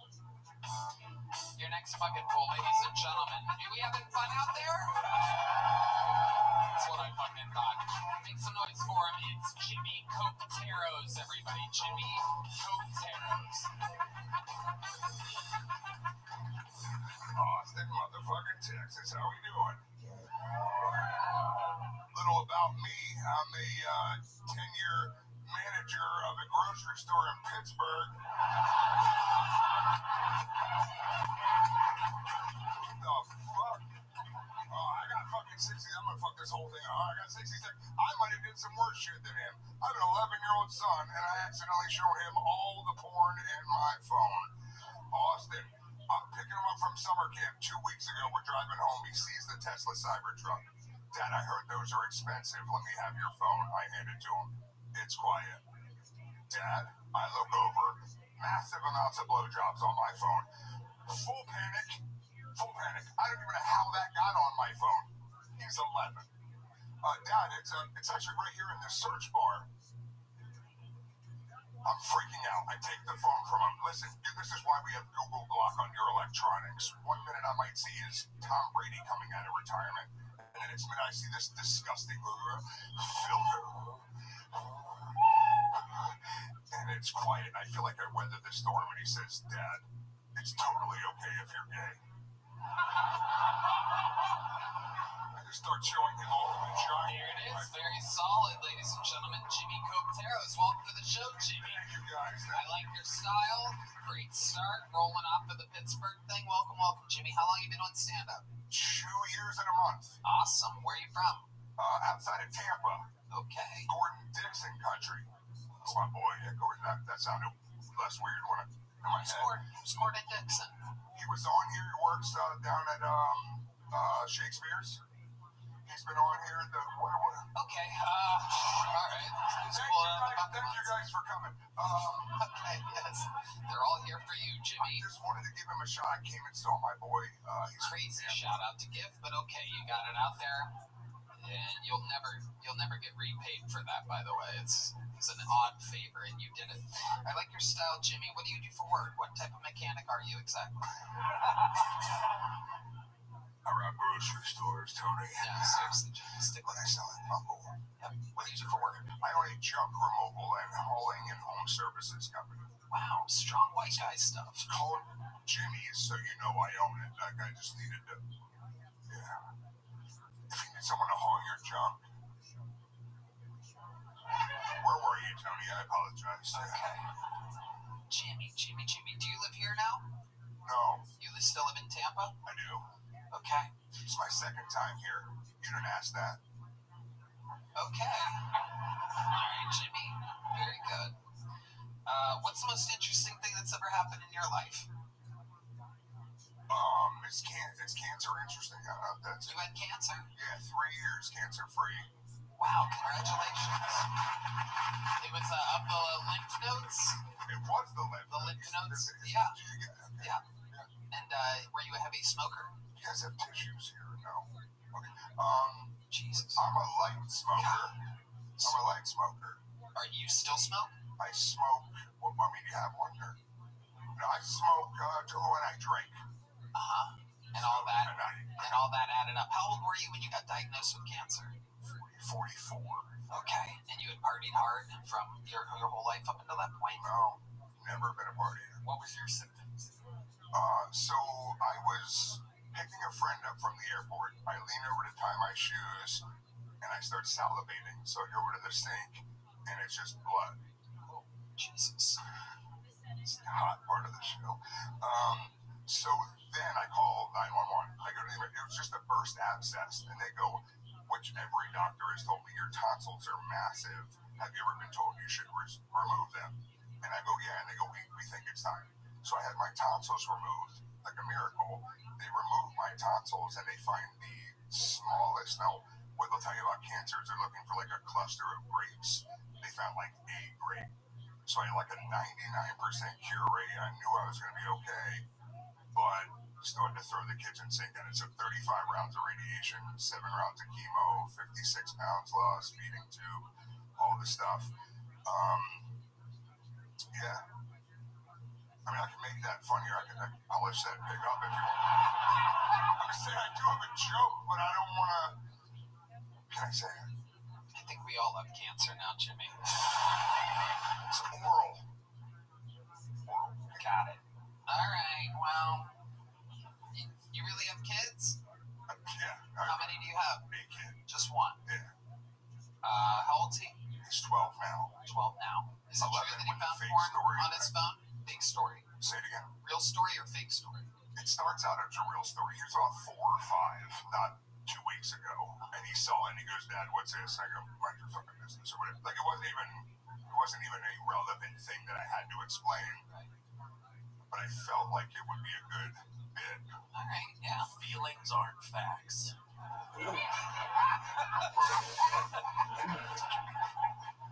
How do we feel about Jimmy, guys? It's very rare that we have the same comedian on twice in a row. It's very My exciting. picture was on the wall in that fucking grocery store. By the way, it was called Pathmark. You don't remember the name of it. I fucking remember it. I'll never forget that day. The rest of my life. Third time's a charm. I like you, Jimmy. You oscillate between like funny and then like trying too hard, but I think you're naturally funny. Like some of the stuff, like some of your mannerisms and like little lines were I thought were like very funny, but then it's like I don't know, like you try to be fun. I would suggest like just be natural. Like you have a very compelling, funny story to tell. I think stick to that and just be yourself more. I think you'd be great. I thought I was laughing at some point. Taking all that. Yeah, because if you have 60 seconds and you laugh at some parts, it's pretty good. Well, it was a little bit of a long walk around the block for the punchline, but you know, it still had a punchline. And I just wanted to take you on that walk. Thank you. It's not all funny, some of it's. When you showed a 4-year-old blowjob porn, and he goes, "What's that, Dad?" You really said, "Nothing. Shut the fuck up." It sounds different the way you said it. Also, that's what I said. Yeah, both of those can be synonymously true. Yours sounded more like. Just say it like I'm sorry. Just say it like you said it. Your Honor, yes, I said. Hey, Dad! Fucking word. Dad, you just fucked up my life forever. I'm 4. I have more neurons in my brain than at any other time in my life, and this is gonna freeze itself into my memory. I'll probably have to get therapy. Probably rob a grocery store. My toes are gonna curl in. What is this? Now I know what you mean about the long journey to the punch. I get it now. Jimmy Coteros, here's a medium-sized joke book. Congratulations, you were Thank you stunned. guys Kill so Tony. much. There he goes. Thank Jimmy you guys. Coteros. We're flying through it this evening, ladies and gentlemen. It is happening. People are going to the restroom to do bumps of the old Puerto Rican pound cake.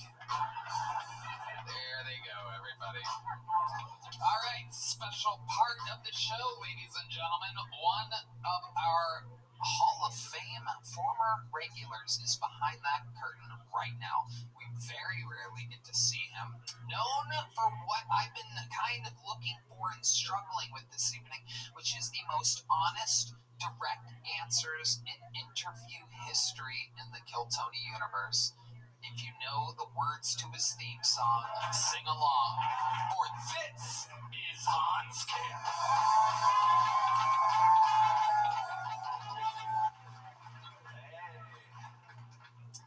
I like how Texans will make fun of liberal cities, but when they jerk off, they set their VPN to California.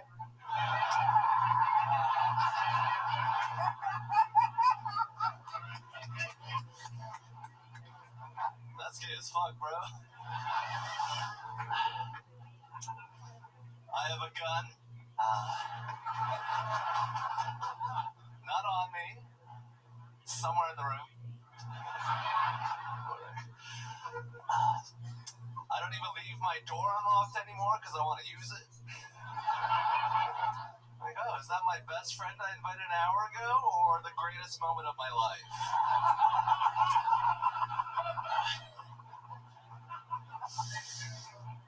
I have an AR-15. It can shoot 600 yards. I can't even imagine being mad at someone that far away.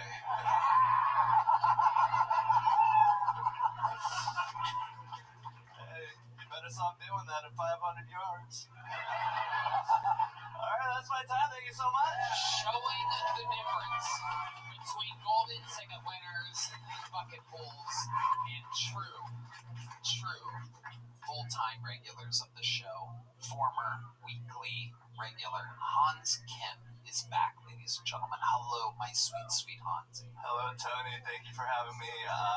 Sorry about this weekend. I totally fucked up. Oh, that's right. You guys want to hear a fucking behind-the-scenes awesome showbiz story and how absolutely insanely autistic and retarded Hans Kim is, everyone?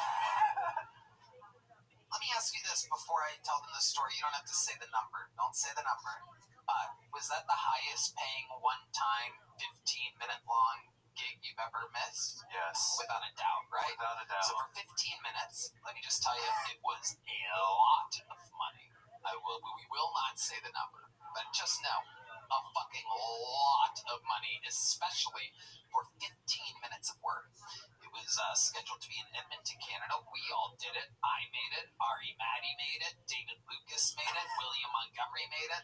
We had to have a layover in Denver because what they don't tell you about Austin is that it doesn't fucking have direct flights everywhere like LA did. That sucks. Anyway, and in Denver, Hans Kim, after we ate breakfast, he realized right then, boarding the plane to Edmonton, Canada, that he forgot his passport, ladies and gentlemen.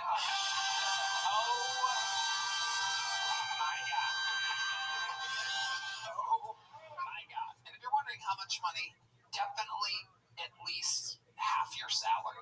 Half of your annual salary. It is as much as a teacher makes in a year. Yes. For 15 minutes of work, the only thing that he needed to bring was his passport. Not even a change of underwear would be necessary. We would all have been home 24 hours later. And we were, me, Ari, William, David, richer than ever. And then there was Hans, who had to tell me what I don't even know. I couldn't even talk to you afterwards because it was so stupidly frustrating. Oh, yeah. So what happened? You had to get a flight from Austin? Or from Denver to Austin? I was going to do that, but then I was like, I have a weekend in Appleton that I canceled for that show, so I was like, let me just go to Appleton. So I was just alone in a hotel room while you guys were in a stadium. Oh my God, yes. In Appleton. In Appleton, Wisconsin. Yeah. So that's even worse. Holy shit. So wait, hold on. Did you cancel the whole weekend? No, I canceled the Friday. So you were going to fly from Edmonton to Appleton? Yeah. That's crazy. So that night, can you tell us, like, what was going through your head? What type of guilt and... I was like, stupid. See,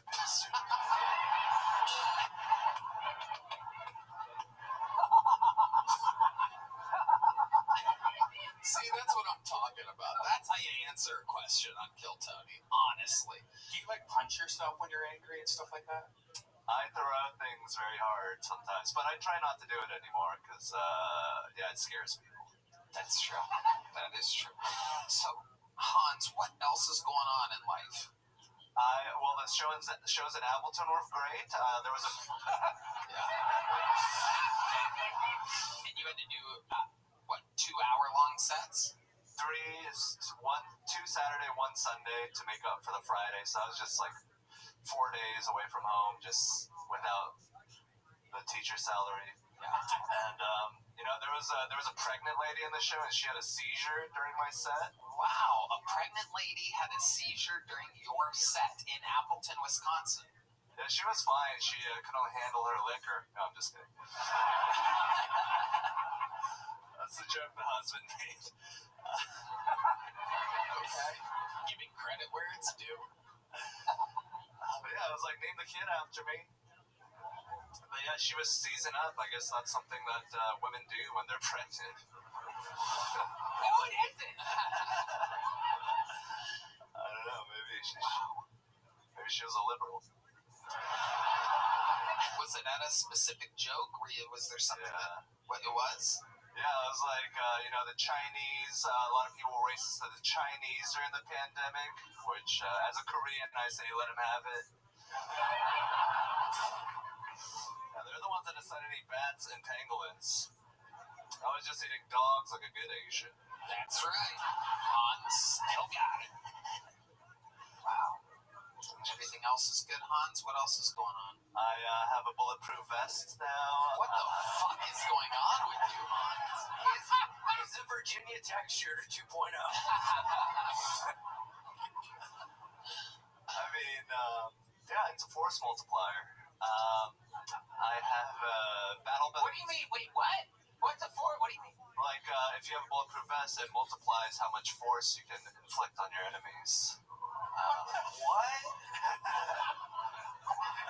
What do you mean? Like, if you buy another gun, it's not like you're gonna dual wield 2 AR-15s, so it makes more sense to buy, like, gear that'll help you in a gun battle. So This is going from an interview to evidence. Yeah, it is kind of wild. What are you gonna do with all of this stuff, Hans? Do you ever have thoughts about it? yeah, I think about shit hits the fan, SHTF a lot. Wait, what? SHTF, I've been watching a lot of YouTube about this. Nobody knows what that is. You're a prepper. You're becoming a prepper. Thank you. He bought me a long-range walkie-talkie recently. I don't know if he... Ooh, that means I'm safe. A walkie-talkie. A red man, I give you a gift. Do you want the walkie-talkie? The shit that hit the fan. Meet me at 2:30. I'm sorry. I put the walk in the walkie-talkie. What is your plan with the walkie-talkie situation? You looking for some long-form friendship? Yeah, when we're out in the woods, you know, like doing an end. What, you go out in the woods sometimes here in downtown Austin? The old famous Austin Woodlands? What the fuck are you talking about? You know, when the zombies come, when we're like traveling, and you just be like, hey, Red Band, do you have any more bacon or something? Red Band's like, that's literally all I have is bacon. It's some bacon. Have you guys communicated with these walkie-talkies? Hello. Yeah. A little walkie-talkie. Wow, what are you guys talking about? Like, hey, we don't. I mean, we were in the same room when we did it. So. Wow, truth comes out. That's what I'm talking about. A good, honest interview. It's so much easier than people think. Both parts, really. The stand-up, be real. That's what we tell everybody. The interview, answer honestly. It's such a testament. The difference between people trying to blow up their answers and just being real. It was so funny picturing you two in the same room, like, here, can you hear me? What did you guys talk about? It was at the Secret Show every Thursday, and yeah, we were just like, hey, you're gay, I'm gay, we're all gay. Yeah, that sounds about right. Yeah, sounds about right. Well, ladies and gentlemen, Hans, you've done it again. An amazing minute and an unbelievably compelling interview. One of the biggest legends in the history of the show. He is at Madison Square Garden on August 15th. One more time for Hans Kim, everybody. Ooh la la! From walkie-talkie to the mighty Heidi. Wow. Ladies and gentlemen, I pulled another name out of the bucket. Make some noise for Chris Cilio. Chris Cilio. Oh, shit. All right.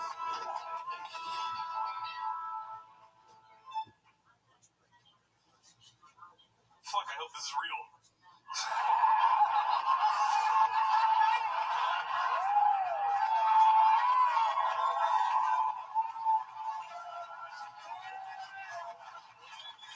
What a hilarious prank that would be. Chris, it's your big break. It's Kill Tony. It's an empty warehouse. Nobody's here.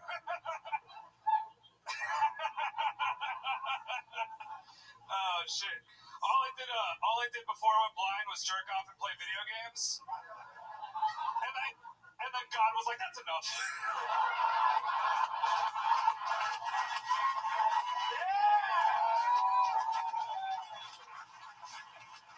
I give you a gift and you wasted it, son.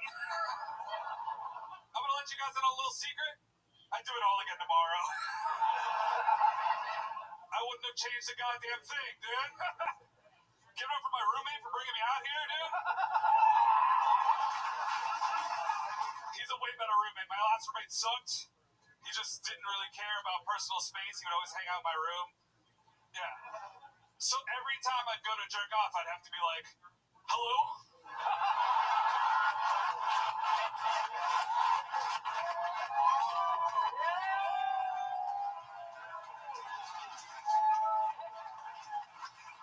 Is anyone there?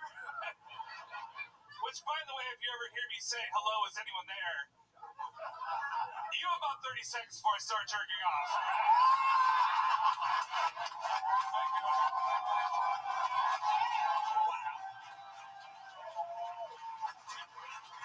You should say something, all right? Or else it's on you, not me. I don't want to hear about it in the papers later.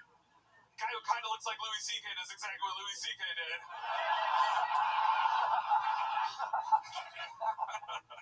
Chris Celio, can I cut you off? I'm the other way, buddy. I'm over here.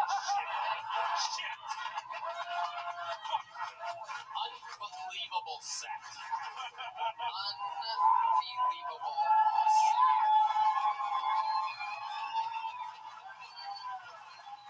Wow. Incredible, Chris. I find it all so amazing. I can't believe that you think you look like Louis C.K.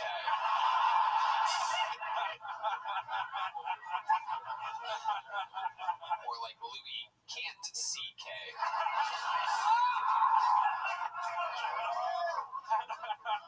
I loved every single thing about what happened here with you tonight. How long have you been doing stand-up comedy? 10 years. 10 years. Holy shit. Where are you from? Miami. You still live in Miami? I just moved here. Wow, congratulations. How recently did you move here? 2 weeks. Is this your first time signing up for the show? No, I've been here every week till you got me. So 2 weeks? Yeah. Amazing. I love it. I love it, Chris. How old are you? 29. 29. So you started at 19. Yes, sir. And when did you go blind? About 6 months before that. Really? You went blind at 19? I was 18, yeah. And so what exactly happened? I had a fuckload of retinal detachments, which is something that usually UFC fighters get. Yeah. But to me, it was a small Chinese boy. Wait, what does that mean? Small Chinese boy sucked your eyeballs out here? What happened? My friend in high school was just fucking with me and tossed his high school transcripts at me. Just an envelope full of papers, nailed me in the eye. Next thing I was blind. I already had lost one eye before that, and we're still friends, guys. Relax, all right?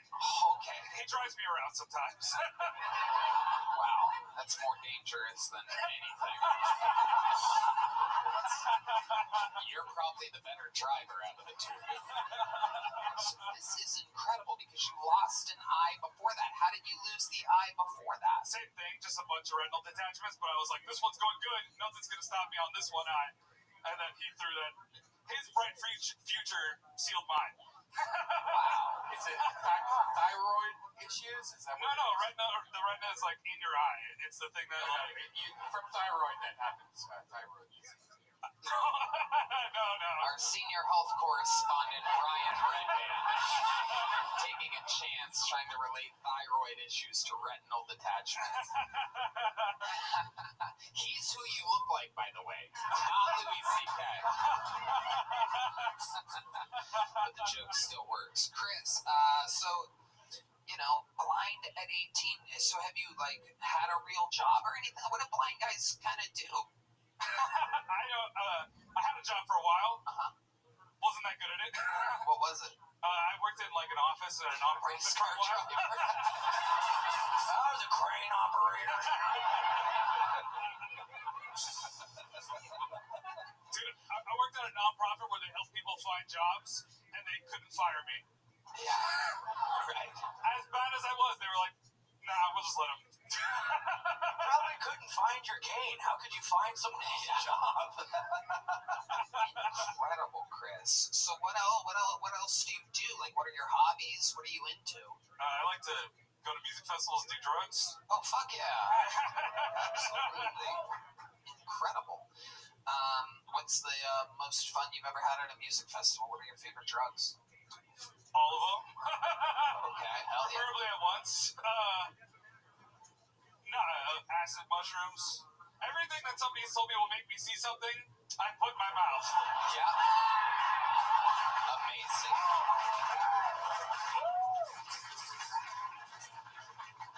What exactly do you see when that stuff happens? Like, I mean, I'd imagine that you still see stuff in your dreams, am I right? I can still see in my dreams, yeah. And it's completely black other than that? Other than that, yeah, even on all the psychedelics, like, you know, it's great. I love psychedelics. It feels like all of my senses are turned up to 11, except for sight that's still on 0. Like, it does. I don't get any visuals with psychedelics. Yeah. You don't get visuals on psychedelics? No, I've done all of them. Wow. Incredible. How about love life? Have you ever been on any blind dates? So stupid.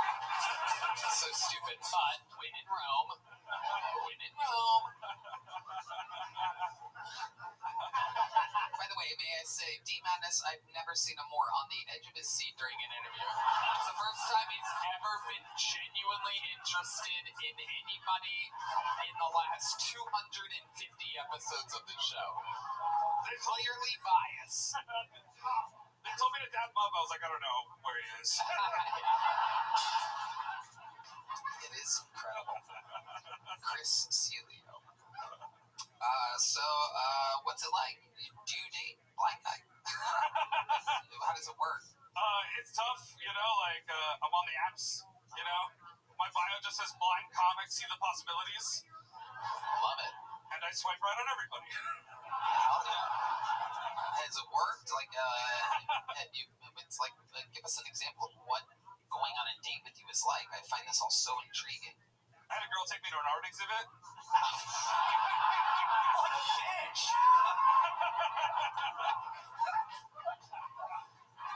Really? She just tried really hard to describe things to me that I couldn't care about.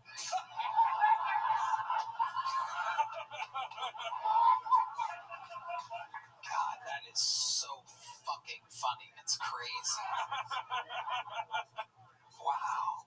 My goodness. So what else, Chris? What are your, now that you're here in Austin, what are your goals? What do you want? To do this, man. I want to do this here. Yeah. Yeah.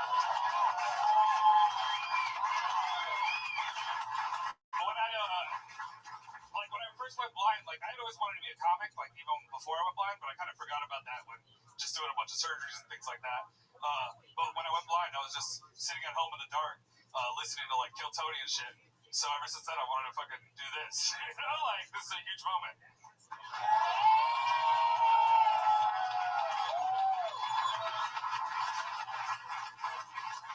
OG belly room Kill Tony, dude. Say that again? OG belly room Kill Tony. Wow. Yeah. Amazing. Well, Chris, it has come full circle for you, my friend.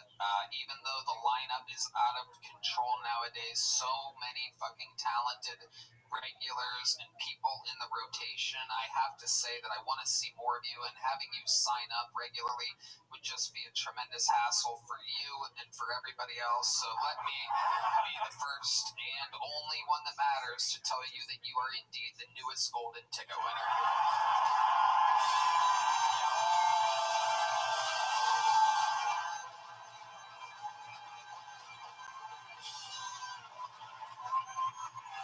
Everyone's on their feet, Chris. They're going crazy.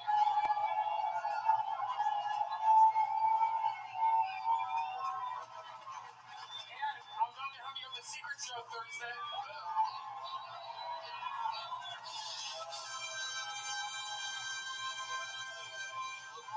There he goes, ladies and Chris. Step up to the mic one more time, real quick there. How do you feel right now? It's right to your right. Jesus, worst handler ever. What are you blind too, asshole? Jesus Christ. Jeez, look at fucking. You We saw Tony Pepperoni earlier. It was fucking Tommy Salami. What the fuck is this guy? Look at this fucking gagoots over here. Holy shit. Chris, how do you feel? Fucking amazing, man. Thank you so much, dude. Absolutely. Welcome to Austin, Texas. You're an amazing talent, and we're looking forward to having you on. Hey, and you got a standing ovation. Yeah. Yeah, the place went nuts. Yeah. And that girl in the front row showed her tits. Yeah. Chris, throw that mic in the mic stand. You're part of the Kill Tony universe. They're going to get your number and information back there. Congratulations. Another one. The squad continues to grow. Wow, that's so cool. Yeah, that was cool. You guys having fun out there tonight? Back to the bucket we go. As you see, or can't see, anything can happen here on this show. It goes from funny to compelling to heartfelt to terrible to amazing. Your next bucket pull goes by the name of Keegan Carmichael, everybody. Make some noise for Keegan Carmichael.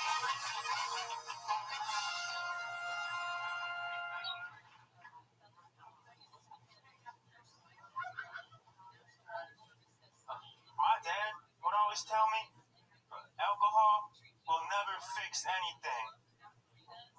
Then why did you carry beer in your toolbox? Yeah, you didn't think I noticed. Hey, I was doing comedy. Comedy's tough. As a comedian, I haven't gone on the road, but I'm pretty close to being on the street.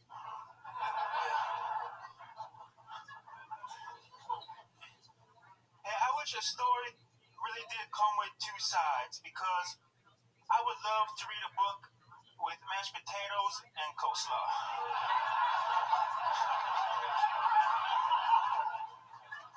But hey, what'd you enjoy about Huckleberry Finn? The gravy. Hey, are you hungry? Cool, let's go to the library. Alright, thank you. Keegan Carmichael. Some people are already calling him the,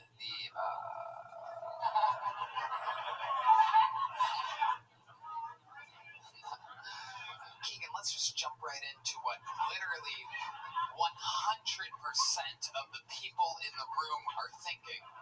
Are you aware that in every single way you're doing a Mitch Hedberg impression? I get reminded every day. Is that on purpose or like accident? Is this how you are in real life?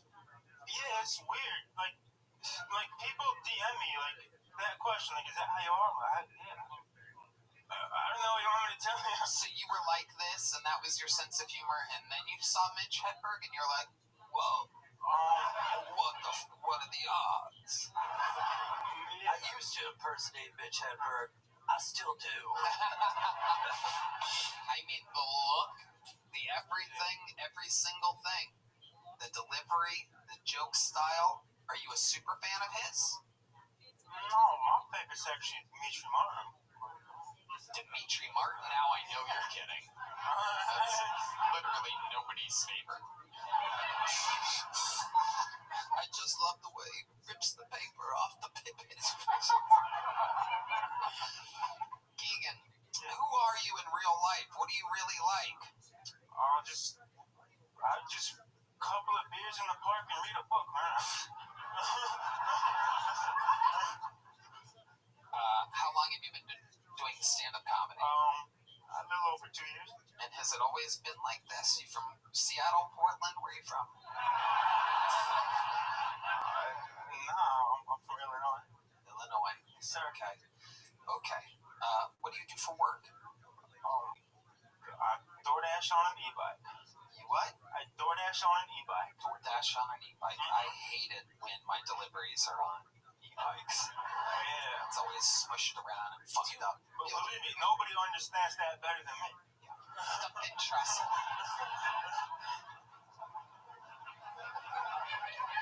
It is funny, like your spirit definitely lives on through him. Not quite as powerful, obviously, as the late great and super amazing Mitch Hedberg, but I mean, you two kind of got it down. You wrote those jokes. Yeah, Right. right? Yeah, no, I know. Duncan? I was just gonna say, it's too bad that they don't need Mitch Hedberg impersonators at kids' parties because I'm sorry. It was funny like 20 seconds ago. Yeah. So, every time you do a show, anywhere you go, every time you do stand-up, all the other comedians are like, God, this fucking guy's doing a Mitch Hedberg impression, right? Yeah. Some people wait outside the club to like fuck and say shit to me. Yeah. Have you seen Mitch Hedberg's stand-up? Yeah, it kind of freaks me out. How old are you? 31. 31. So when's the first time you saw Mitch Hedberg stand up? Were you a big fan of his at one point? Oh, at one point, I mean, dude, Dimitri Martin was my guy. Again, I hear you. That's funny and all, but seriously. We're all like witnessing, like, it is like a Mitch Hedberg impression. Did you always talk like this? Is this how you talk in real life?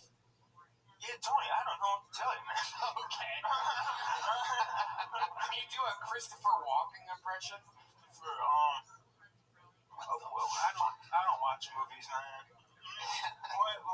Keegan, most interesting thing about your life, tell us. What would we be intrigued to find out about you? 31 years of experience and being Keegan Carmichael, tell us. I have a cast iron pan.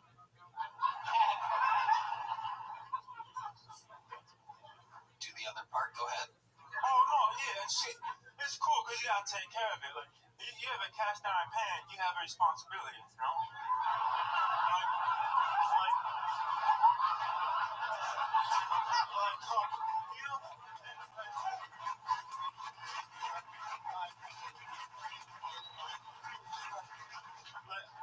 Like a lot of girls now, they're dog moms. You know, not me. Like, I'm the father to a pan.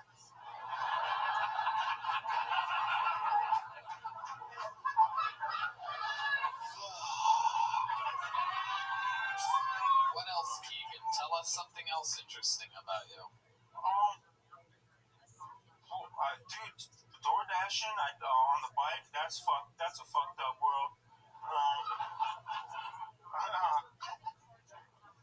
I have trouble sometimes because I fall a lot. Like I don't like the Texas cheerleaders. Because I was going really fast and they were on the sidewalk, and so I fell into the ditch. And I'm laying on the ground, and she looks over me, and she's like, "Is your bike okay?" I'm like, "No." And then like the lime scooters, they're in the way too. Well, you know, to me, a Texas cheerleader is like a lime scooter. I probably have to pay to ride you, but I just prefer you get out the way. Keegan, fun times. Here's a little joke book, my friend. There he goes. Keegan Carmichael.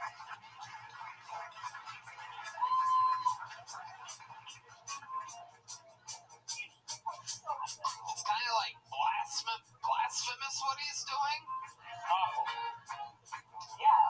He has good jokes. You could just do them like different, like his own self. It's Yeah. like literally acting. Yeah, and looking like him's kind of crazy too.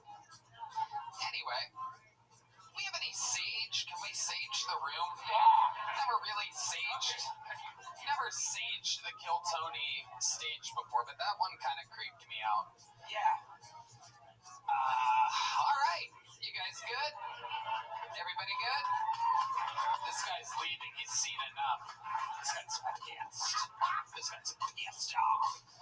Make some noise for your next bucket pull, ladies and gentlemen. It's Mike Gleason, everyone. Mike Gleason. How's it going? A lot of my friends say that I'm really hard to get gifts for. I don't think it's that hard to hop online and Google things to get for people with yellow teeth. As an fake smile. Sorry about that. I'm from Chicago. I'm in the dating scene here, which is pretty good. Took a chick out the other day, which was awesome. Opened up the car door for her, and she's like, "Look at this. Chivalry's not dead." I'm like, "Easy, bitch. My door sticks. I gotta climb in first, all right?" Chivalry. I don't know if you're cold. The window works just fine. But that's awesome. Really big fan of these these Waymos out here you guys got. They're pretty cool. Brings back the childhood in me. I used to throw snowballs at cars, which is pretty fun. But now I feel like you could just throw anything at these things, and you're feeding all these like vegans that are like hanging out in the streets doing yoga poses and stuff. All right, that's it. Okay, Mike Gleason. Fuck yeah. All right. Welcome, Mike. How long you been on stand-up?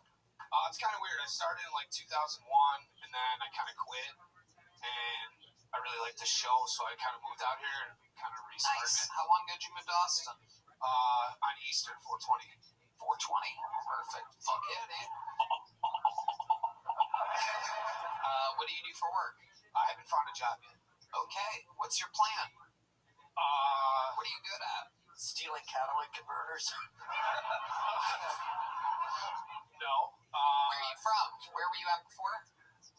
Chicago. Chicago. Construction. Yeah. This is what construction guys look like in Chicago. I guess, yeah. Okay. Yeah. Have you looked for a job in construction here? I have, yeah. How's it going? Not bad. I kind of actually turned down a few jobs, which is weird, but I just wasn't catching a vibe. Okay. How much money do you have saved up? Quite a bit. Like what? A lot that I don't want, like, my poor friends to reach out to me.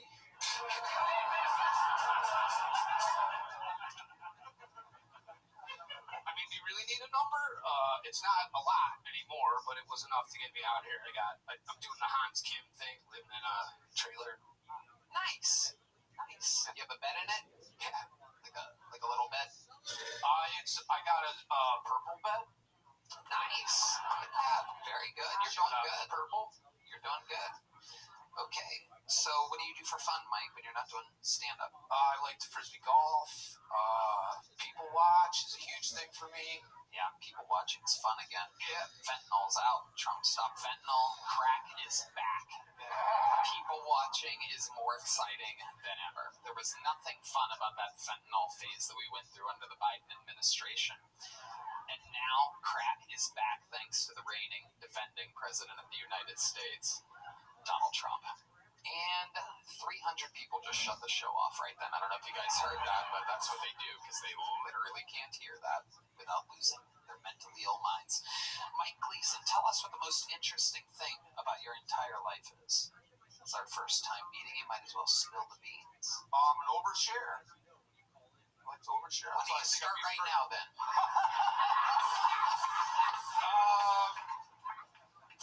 Yeah, all right. Fuck it. How I got my money? I worked for Tesla and got the shit kicked out of me for actually being the only one there who knew how to do shit. They like hired everybody out. Like, dude, I mean, I would not buy a Tesla or any of their products. They're horseshit. I know. Sorry. Wow. You don't want to hear that, but Engineer shit or what kind of... dude, it was like I was the only roofer there, and there was not a pitchfork in sight. And I was like, "What's going on?" You're a roofer? Yeah, solar roof. I did. Okay, solar And roof. like everybody was in You're Texas. at my house.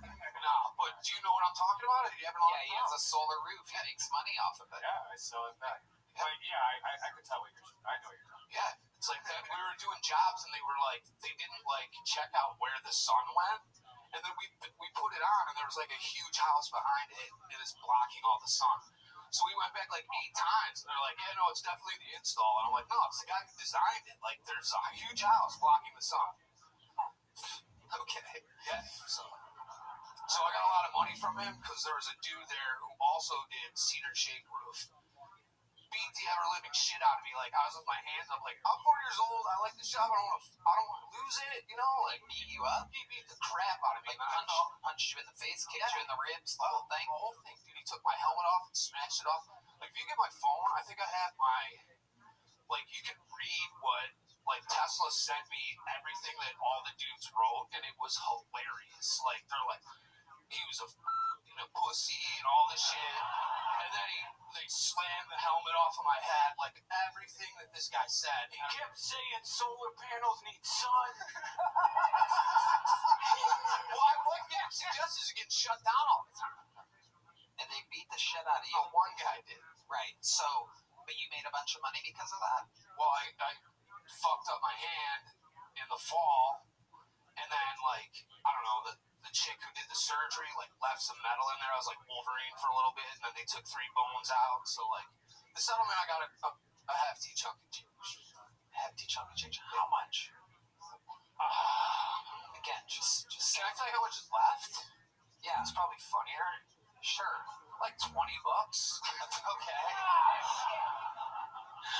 I'm buying leather jackets. It's the middle of the summer. Like, I'm not spending well. Wow. You had a female surgeon. Yeah. She left metal in. She was pregnant, too. Pregnant chicks hate me. Sorry. Why do pregnant chicks hate you? I don't know. They just smell my, like, singleness and never settled down. I don't know. They just hate me. All right. Pregnant chicks hate me. My coworkers hate me. The sun hates me.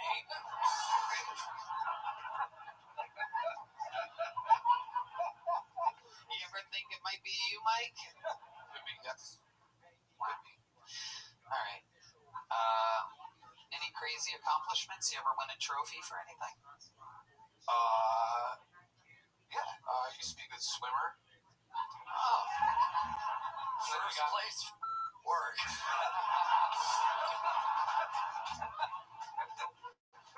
Fun times, Mike. Sign up again. We'll see you again. Mike Gleason, everybody. Oh, shit.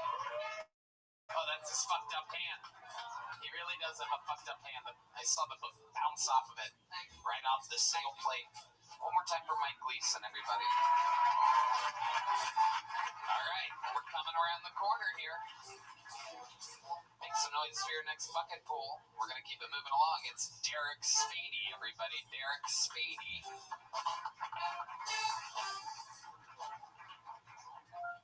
I recently dated a girl with an ego so big that she would yell out her own name in bed. She used to mess with me because it wasn't a very feminine name. Like, who names their daughter Rape? Let's get into some personal stuff. All right, when I was 6 years old, I told my parents I figured out that I was adopted. My mom was like, who told you? I was like, who told me? My sister's Asian. What am I, one of the slow kids? Even at age 6, you know 2 whites don't make a wong. And then after the divorce, they just, like, gave up on parenting. Like, I don't know how to do anything right. I kill so many houseplants. I call my home Planned Parenthood. If it hasn't been 3 months and I don't like the name, I'm yanking it out of that pot. Speaking of which, my girlfriend thinks I don't want plants because she caught me throwing seeds away in the shower one time. This isn't true. I love plants. I want plants very much. And I would love my plants no matter what. Even if they turn out to be transplants. All right, you guys have been great. I appreciate you. Derek Spady. Hi, Derek. You been on this show before? No, not before. Okay. You just look like everybody that's been on this show before. Welcome, welcome. How long have you been on stand-up? About 5 years. 5 years. You from here? No, I'm from Portland, Oregon. Portland, Oregon. Okay, there it is. I felt Portland energies earlier, and this is why I felt it, because you were coming up. Okay. How long have you lived here? So I'm here for about a month just doing stand-up. I got an Airbnb. Nice, just visiting. This is your first week signing up? Yeah. You lucky fuck. I know. Amazing. Odds were 1 in 300, and you nailed it. Are you often lucky in life? No. Right. What do you do for work? So I worked at a Kroger for the last 5 years, and now I'm just taking time off because I saved some Second money. Kroger shout out this episode. Absolutely It's incredible. almost as good as HEB. When I got down here, I was pretty blown away. You be careful. You be careful what you say. We were raised around Kroger's. We know Kroger's. Kroger's not really that close to HEB. Have you been to an HEB since being here? Yeah. What, 1? 3. 3? Yeah. And what types of things did you get from HEB? The produce is better than the produce I've had in Oregon, which No you would doubt. expect. It's out of this world. Did Yeah. you try anything from the deli meats, perhaps? No, not yet. Did you try any of the prepared things, like the fully stuffed jalapeno pepper? Yes. No, I Nothing think at all. Well, that's where you will find that there is a complete whole different universe, un-Kroger-like materials at HEB. The more you try it, the more you take chances, you will find to be fair, HEB reigns supreme. To be Around fair. here, we like to say, you know, with HEB, yeah, you know me. Nobody's ever said that before. but I said it. Well, in the Pacific Northwest, the Krogers are Fred Meyers. It's not exactly the same as the Krogers where you're from, so that's probably a difference there. Okay. Well, you got the crowd riled up right now. One thing you don't want to do is an anti-HEB rant in this room. You're going to need Hans's bulletproof vest. What do you do for work? So like I said, I worked at Kroger's, and then That's right. now I'm not. What were you doing there? Stocking shelves? No, I managed one of the departments, the holiday department. So it's The like what department? it's like the cosmetics, the shampoo, all that kind of stuff. Ew. Whoa. Worst part of the grocery store. No doubt about it. I hope you guys never stop talking about grocery stores. Well, I'll tell you. We're in Myers. You don't like grocery store talk, Duncan? You have a whole family. I love it. Everyone loves it. Everyone loves grocery store talk. What's your favorite aisle? Look at you two fucking grocery store hating ass guests I have here tonight. I hate them. I hate HEB. Duncan? Worst grocery store ever. Alright. For those of you just listening to the podcast, Ian and Duncan were brutally shot live in the room. Luckily, it was by Chris Celio and D Madness, who hit the ceiling multiple times, and Duncan and Ian ran out of the room. Alright. Derek, most interesting thing about your life that's ever happened or that you've ever done that we would find compelling here, the millions and millions of people watching right now? I won a couple film festivals for claymations. Oh, wow, claymation. What types of things were you making out of clay? So I do like a tavern that has like mobsters and monsters, and I had a bunch of short sketches that did okay. Very nice. Where can we find this work at? If you YouTube Bad Banana Studios or Bad Banana Clay's Tavern, it should pop up. It's been a while since I've posted stuff, but yeah. Bad Banana. Straight to Fat Banana. Very interesting. Very interesting how you spell banana. Banana, according to Red Band, is B-A-N-N-A-N-N-A. For those of you that have your How Retarded is Red Band bingo card out, that is 4 N's in the word banana. Ladies and gentlemen, this is who I've worked with side by side every Monday for 12 years, and I have never once shot myself in the head. Anyway, very cool. You must get all the claymation pussy. How's that going for you? I mean, it's so time consuming. You basically spend all your day in a room. I do have a girlfriend though, so. Nice. What does she do? She also works at a Kroger. Yeah, what is she? If you work in the cosmetics aisle, I must know, what section of the grocery store does your girlfriend work in? She took over for me when I left. Wow. So she's in cosmetics. Is she still in Portland? Yes. So you're here and she's in Portland, but it's only for a month. Yeah. Wow. Incredible. What do you miss most about her? Well, so Pussy hole, right? The answer. No, I'm kidding. Go ahead. No, It's so weird because it's like a professional job, right? Colbert's out there getting fired, and meanwhile I'm like, what do you like, your pussy hole? And I'm like, thriving. It's crazy, right? Doesn't make any sense. Yes.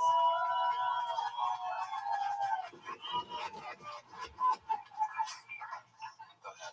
She's really funny. For instance, the other day after we had sex, I was like, man, we should figure out some more activities to do. I'd love to do some art together. She goes, I thought we just made art. I was like, it's pretty funny. Guess you had to be there. Okay. You had a good set, right? We like Derek. There's a big joke book there, Spady. Congratulations. You were on Keltoni. If you're here for another month, sign up again. Congratulations. There he goes. Make some noise for Derek, everyone. And your final bucket full of the night. Ooh la la. Sweet, sweet, sweet. Les combattants. Wah, wah, wah. Make some noise for Trent Richards, everybody. Trent Richards.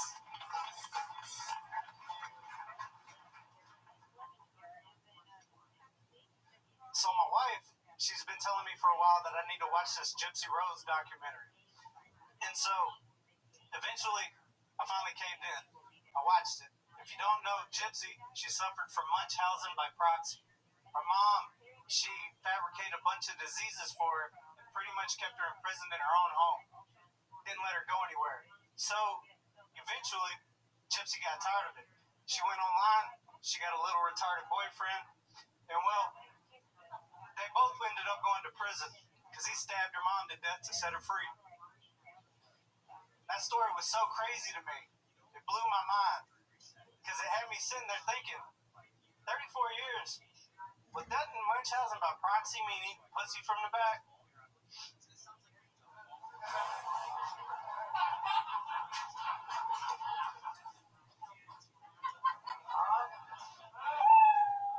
That's my time.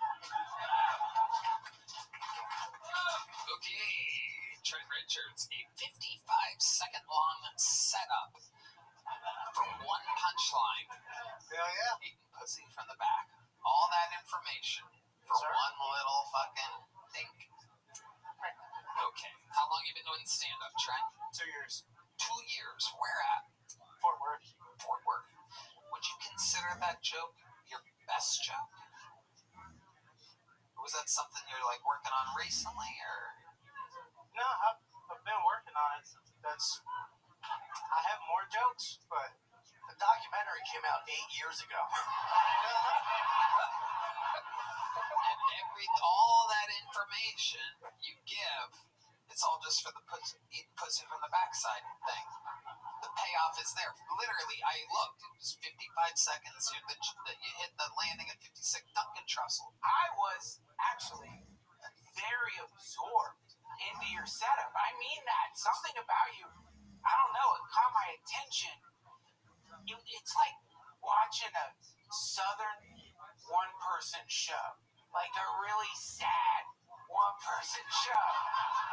You know what I mean? Like, it's like he's an actor. Like, you really, like, if there was some nice, like, if he redid that, in Red Band, you played, like, the Civil War soundtrack. It's a good idea. I actually like this idea. Look up some. Watch this, watch. Don't even do the punchline. Actually, why don't we have the band play some? You guys have, like, is there a way to do generic, like, Civil War music? Like, But you have to do it like, my dear Gypsy Rose. nice and easy, nice and easy. Ladies and gentlemen, here he is. Do it again. Trent Richards. So my wife, she's been telling me for many years now that there's this Gypsy Rose documentary, and that I might just need to sit my white ass on down and give it a view.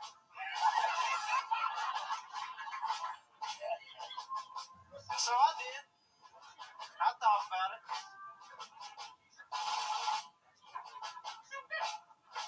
And after some mighty long viewership. All right, I'm going to stop you there. That was fantastic. Trent, what do you do for work? Deliver groceries. Whoa. Here we go. $1 billion question coming at you. $1 billion question coming at you. What kind of groceries do you deliver? HEB.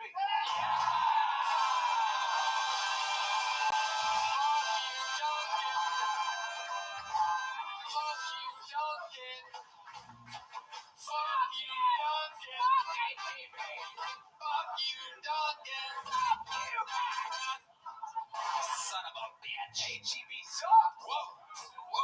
Still hurts every goddamn time.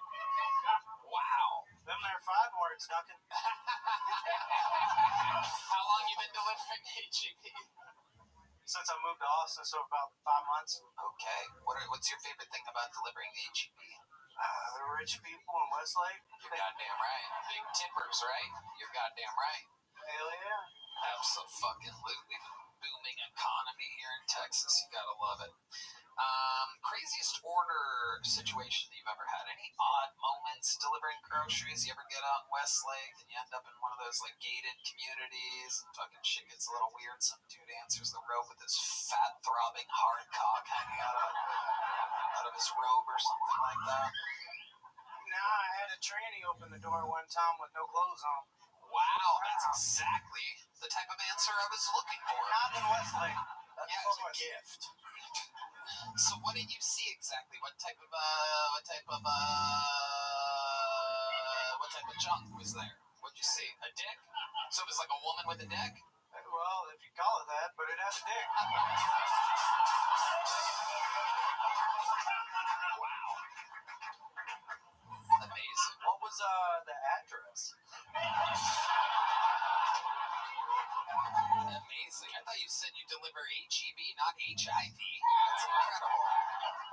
All right, Trent. Well, fun times. We got through it, that's for sure. Here's a little joke book. Sign up again and do a different bit next time.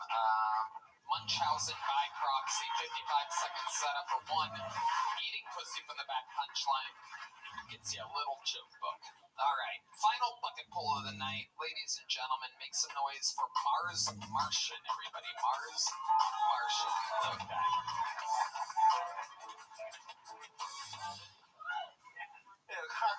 Magos. I don't know, I'm feeling cute. I might come later. Yeah, with a fistful of cocoa butter. In the mirror. Alright. I don't know, guys. Anybody ever break a long no-fap streak by beating every side of your dick roll? It's a question for the ladies. I spent 22 days no-fap just so I can Indian burn all the cum out of my body for 45 minutes. I don't know if I'm doing it right, but I defeated no-fap.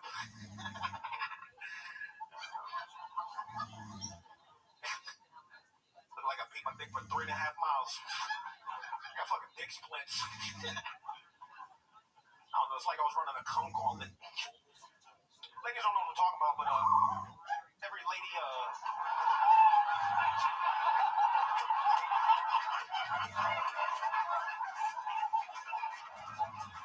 Somehow the most racist moment of the show. A noise by Red Band playing the Jungle Bird for Mars Martian. That sound is called Jungle Bird. Before you think I am dropping a slur, the button is called Jungle Bird. Hi, Mars Martian. You did it again. You've been on the show a few times before. It's always pretty much an absolute embarrassing bomb fest. And yet you've done it again, chuckling your way through a set about completely jerking off. Ian Fidance, our senior jerk-off correspondent. Thank you, Tony. Most of your set was talking about no fap, but most of it made me no laugh.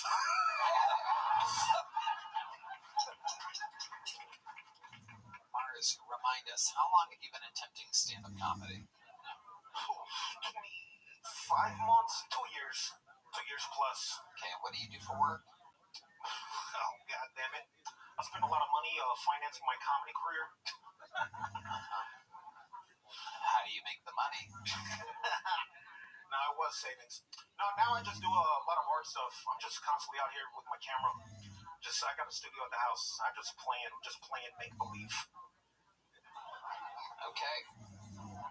And where is your brother Diddy Kong right now?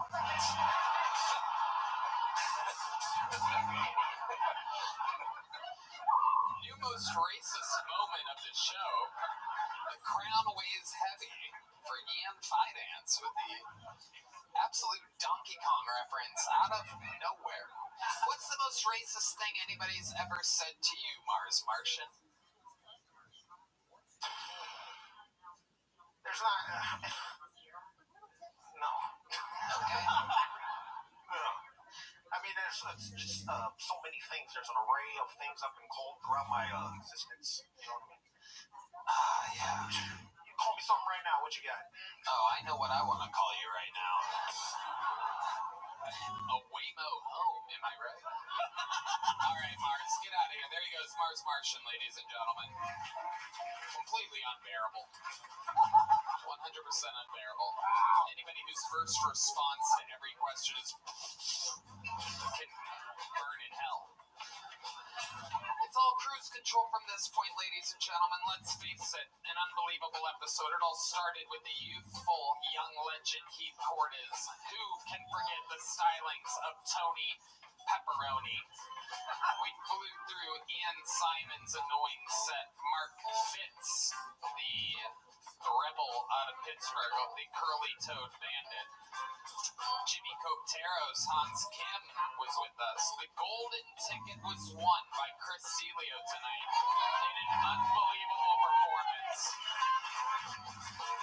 We literally had a sociopathic young Mitch Hedberg pretending like he didn't know that he was doing a Mitch Hedberg impression.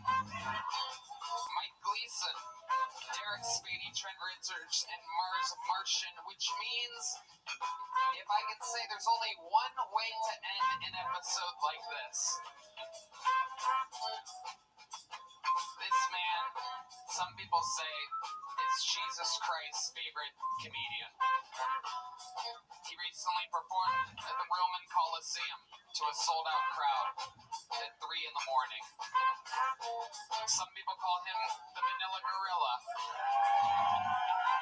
the Memphis Strangler, the Talk Space Tycoon, the Opus of Open Phone, the Tyrant of Tacovas.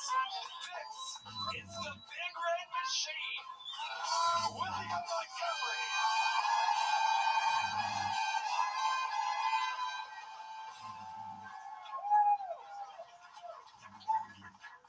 So they announced there was no Epstein list, and for some reason Redband started crying tears of joy and screaming, "Free at last! Free at last! Thank God Almighty, we free at last!" A woman from Thailand filmed herself having sex with a bunch of Buddhist monks over a 3-year period and then blackmailed millions of dollars out of them to keep quiet about it. Bangkok indeed. Hey, Redband, remember that boy band 98 Degrees? Yeah, that's 98 more degrees than your dumbass ever got in college.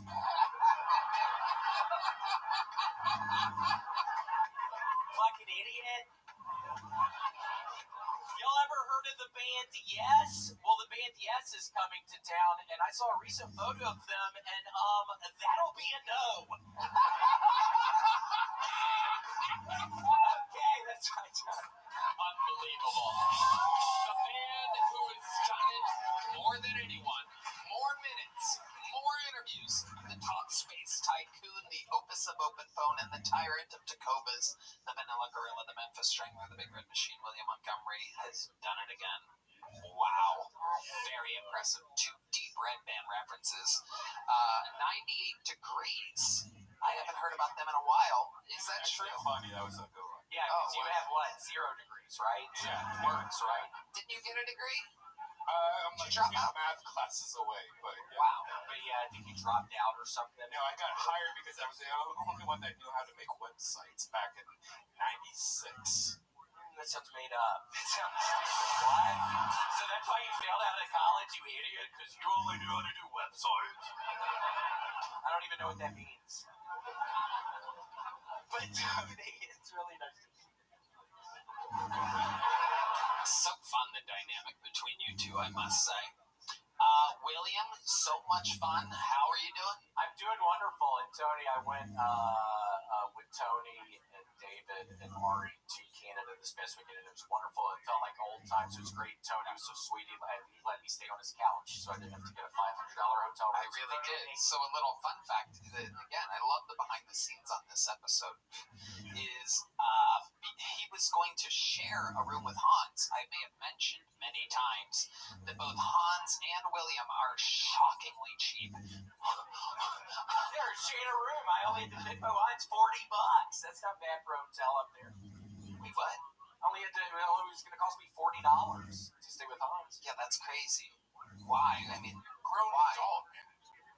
Again, the amount of money you guys are making is criminally insane to not buy your own hotel room. But a fun fact is that since we found out that Hans forgot his passport in Denver, William started panicking when we got picked up. in Canada. Oh man, I don't even have a room. I'm like, what do you mean you don't have a room? He's like, I was gonna share a room with Hans, and it was under Hans's name. I don't know what to do, Tony. You know, the whole thing. You let me stay on your couch, I think. And I did. I got to hear you breathe at one point in the middle of the night. I could hear him breathing. It wasn't a snore. It was more like an open mouth, like. It was actually quite nice. It helped me fall back asleep. I'm like, oh, it's a sweet noise. White noise. Yeah, it was. It was like a white supremacy noise. So yes, we had a lot of fun. Big fun gig in Edmonton, Canada. What stood out to you, William?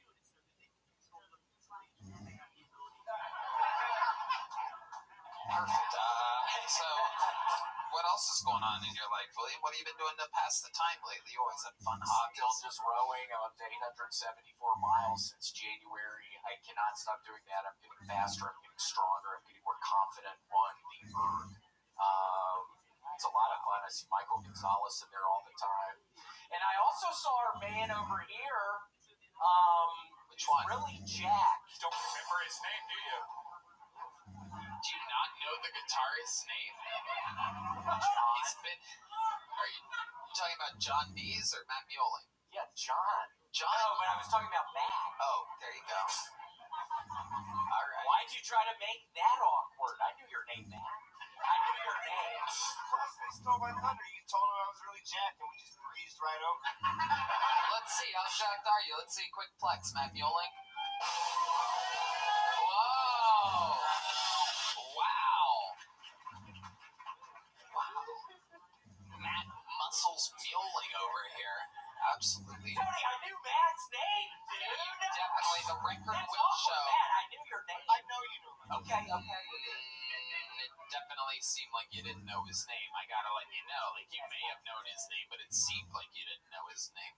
Why don't you name everybody up here real quick? Why don't we go from this side down? We're gonna start over here. So go ahead. The guy's name that you knew was Matt Mueling. and this is John D. and this, of course, We is got D-Man. and we know that you know. Dude, we got Michael Gonzalez. Yep, and welcome to the hard part. Here we go. Got my man Carlos. You know his last name? What is your last name, Carlos? Well, you can't ask. Okay. And I love both of y'all, but I can't think of y'all's names. Seriously, it's nothing personal. I swear to God. What are y'all's names? Fernando. Okay, there's some definite cheating going on over there. Just heard the whole name being said. And Raul. Ooh, very good. Wow. Absolutely. Awkward. Good job.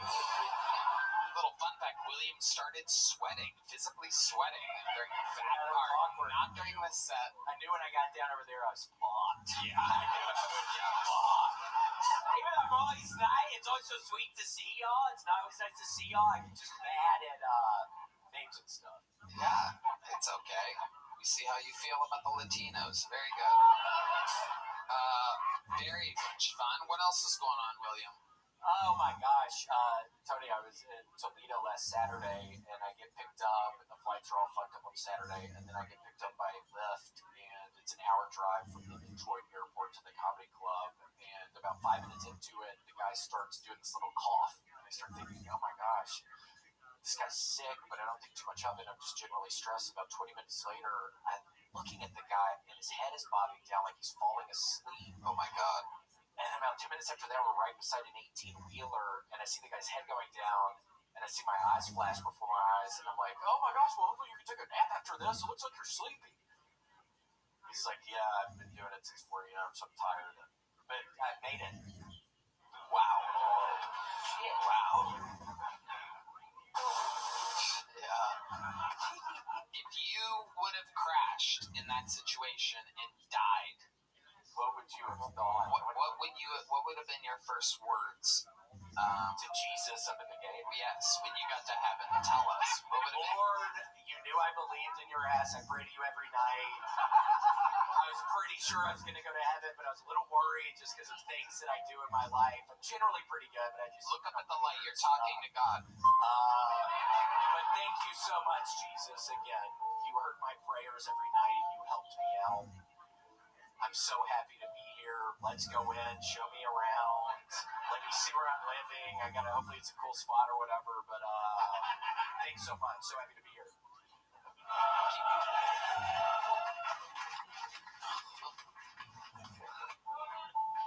I was gonna be God, but let's just skip ahead. And Duncan, I'm with you, dude. I can't fucking stand HEB. Thank you, Randall. Wait a second. Hold on. I'm getting word that if you would have crashed, you actually would have ended up in hell. So, so go back to the light, and now you're burning in hell. But Jesus is like, hey, do you want to? The red spot. How about a hand for Kino back there on the light? We've never even seen a red spotlight before. Didn't know it was possible. Okay, now you have to negotiate. You're begging the devil to let you out. No, it's the devil now. You're trying to convince the devil that you want to get out of hell. Devil, here's the deal. I grew up going to church. I'm confirmed in the Episcopal Church. I prayed every night. You can ask Jesus about it. I talk to his ass every night. This is a horrible mistake. I get it. Your actions are louder than your words. And that's always what I was worried about, because I pray a lot, but then I think, oh, you're doing some bad stuff on the side. Jesus can see everything. And so here I am, and I'm just saying this is a giant mistake. Please get me up out of here. I need to get out of here now. I'm not staying here. Unfortunately, when you were on Earth, you talked shit about the HEB. So you must stay here and burn forever.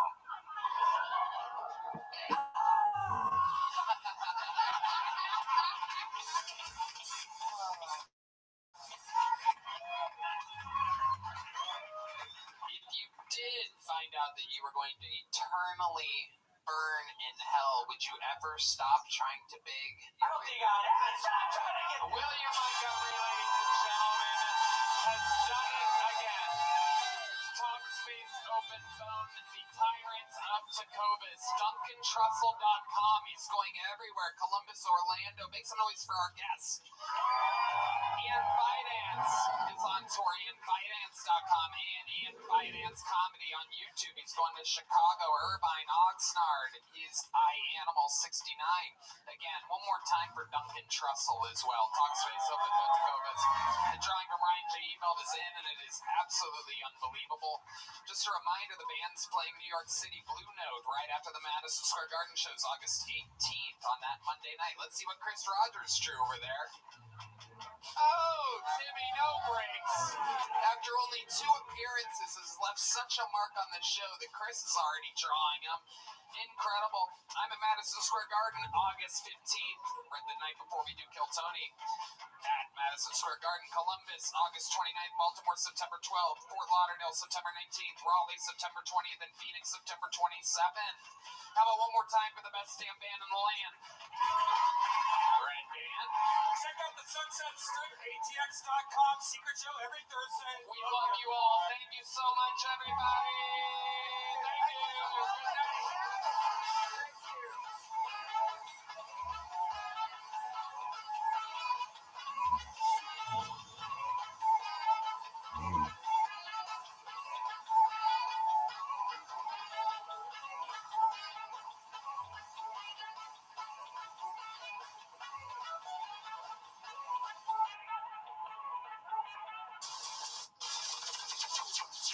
The Sunset Strip Comedy Club in Austin, Texas is now open.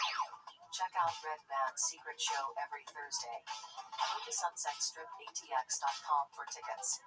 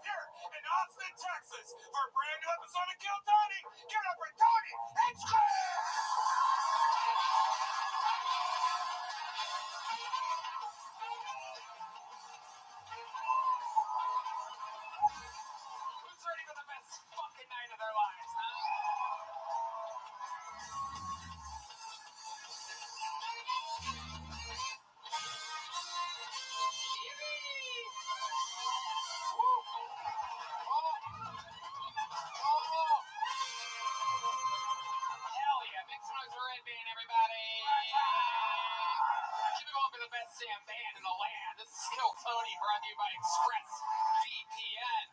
Carlos Sosa, Raul Vallejo, Fernando Castillo, Nachos Belgrande, Michael Gonzalez, Sweating Bullets, Big Mike. On the drums, Matt Mueling on the electric guitar, John Dees on the keys, and that is Deep Madness live in the flesh, ladies and gentlemen. An absolute scorcher. We're sitting here at 81.1 degrees Fahrenheit, 71% humidity. The AC guy is here. Make some noise for the AC guy.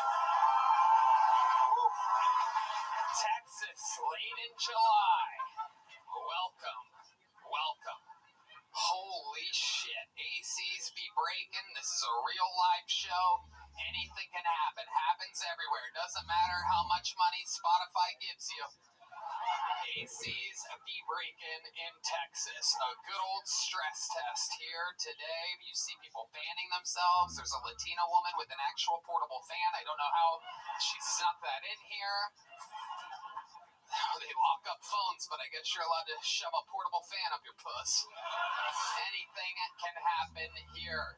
As you can tell, this is an action-packed episode. Before we get started, here's a little bit more from the amazing sponsors that made it all possible.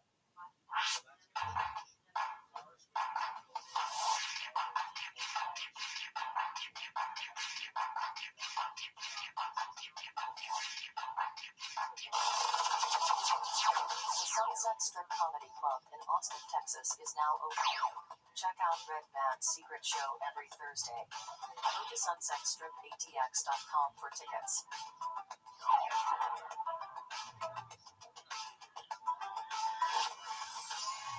Who's ready to start tonight's fucking show, huh? Well.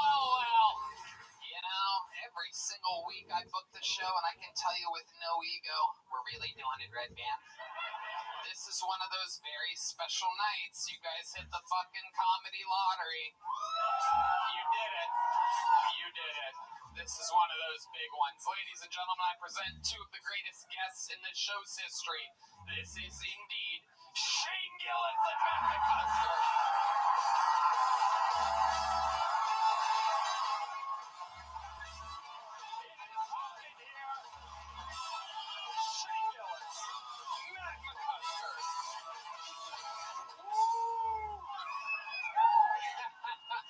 It's crazy how much hotter it is out here.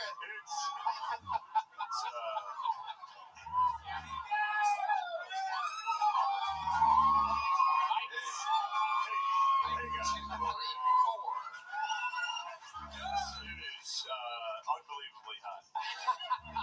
Like, fucking blows. It is incredible. I don't want to bring it up because I know that, you're thinking about it. The crazy thing is that the AC works well in some places right now. The other room, which is an open mic filled with absolute bottom of the barrel peasants, they're chilling 69 degrees in there. The green room, 71 degrees, right behind that curtain. Very, very nice. It was nice right behind there, Matt, right before we went home. It's like, it's not that bad. I was like, wait till we fucking This is where God has decided the heat will lay tonight. Matt, how you feeling down there? Pretty good. I'm thinking we can like alternate breathing between guys and girls every 30 seconds. We're going to have to come up with some kind of plan. The AC guy is here. I'm going to ask management, if anyone's listening, wave to me before he leaves. I want an update. Maybe we can get the AC guy to agree to a quick appearance, live appearance. Maybe he can explain himself. Whatever we do, do not let that guy fucking leave without giving me some kind of signal. I know he was just planning on another quick stop on a 6th Street fucking dungeon-esque bar, but he might end up in front of 5.5 million people real quick. Who gives a fuck? Right? Should we harass the AC guy? Anything can happen here. You guys have been guests numerous times on the show. 305 human souls signed up for tonight's show. Matt and Shane know what the fuck is up. The bucket gets crazy. They get 60 seconds uninterrupted. Then their time is up and they hear the sound of a kitten. That means they have to wrap it up then, or else they bring out the Angry West Hollywood Bear, which interrupts them. I conduct an interview. It's going to be a lot of fun watching them truly physically sweat tonight. They are in for the shock of their lives.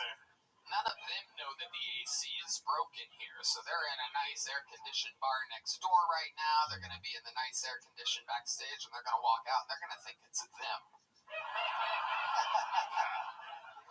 So let's have some fun. Before we get to that first bucket pool, I have a golden ticket winner here ready to debut a new minute of stand-up comedy. We're going to watch them all together. One of the greatest golden ticket winners in the history of the show. Ladies and gentlemen, make some noise for your first comedian of the night. This is Martin Phillips, everybody.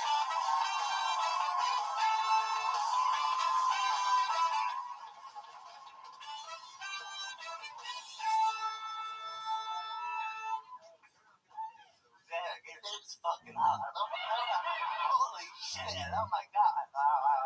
Okay, growing up, I didn't have any Jewish friends, not on purpose, but I was never invited to a bar mitzvah. I think it's too late, you know, I think people would take notice that I specifically hung out with 13-year-old Jewish boys. I was like, no, I just want to party with them, you know, damn, it's still the danger. Anyway, circumcision started because God told Abraham to do it. He also told him to kill his son, and he took it back as the past. So maybe he waited too long to say something. You know, he came back. He was like, oh, by the way, you know, oh crap, you did it. Looks great. You told everyone to do it. Yeah, that's the thing now. Okay. Martin Phillips with a brand new minute. Acknowledging the heat up top. How does the heat affect your condition? I just sweat like a motherfucker. Anything else when it gets real hot? Can you like straighten out your legs or anything? I think I just get heat exhaustion, I guess. Okay, so you're human other than... Yeah, I'm a heavy sweater, so I'm definitely gonna trip up here. Okay. Heavy sweater, you're dressed for the occasion. You're one of the only people wearing shorts tonight on the crowd. Yeah, you texted me like 15 minutes ago, so perfect. Nobody needed to know that, but I guess that's fine. Yeah, I needed a last-second opener there, Martin, and gave you the opportunity of a lifetime, but I guess you exposed my lack of preparation in front of the world. I didn't have time. Yeah, if he's gonna toss pants on, you gotta give him like 4 hours. You gotta call him on fucking Friday. Hey, go. Brother, we're gonna need names by Monday. Me too, by the way. Oh, shit. Martin, you ever have a bad experience putting on your pants? No, I can fit them on.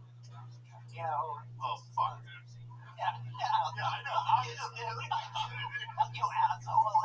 Yeah. Or, yeah, there was a button-up shirt. They made me, but man. Get them on, you know. That looks smooth as hell. That was nice. Yeah. Yeah, that's better than me. I gotta, like, lay down. Thanks, that fuck. I deserve that. My joke was better, but yeah. Martin, what else has been going on in your life? I don't know. I got sweated my glasses are fucking up. I bought a new car. Myself, yes. Wow. Not because I crashed the old one, okay? I just needed a new car.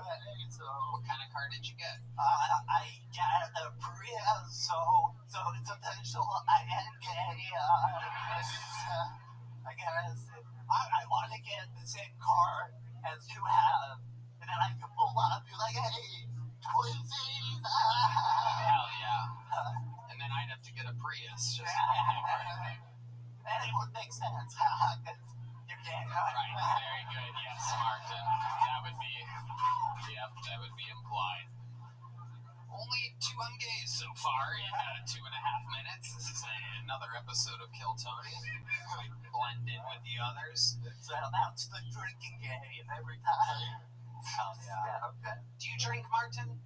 Sometimes. Ari Maddie tells us some crazy Dude, tales. that's not even true, dude. Ari's been saying shit. I'm like, I go to bed. Ari is the one out till 6 a.m.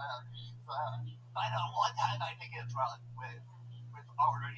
You got drunk? Yeah, I was drunk, yes. And it doesn't make me look any more evil.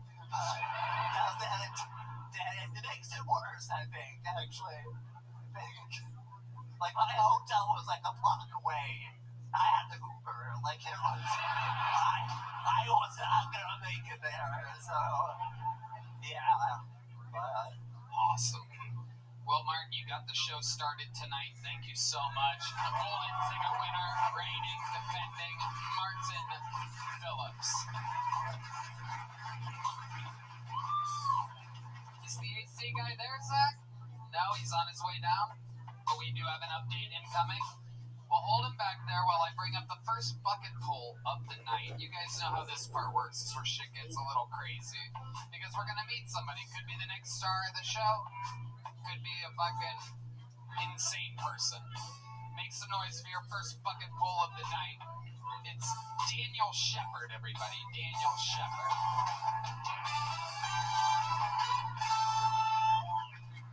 So my birthday's coming up in a few days. I think I look great for 36. The problem with that is I'm turning 26. So that fucking sucks.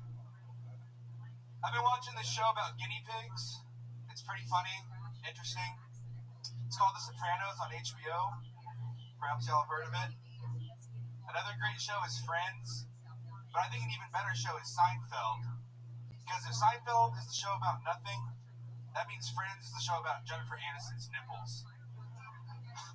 I forgot to equate how they were similar. I'm a little nervous. I just had some sushi recently.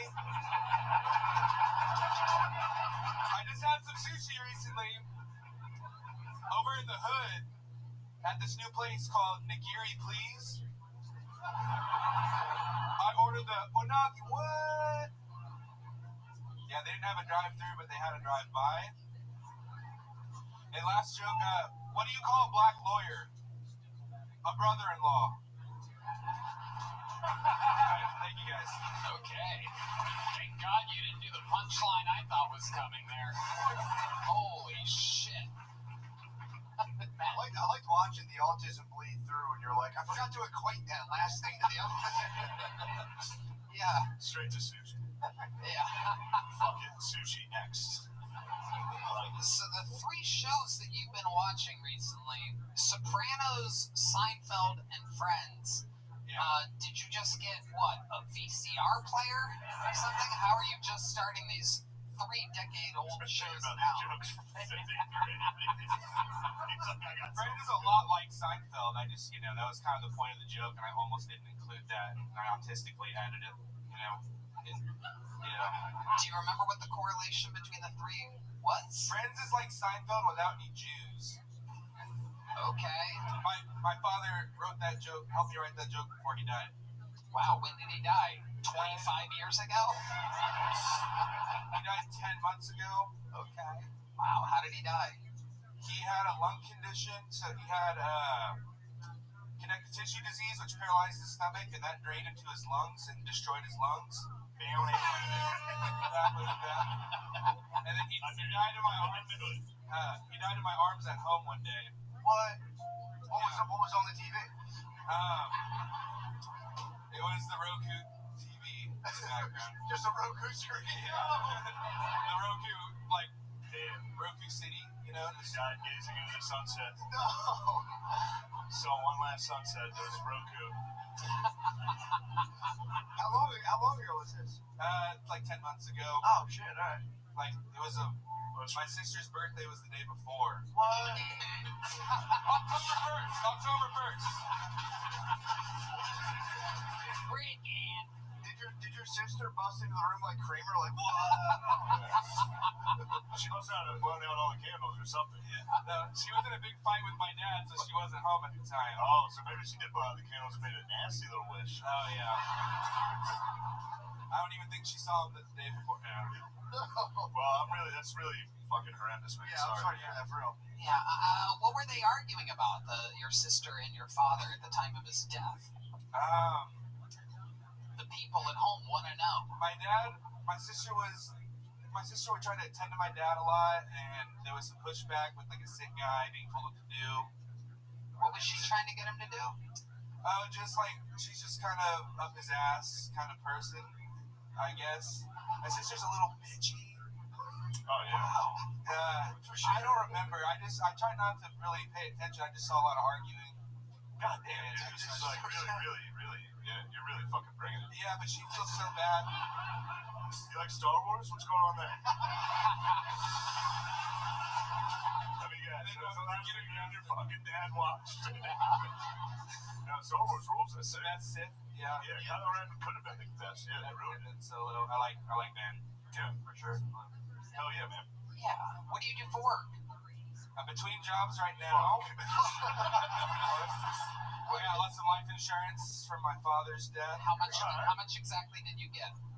$70,000. $70,000. I probably would never talk about that. I don't know why I just nonchalantly said that. No, you're finding the silver line. You got 70 G's. And yeah, it's over halfway gone. Question: did your sister get the same amount? No. Wow. Sister got cut out of the life insurance. Mostly. Wow. Poor thing. Wow. I feel bad for her. I mean, you just called her a bitch in front of 5 million people a minute ago, but now she's a poor thing that you feel bad about. Yeah. Okay. It's like that. All right. Very fun. And how much more of the 70,000 do you have left? It's been 10 months. You don't have a job. What are we at now? 25,000. 25,000. It's going fast. It's going fast. So what's your plan? What type of job are you looking to get? I was into welding for a minute, but that's kind of, laborious and hard to juggle comedy. I burned myself really bad here. And then I'm looking into some kind of audio video thing. I'm really good with that. The hiking background and stuff. All right. Short post. Well, there you go. Daniel, well, welcome. Congratulations. You got on the show. Thank you, guys. Yeah. Thank you so much. Daniel Shepard, everybody. There he goes. Appreciate it. Oh, here's a little joke book, Daniel. There you go. Nice catch. Ladies and gentlemen, I'm getting word that the man that we all want to talk to is here.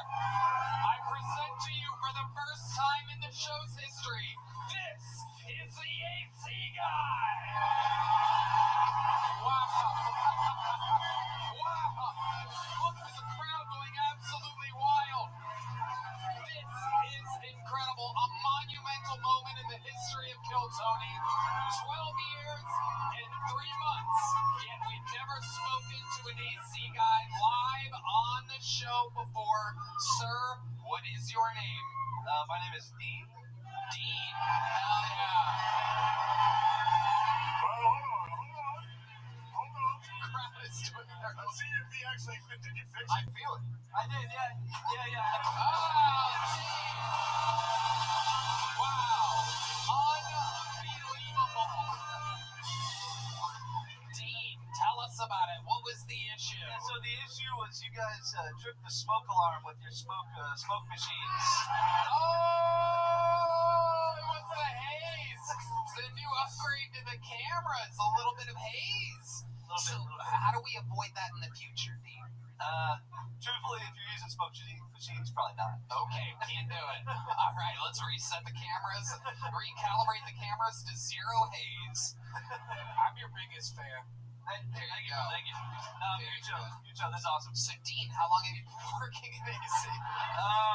About 8 years. 8 years. Wow, you're very good at what you do. I noticed that it wasn't long that you were here. You came here about 5 to 10 minutes before the show started. You were able to figure it out.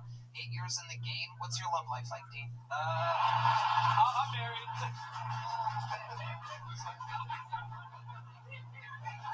No, I'm married.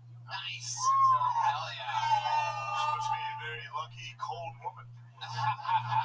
it is pretty cold in my house. Yeah, hell yeah. Hell yeah. Well, Dean, have you you ever thought about trying stand-up comedy? Do you like comedy? No, I'm about to have a fucking heart attack. I love it. I love it. Well, we were all about to have heat stroke before you came around, so now we're even Stevens. Dean, thank you so much. Make some noise for Dean.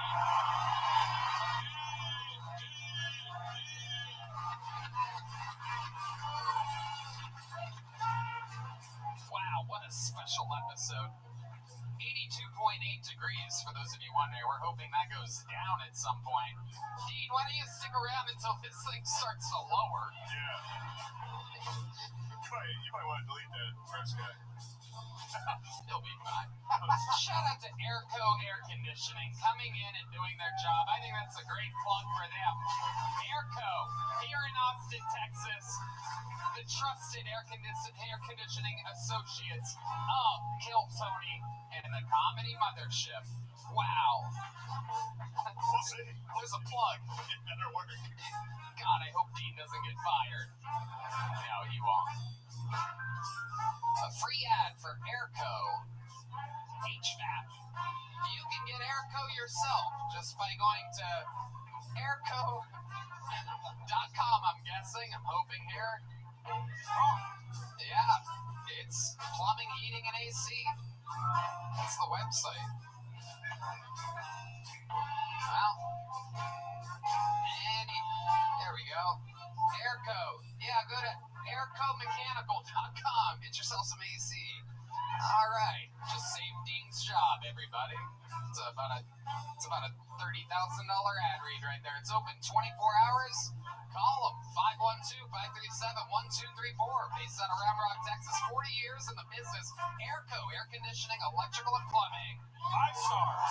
All right. Hello there. This podcast is sponsored by Talkspace. Talkspace is the #1 rated online therapy, bringing you professional support from licensed therapists and psychiatrists that you can access anytime, anywhere. It's easy to get started. You can easily sign up online and get paired with a licensed provider, typically within 48 hours. Talkspace makes getting help convenient.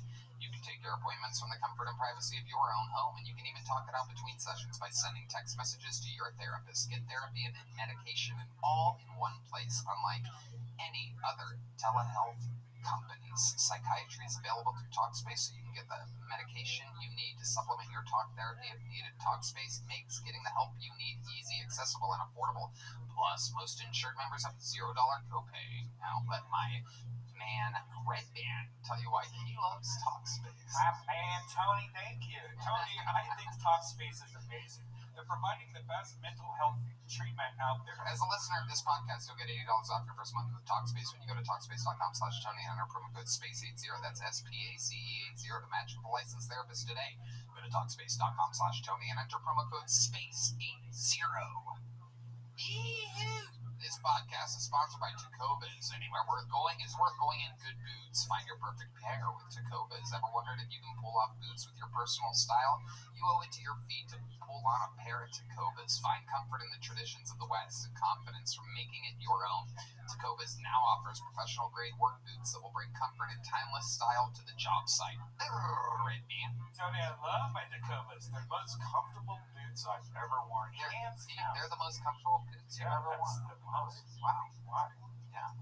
I wear these, and you should too, Tony. Plus, with Tacobas Best in the West guarantee, you get free returns and exchanges for 30 days. Right now, get 10% off at Tacobas.com/KillTony when you sign up for email and text.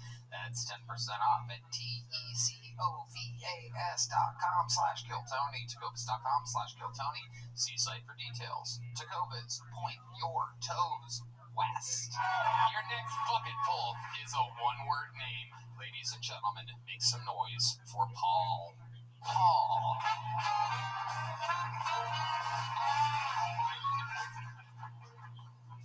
Islamic terrorism.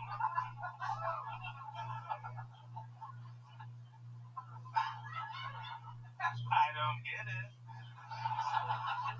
72 virgins? I don't even get in a bed for less than 100 virgins. Wow. Thought this would be easier. I was so nervous this is my first time. I was so nervous backstage. Even after I ripped a couple out. That's right. I'm an assassin.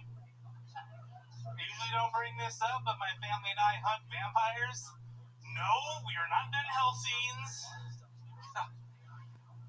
You're not knee-deep in vampires right now because of one family. I apologize.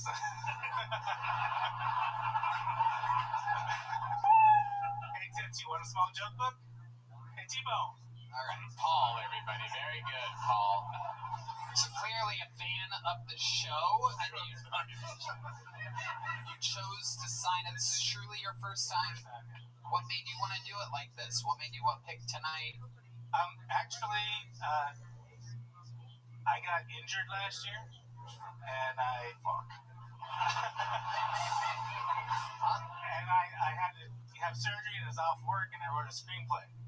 And I wrote a screenplay for William Montgomery. So I'm trying to. I thought if the set was good. Well, if this was a taste, we need more.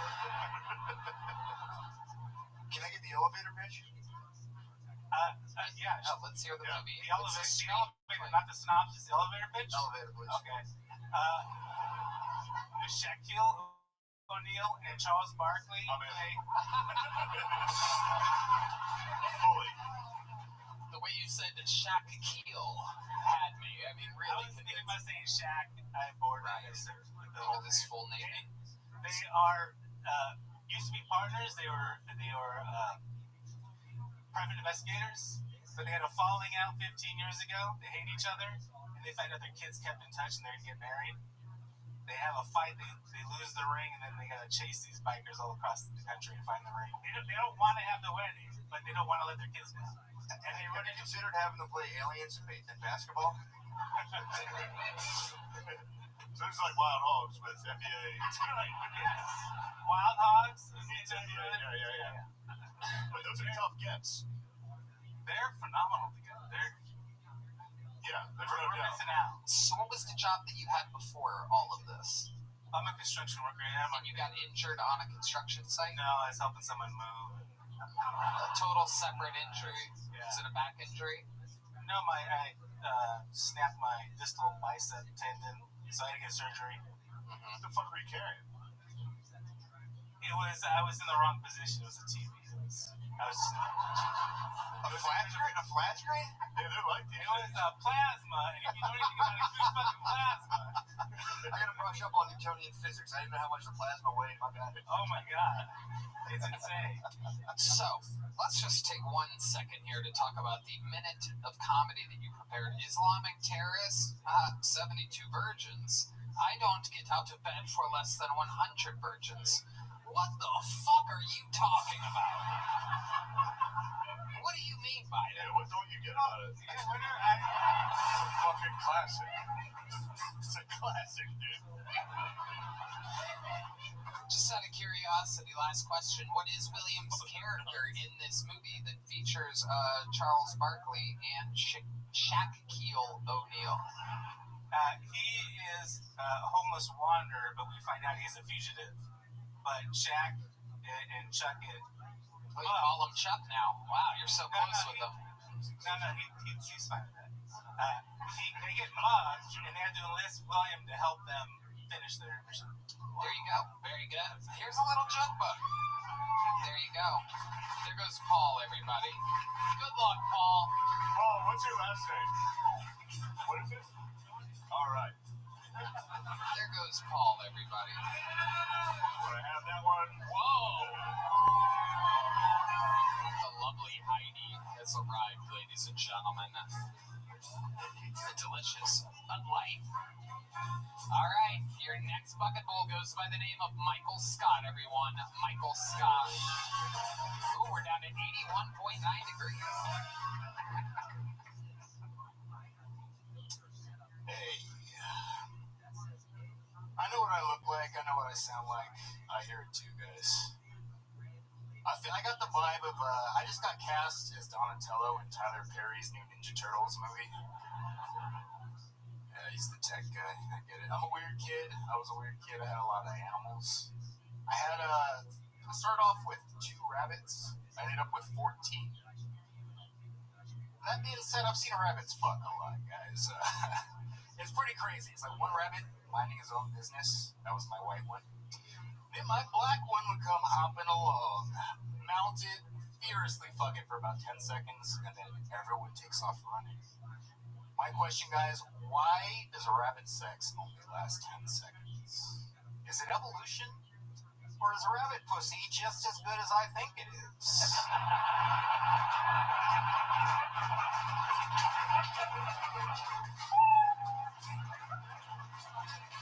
Hell yes.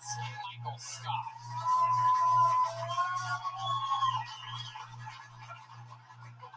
Wow. Is this true? You have that many rabbits? No, technically I had guinea pigs, but rabbits fuck like crazy, so it's funnier, you know. Wow. Guinea pigs appears to be the magical word combination of the day. Really? It's been used by 2 out of 3 bucket pools in an unprecedented anomaly. So, Michael, how long have you been on stand-up? 8 years. 8 years. Where at? Fresno, California, Bakersfield, California. Wow. Is that where you still live?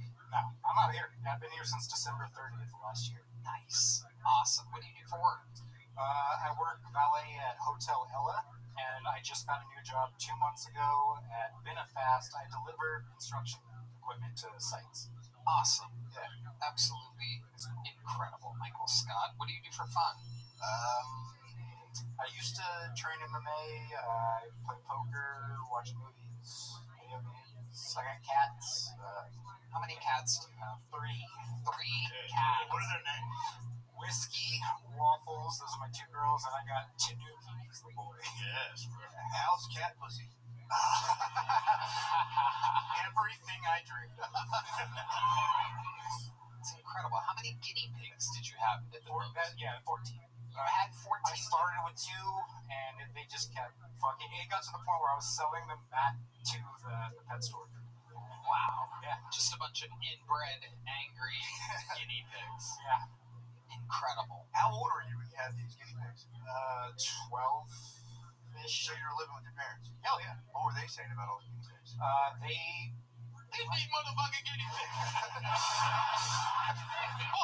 You better get me motherfucking guinea pig. All right. Now, what did they say? Please, sir. Okay. I saw an opportunity. Everybody relax. Guys, relax. Please, motherfucking guinea pig. This man, you fucking bet you'll be stinking, Michael. All right. It did stink. See, this is what they said, right? Yeah. Did they kind of sound like that, or did they speak perfect American English like you? They're my mom. Yeah. Oh yeah. Okay. She sounds like me, just not like the guy. Perfect. Northern California blast. So you had how many of those guinea pigs were in your room at once? All. So you had 14 in your room. Yeah. And you were jacking off in there in front of 14 guinea pigs. How many times did you jack off in front of 14 guinea pigs? A lot. That's so many I perform better in front of a crowd. What can I say? You could hear them. You had to be able to hear them while you were jacking off. Yeah. You're like, Whiskey, be quiet. Yeah. Michael Scott's trying to jack off around here. My mom accidentally killed 4 of them once, though. Ooh, how did she do that? She's not gonna like that. When I was, she's gonna be much madder at my impression of her than. I think you're right. I was at school one day, and I had them in 3 separate cages, and she took one of the cages because she said it was a hot day, so she wanted to give them some air. So she took the cage and put it outside in the hot sun. She killed them on purpose. I think I had 3 too many. One survived. You had a lot of guinea pigs. Yeah. If you were my son, I would have. I would have put those guinea pigs in a bag. You gotta smack them. Say, stop watching my son jack off. You fucking perverts. That's why I got them. Behold. Behold, my son. My children. Did you bury the dead? Yeah. Where'd you bury them? Backyard. Nice. What type of, did you put up like a monument to them? A shoebox. You didn't put anything above shoes. They were like Pumas, too. put anything above ground to commemorate? No, not You around. didn't even give a fuck about that much. I didn't. I was a kid. I didn't know tombstones were. Right. Definitely. The one that survived didn't have any special powers, or He was the first one. He started the whole thing. His name was Hammy. Hammy. Yeah. Hampton J. Guinea Pig. Wow. What did the J stand for? Jenkins? Jew. Oh, Jew. I love it, Michael. He was Jewish. What's a... Were the other hamsters Jewish in this mass genocide?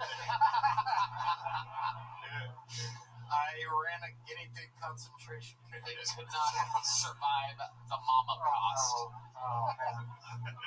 Wow, Holocaust. Did she ever explain herself why she really said She said it was hot. I on thought the they inside? air. You know what? Honestly, if there were 14 guinea pigs in this room when I got here tonight, I would have sat 4 hours.